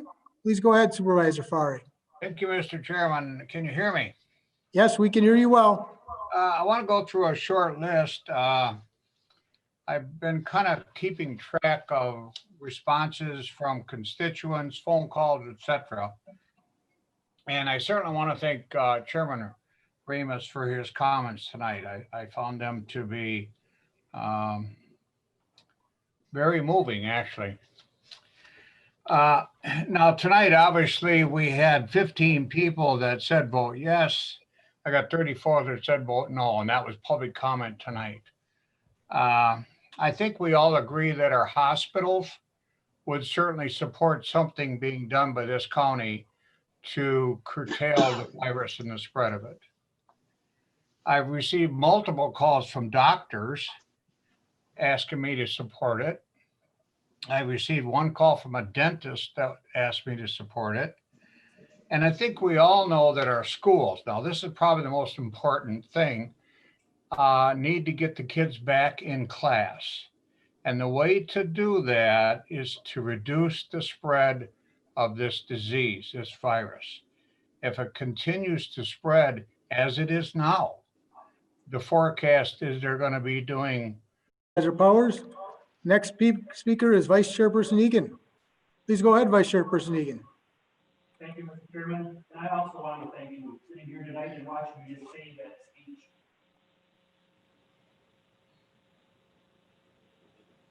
I am unmuted now. So I do want to thank you. It was quite emotional, and I really do mean that. I want to thank you for all the work you've done on this and for studying on everything. But one of my bigger problems is, I think most of you know, I'll come into meetings and I'll say, well, maybe I'm this way or that way, but I can come in open-minded and I can change my mind partway through by listening to people. But tonight was kind of different. I think 99% or better you heard was against this here. And why were they against it? Well, are they scared or what? We heard Supervisor Fari just bring up about the schools. Well, the kids aren't the problem. It is the teachers. I can say that being on a school board. But why is it? It's because maybe when they're going out or whatever, they're not doing safely. For instance, on my own family, we've got 2 Christmases that we're supposed to have at our house. On my wife's side, which is every 5 years, we've canceled that. Our side has been, I'm 65 years old, and so it was way before that. My parents used to have it, and then we've carried it on, and we're canceling that one too. We've got a new grandbaby. We're supposed to go to a wedding. The first time we got to see him, we didn't go to the wedding. These are just things that we've got to do ourselves. I cannot say that a health officer is going to help us. He can say what we should do and all this and that and mandate it, but what we're going to do when you're not face to face with it or whatever, that's not going to help us. We as people have got to help ourselves. And if we don't do that, I don't care who you are, where you are, what age. Like I said, I'm 65. I'm not that young anymore. And I worry about it too. A lot of people brought up tonight about being worried about the state if they come in and took it. You know, when we were in, before when we were doing the budget, I heard people say, well, if it's not in the budget, we can always come up with money. So what if the state does come in? I don't think we need to worry about the state coming in. They can't take care of themselves down there. So how are they going to come in and resolve our problems? And you know, and everybody's gets this thing because I have a cousin, first cousin, 90 years old. She lives with 2 friends, and all 3 of them are nuns. Now you tell me where nuns go that they're going to get in trouble and get this COVID. Well, she got COVID, didn't die or anything. All 3 of them living together, the other 2 never got it. So it's just the way that it is. You know, on the other hand, I had a very close friend that passed away yesterday in the hospital right here.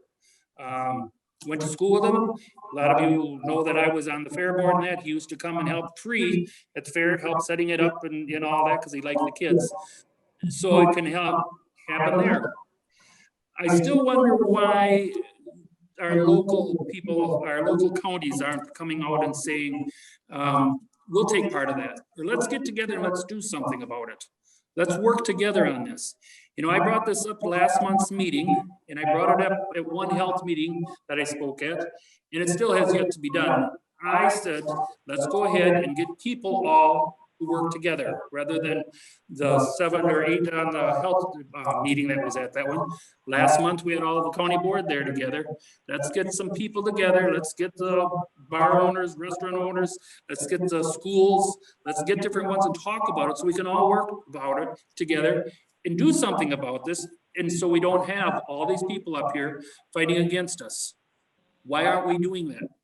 And we say, well, the state, this and that, the other thing. We're talking about Winnebago County now. It isn't like we've got to go to Outagamie County or whatever to talk to these people. There is no reason that this here shouldn't. And it's like that Tim Peterson, I think his name was tonight, says, why aren't we working with the people? We shouldn't have to make all the rules for the people. As long as we work with them, it'll be a lot better than having us sit there and say, you've got to do this. I wear a mask. I took it off when I started talking here tonight. I wash my hands. We keep 6 feet distance. We do everything. And so, but here again, it goes back to what you as individuals are going to do. It's not going to make up our mind to Doug or who's ever in at that time. And if that's the case, what is he going to do for us? Just tell us we got to keep our mask on. I think every one of us, or most of us anyways, will keep a mask on. We don't need to be told that. And if there's something more that he could have been doing, why didn't he bring it out and say, you know, if I had this power, I could be doing this, but without this power, I can't. So where is that coming from? Why hasn't that come out? Is it the health department's problem? Is it Doug Gear's problem? Is it Mark Harris's problem? And that's why I asked County Executive Harris tonight, who actually calls the shots there? I personally think it starts at the top and maybe even higher up than Mark, starts at the top and works its way down. I think we're a stepping stone, and I will not be supporting this tonight because of all them reasons that are unanswered to me. I agree with a lot of things, Supervisor Rasmussen, a lot of other things that you guys did. I think it was a very good discussion tonight, very long discussion, but, and I'm not afraid of being voted off the board whatsoever. I think that is awful for somebody to sit there and threaten you, or if you don't vote for it, we're gonna have somebody in your seats. Well, if they want the seat, come and take it. But, so I'm not voting that way for that reason. I started out, that's the way I started. I have not had my answers yet. I have not had the people to work with that I thought we should have been working with. And so I am not voting for this tonight. Thank you, Mr. Chairman. Thank you, Vice Chairperson Egan. Next speaker is Supervisor Binder. Please go ahead, Supervisor Binder. I too won't be able to support this tonight. I think all the mandates should come from the state, so all 72 counties are on the same playing field. You know, if we'd mandate our restaurants to 50% and Outagamie County and Fond du Lac County don't follow suit, our constituents are going to go there and eat, and our restaurants are going to go out of business. So, you know, I think it's the state's job to basically mandate what restrictions they want to put on for all 72 counties. I don't think that it's fair for our businesses and restaurants for us to mandate 50% occupancy and Outagamie County and Fond du Lac County don't follow suit. Well, they're just going to go there and eat. So their restaurants are going to survive, and they're going to be basically bringing the coronavirus right back to Winnebago County, and we can't stop it. And I truly believe it's going to be tied up in the court system. And there's only 5 counties out of the 72 that basically are going this route. I just think that it's best to let the state handle it, and hopefully it all works out. In 4 or 5 months, we'll get a vaccine and we can get back to normal. Thanks. Thank you, Supervisor Binder.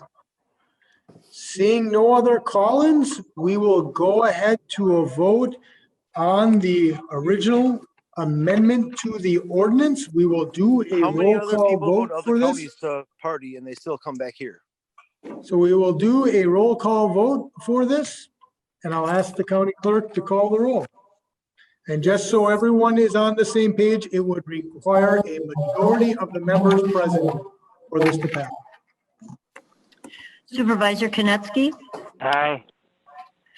Supervisor Brunn? No. Supervisor Borchert? Aye. Supervisor Eisen? No.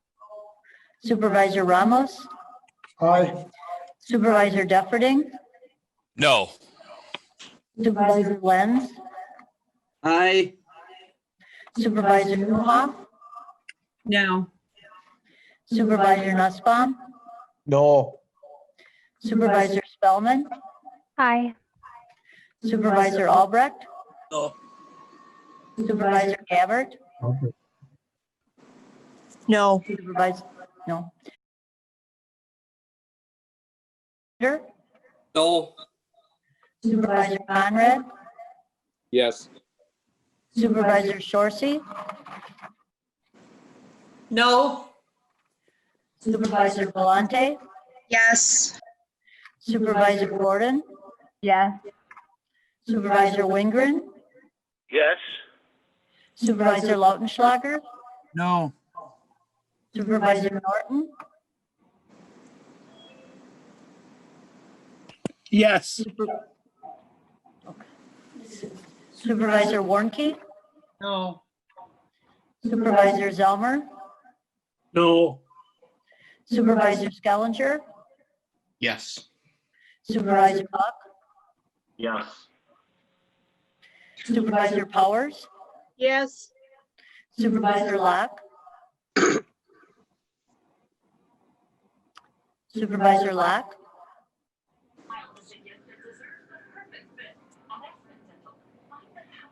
Supervisor Cox? Yes. Supervisor Finch, Yes. Supervisor Hulquist, Yes. Supervisor Fari, Yes. Supervisor Rasmussen, No. Supervisor Keller, Yes. Supervisor Egan, No. Supervisor Ellis, No. Supervisor Snyder, Yes. Supervisor Jose, No. one more, Supervisor Locke, I didn't hear a response. Yes. Yes. Okay, thank you. One then. Gotta be close. Gotta be close. Real close. Very close. Super close. 20 to 16. Yes. 20 to 16, it passes. So the vote is 20 aye, 16 noes, so that motion carries. This is a travesty. So that motion carries, so we'll move on down then next to the next item on the business this evening, which is resolution number 098-112020. Disallow claim of Bruce Abraham. For that, I will call on Supervisor Rasmussen. Mr. Chairman.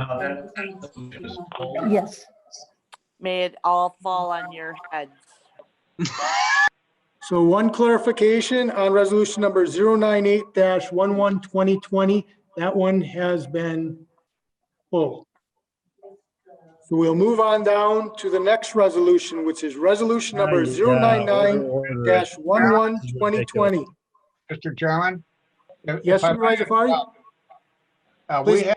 We have a person identified as a Josh Guest, and he keeps talking and interrupting everything that's being said. Yes, if it continues, what we'll have to do is to mute all and then only mute when we unmute when we call. So we'd ask, please, if everyone could please not speak until called upon.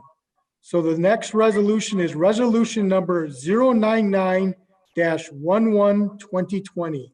Disallow claim of Andrew Kummerow. For that, I'll call on Supervisor Rasmussen. Thank you, Mr. Chairman. I move for resolution number 099-112020. Okay. There's a motion and a second to approve resolution number 099-112020. Any discussion from any supervisor? Go ahead and raise their Zoom hand. Supervisor Newhoff, is this a question on resolution 099?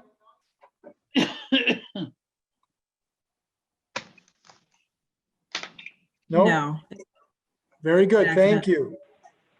Seeing no other call-ins, we'll do a voice vote on resolution number 099-112020, disallow claim of Andrew Kummerow. All those in favor say aye. Aye. Aye. Aye. Any opposed, say nay. That motion carries. Moving on down to the next resolution. That's resolution number 100-112020. Authorize the Winnebago County Sheriff's Department to enter into a 5-year contract with AT&T Global Services, an affiliate of AT&T Corporation, to provide maintenance for AT&T purchased equipment, including replacement hardware and software, and provided services including 911 voice maintenance, 911 voice warranty services, and 911 call handling equipment and services. For that, I will call on Supervisor Windred. Thank you, Mr. Chairman. I move approval of resolution 100-112020. Second. There's a motion and a second to approve resolution number 100-112020. Any discussion from any supervisor, please go ahead and raise your Zoom hand. Seeing none, we'll once again do a voice vote. All those in favor say aye. Aye. Any opposed, say nay, or go ahead and raise their Zoom hand otherwise. Seeing none, that motion carries. So we're moving on to the second page at the top of it. That's resolution number 101-112020. Authorize the Sheriff's Office to accept a Wisconsin Public Service Foundation grant in the amount of $2,000 to replace body armor plates. For that, I'll once again call on Supervisor Winger. Thank you, Mr. Chairman. I move approval of Resolution 101-11-2020. This is a generous contribution from WPS to help provide additional safety for our officers. Second. Thank you, Supervisor Wingren. There was a motion and a second. Any discussion in regards to Resolution 101-11-2020? Seeing none, we'll once again do a voice vote. All those in favor say aye. Aye. Any opposed, say nay, or go ahead and raise your Zoom hand. Seeing none, that motion carries. Moving on down to the next resolution. That's resolution number 102-11-2020. Authorize the transfer of $21,000 from the Winnebago County Contingency Reserve account, along with $21,000 of intergovernmental revenue from Outagamie County to the University of Wisconsin-Oshkosh Fox Cities Campus's Professional Services account to conduct a feasibility study for the redevelopment of the Student Development Center and food service operations. For that, I'll call on Supervisor Keller. Thank you, Mr. Chairman. I move approval of resolution number 102-11-2020. Second. There's a motion and a second to approve resolution number 102-11-2020. Any discussion? I see one calling. I'll call on Supervisor Fari. Please go ahead, Supervisor Fari. Thank you, Mr. Chairman. Committee vote for facilities and property management was 4-1. I would request the information as pertinent to the negative vote because I also have some concerns about why this needs to be done. So perhaps that could be explained to me. Is the individual who voted no? Mr. Chairman, Bill Wingren here. I voted no. Thank you, Supervisor Wingren. May I ask your reason, sir? Well, first of all, I believe that if the vote is 4-1, there's one no, the one doesn't get to speak, and the four prevails. I understand. Okay. Thank you, Supervisor Fari, and thank you, Supervisor Wingren. Next, I'll call on Supervisor Snyder. Please go ahead, Supervisor Snyder. Thank you, Mr. Chairman. I believe Martin Rudd and Joanne Reif are on the line if we'd like some explanation of this. What I might say is this was forecast in our CIP for the 5-year plan, and it just falls right in with the plan. But I'll let Martin or Joanne speak if they're still on. Dr. Rudd, if you are still on, any comments? Thank you, Dr. Ramos. Happy to answer any questions. So this is the very first phase of the what are typically 3 phases of the project. Winnebago County had asked for the development of a feasibility study that would plan out the cost of the project and also take into account the space that we are looking at for the Student Development Center and Food Services operations, which are 2 of the older parts of the UWO Fox Cities campus. Why does Winnebago County have to pay for that? Thank you, Dr. Rudd. If I can just answer that question that came up. Each county pays half. Each county pays 50% of the cost. It's a shared cost of the facilities for UW Oshkosh Fox Cities. Thank you, Dr. Rudd. Next, I will call on Supervisor Lenz, followed by Supervisor Fari. Please go ahead, Supervisor Lenz. I didn't see Fari's hand was up, but he did mention in his last question that he had some concerns, and I would just like to invite him to speak on those concerns if he's willing to. Thank you. So we'll go ahead and call on Supervisor Fari. You're next. Thank you, Mr. Chairman. I would question you're requesting $42,000 for a feasibility study. I assume you've hired a firm to do this. The question is, it seems rather expensive. So is this a long-term study, or give me a little details on that if you would. Sure, and I can call on Joanne Reif from UWO Planning and Facilities to help with this as well. So ultimately, we are going to estimate that this project will probably be in the $3 to $4 million range, as Supervisor Snyder indicated from the CIP. So typically we put a small percentage towards what is a pre-engineering and feasibility study.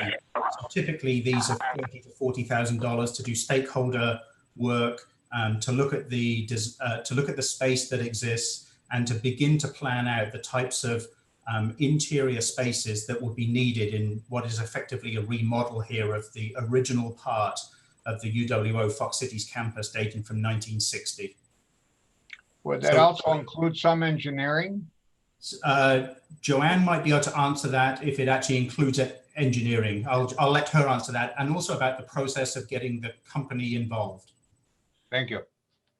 So at this point in time, we need the approval to be able to move forward with getting a consultant on board to actually do the study that will tell us how we could potentially reorganize this space that would allow us to look at the food service opportunity for the students that are on that campus.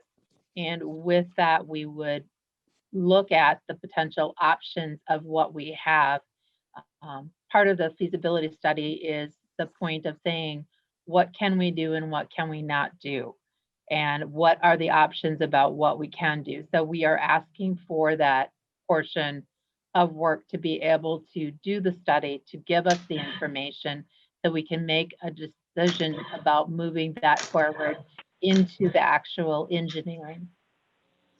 Based on your comments, ma'am, then I assume you haven't hired anyone yet. And I don't know if you're going to put this out for bid or how you're going to do that, but then the 42,000 is just a projected amount of money that would be required. Correct. Normally a feasibility study overall is about 10% of the overall cost of a project. And that is where we came up with the 42,000, because the project, when we had looked at it in master planning, the project was probably going to come in at about 4.2 million. So there's where our 10% comes in for the cost of the design, and that this is split between the two counties who own the property. Thank you. That satisfies my concerns. Thank you very much. And thank you, Supervisor Fari. Just so that all the supervisors are clear, this has been approved by Outagamie County as well. Correct. Thank you, Dr. Rudd. And just going back to Supervisor Lenz, was there anything further on your part, Supervisor Lenz? I know you ceded your time. Nope, that was all. Thank you. Very good. Thank you, Supervisor Lenz. Next speaker is Supervisor Snyder. Please go ahead, Supervisor Snyder. Thank you, Mr. Chairman. I just want to make an analogy here. This thing was built in 1959. It's like when you built your house in 1959, you probably have goldenrod or avocado appliances in your kitchen. And what we're going to try to do is modernize that a little bit and make it a little more equitable and amenable to our students. Mr. Snyder, your point is well taken. Thank you. Thank you, Supervisor Snyder. Seeing no other call-ins, we will go to a vote. We'll attempt to do a voice vote. All those in favor say aye. Aye. Aye. Any opposed, say nay or raise your Zoom hand. I see one nay vote, so that motion carries. Thank you, Dr. Rudd and Joanne Reif for taking the time to answer the questions. Chairman Ramos? Yes. This is Supervisor Belante. I raised my hand. I would like it to be noticed I'm abstaining from this vote, please. Very well. Thank Thank you you for that clarification. Appreciate that. So that abstention with Supervisor Belante. Thank you for the clarification.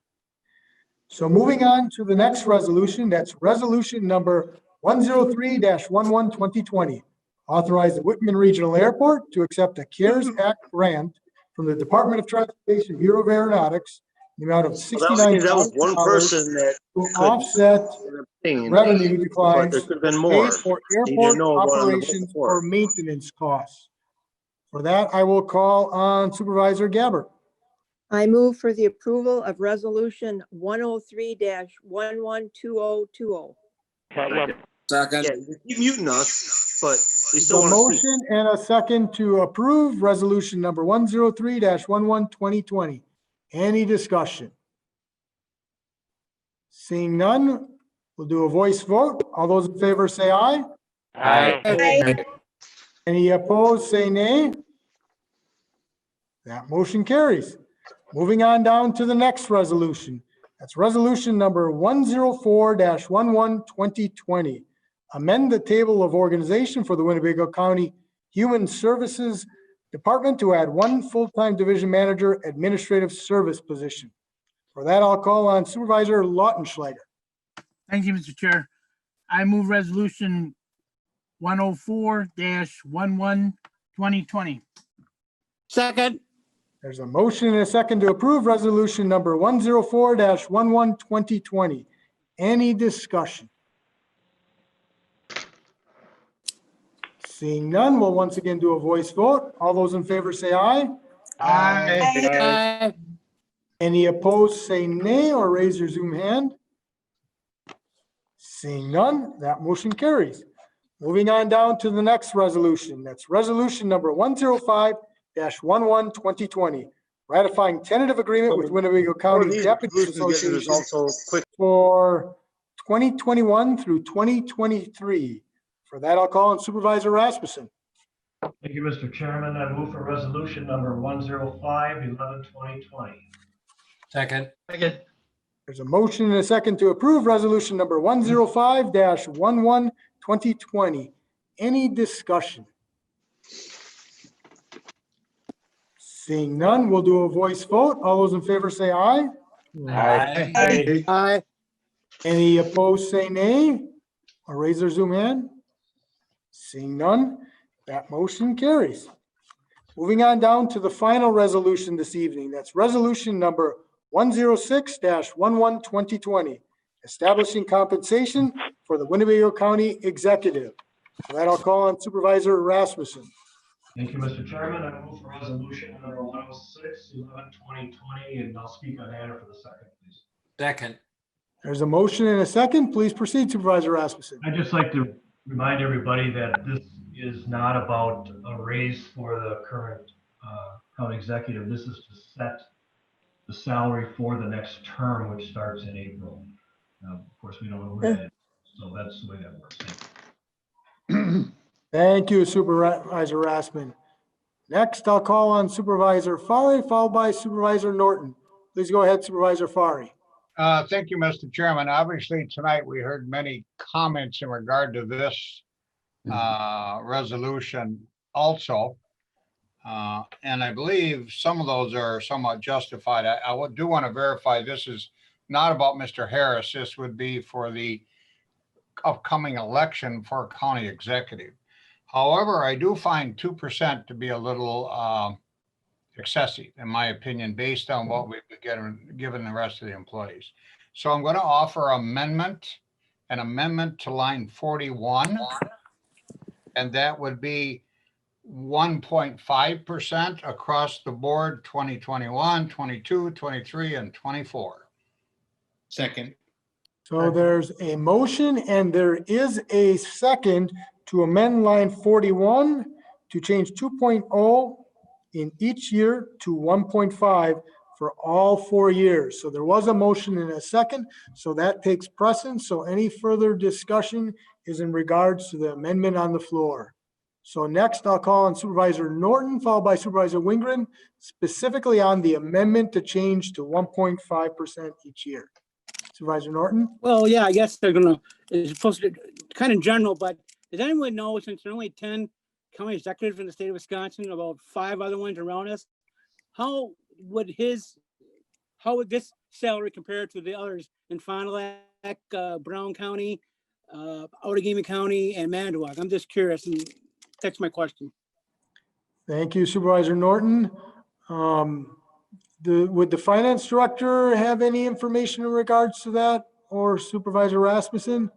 They may not have that directly, but that is something okay, I'll call on the finance director, Vicky C. Fitzgerald, followed by Director Collard. Please go ahead. I was going to just direct you to Director Collard because he would have that information. Thank you. Perfect. Thank you very much. Director Collard?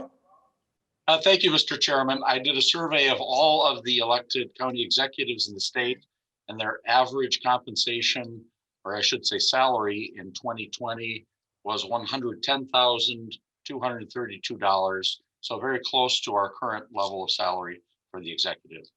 Most of them had not yet, well, some had determined it for 2021, but not all. So we have an average for those, but most of them are going up in the range of 2 to 3% per year. Thank you, Director Collard. Might I respond to that? Please go ahead, Supervisor Fari. And I thank you for your observation, Mike, but when you do that analysis, did you do a comparable analysis to counties with approximately the same population? In other words, you've got Milwaukee, Dane County in there and others, which are very high populations, obviously. So did you do an average with just our same population? It's about the same result. We're about in the middle in terms of population among counties that have a county executive, since most of the large counties have one and most of the small counties do not. So really, we're kind of in the middle of that list. And if we took a list of just the counties closest to us, it would also be quite close to the same result.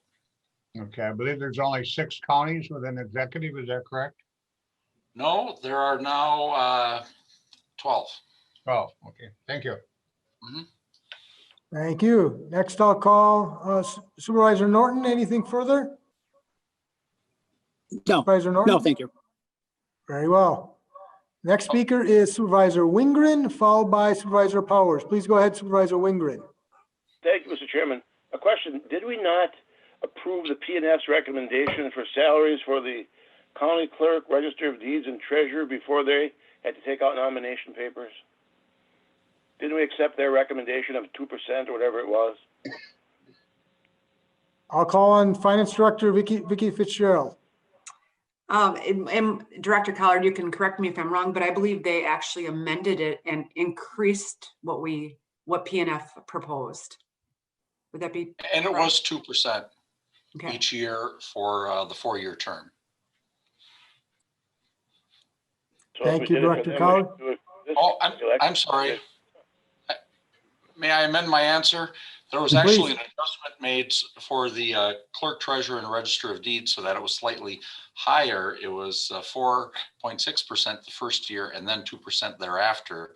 So the years that would overlap with the county executive's term would be at 2%. Thank you, Director Collard. Anything further, Supervisor Wingren? No, it seems to me we should do the same then. Thank you, Supervisor Wingren. Next speaker is Supervisor Powers, followed by Supervisor Gabbard. Please go ahead, Supervisor Powers. Thank you, Mr. Chairman. I would not be in favor of lowering this to 1.5. In 2019, the cost of living increase was 2.8. This is significantly below that, and the most recent, I believe, is 1.6. So this is, yes, a little bit above the current cost of living, but you know, I think that we need to stay competitive with surrounding areas as well as industry. And it's not about Mark Harris, it's about that position. And I don't think that 2% is out of line at all, since 2019 was a 2.8% increase in cost of living for Social Security purposes, not for this. Thank you, Supervisor Powers. Next speaker is Supervisor Gabbard, followed by Director Collard. Please go ahead, Supervisor Gabbard. Okay, so all over the county, when you have elected officials, you always, before the next nomination papers are taken out, that is the time that you do salary increases. This is not about Mark Harris. This is about the position. I feel that 2% is too much just because it's COVID time, and we talk about COVID time. You got taxpayers that are paying taxes on their homes that may not have a job. So I think 2% was fair. To 1.5. I think it's a good position for someone to run for. I think it's a good pay for someone in that position. And it's a government job. So you run, you get the job for 4 years, you're in. There's people today that don't have jobs or are laid off. So I think we could be really generous, or we could trim it down to 1.5. Who knows who's going to run? I don't know. You don't know. But it's the position. I think it's fair. It's Winnebago County. 1.5 is more than generous enough. So thank you for lowering that down to 1.5 so we can vote on that. Thank you, Supervisor Gabbard. Next speaker, Director Collard, followed by Supervisor Rasmussen. Please go ahead, Director Collard. Thank you, Mr. Chairman. Just a point of clarification regarding Supervisor Ferry's motion to amend, which I believe referred to line 41 of the resolution. That line is actually the fiscal note. Does the supervisor wish to amend, the resolution, the therefore be it resolved clause, which would actually change the numbers on line 15 through 18? And if so, I can provide the numbers that those should be changed to reflect an increase of 1.5%. I have it. Your point is well taken, sir. That was my intent. Yes, I'm glad you're bringing it up because I was thinking of bringing that up too. So thanks, Director Collard. So yes, we would want the corrected numbers. So thank you. So the numbers under the amendment would be on line 15, it would be $115,240. On line 16, it would be $116,969. On line 17, it would be $118,723. And on line 18, it would be $120,504. Very good. And thank you. And just for clarification, that is part of the amendment on the floor because that clearly was the intent of Supervisor Fari for that 1.5% to represent different numbers in 15 to 18. So just so everyone's clear, it'd be those numbers that are also part of this amendment. So next speaker is Supervisor Rasmussen. Please go ahead, Supervisor Rasmussen. Thank you, Mr. Chairman. I just wanted to clear up. I believe it was stated that the rest of the county employees did not get 2%. Actually, it was a little bit over 2% average. That was merit pay. That was done during budget time. Thank you. He's elected. Thank you, Supervisor Rasmussen. Next speaker, Supervisor Fari. Anything further? No, sir, I do not. Thank you. Thank you. Next speaker, Supervisor Binder, followed by Supervisor Lenz. Supervisor Binder.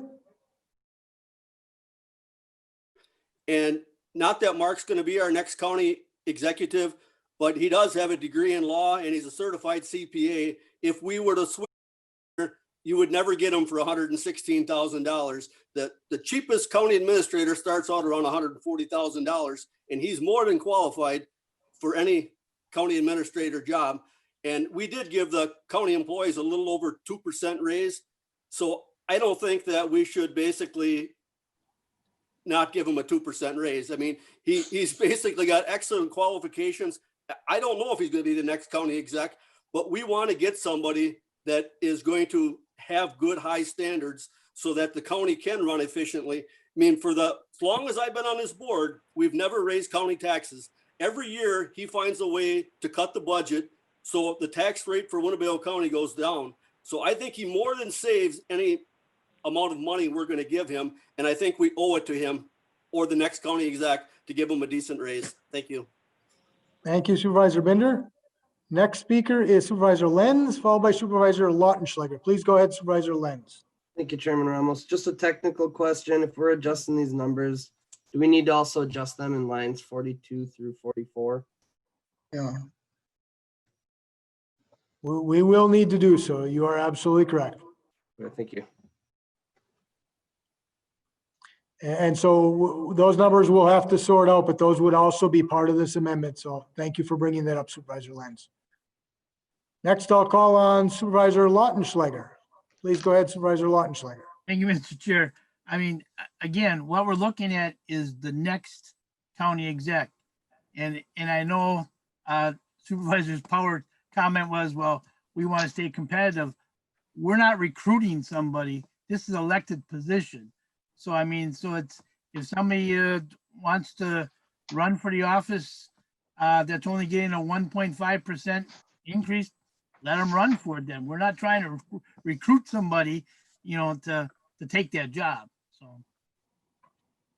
Thank you, Supervisor Lautenschläger. Next, I'll call on Supervisor Shorsey. Please go ahead, Supervisor Shorsey. Thank you, Mr. Chairman. I would just like to say that I believe that 2% is the appropriate amount, and we are very concerned that, when we are looking for someone to run for a county executive, that we do have a competitive wage to offer, so we can get qualified candidates for the job. And then also, if we choose at some point in the future to move to a county administrator, we'll be in a little better position to offer the salaries that are normal for those positions. So I do think it's appropriate, and we're in a good position when you compare us between Outagamie County and Fond du Lac County. And we did ask Mike to add, for the next time we look at this, to compare budgets, because that's a lot of executive salaries are set by their span of control, and size of budget is part of that. And then the population of the county as well. So we too agreed that we wanted to see those numbers in the future. But 2% is very reasonable. It's and if Mark is reelected, he certainly has earned that type of increase. Thank you. Thank you, Supervisor Shorsey. Next speaker is Supervisor Snyder. Please go ahead, Supervisor Snyder. Thank you, Mr. Chairman. I just want to kind of piggyback on what Supervisor Binder said. We're about one of 5 counties left in the state without a supplemental sales tax, I believe. And that's primarily a testament to what our county executive has been able to do with budgets. So we owe him this. And we also owe him or owe the next one this as well, should he choose or should he not be reelected. Thank you. Thank you, Supervisor Snyder. Next speaker is Supervisor Zelmer. Please go ahead, Supervisor Zelmer. Thank you, Mr. Chairman. Mark Harris has done a very good job as executive. He's earned the 2% increase. So I like the 2%, and I want to thank you for letting me comment. Thank you, Supervisor Zelmer.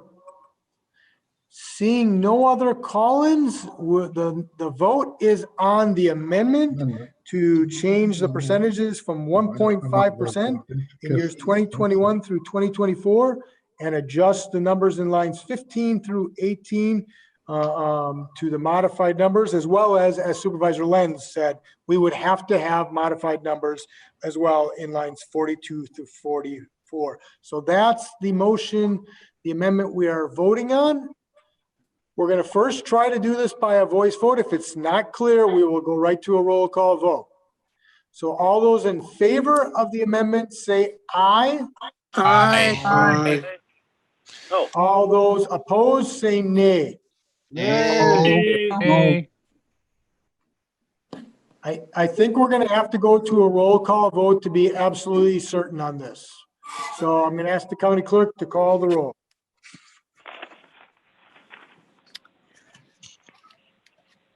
Supervisor Konecki? Aye. Supervisor Brunn? Aye. Is that an aye? Yes. Okay. Supervisor Borchert? Aye. Supervisor Eisen? Aye. Supervisor Ramos? Nay. Supervisor Defferding? Yes. Supervisor Lenz? Nay. Supervisor Newhoff? No. Supervisor Nussbaum? Aye. Supervisor Spellman? Nay. Supervisor Albrecht? Supervisor Gabbard? Yes. Supervisor Binder? No. Supervisor Conrad? No. Supervisor Shorsey? No. Supervisor Belmonte? No. Supervisor Gordon? Supervisor Gordon? Supervisor Wingren? No. Supervisor Lautenschlager? Aye. Supervisor Norton, Aye. Supervisor Warnke, No. Supervisor Zelmer, Nay. Supervisor Skellinger,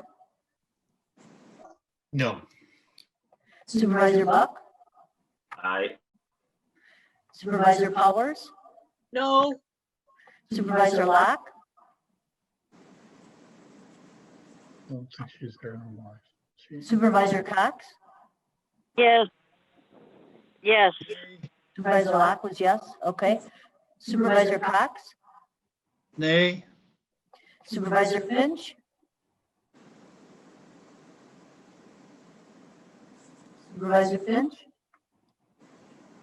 Supervisor Youngquist, Nay. Supervisor Fari, Aye. Supervisor Rasmussen, No. Supervisor Keller, No. Supervisor Egan, Aye. Supervisor Ellis, No. Supervisor Snyder, No. Supervisor Joes. Aye.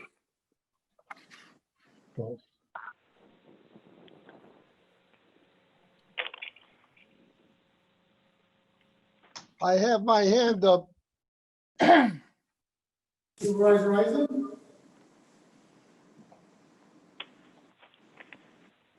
Go ahead, Paul. He called on you. Supervisor Eisen? Thank you.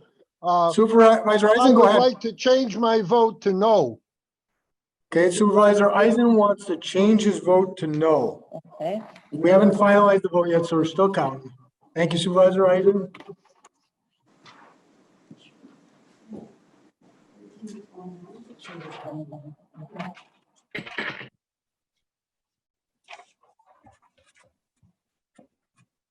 So that motion does not pass. There are 13 aye votes and 21 nay votes. So we are back on the original resolution. Any other discussion on the original resolution? Seeing none, we'll attempt to do a voice vote, and if there's not clarification, we'll go to a roll call. All those in favor say aye. Aye. Aye. All those opposed say nay. Nay. Nay. That motion carries. So that completes our business for this evening. So once again, I want to thank everyone for their time, for their attention, for their involvement this evening. I recognize it was a long and challenging meeting for all of us, and certainly appreciate the participation and input from all of you. I again want to wish you all a wonderful and safe and happy Thanksgiving next week as well. And for you hunters out there, best of luck next week as well. So with that, I will call on Supervisor Albrecht for a motion to adjourn to December 15th. Supervisor Albrecht? I move we adjourn till December 15th. Second. There's a motion and a second to adjourn until December 15th. All those in favor say aye. Aye. Any opposed say nay. Motion carries. We are adjourned. Thank you, everyone.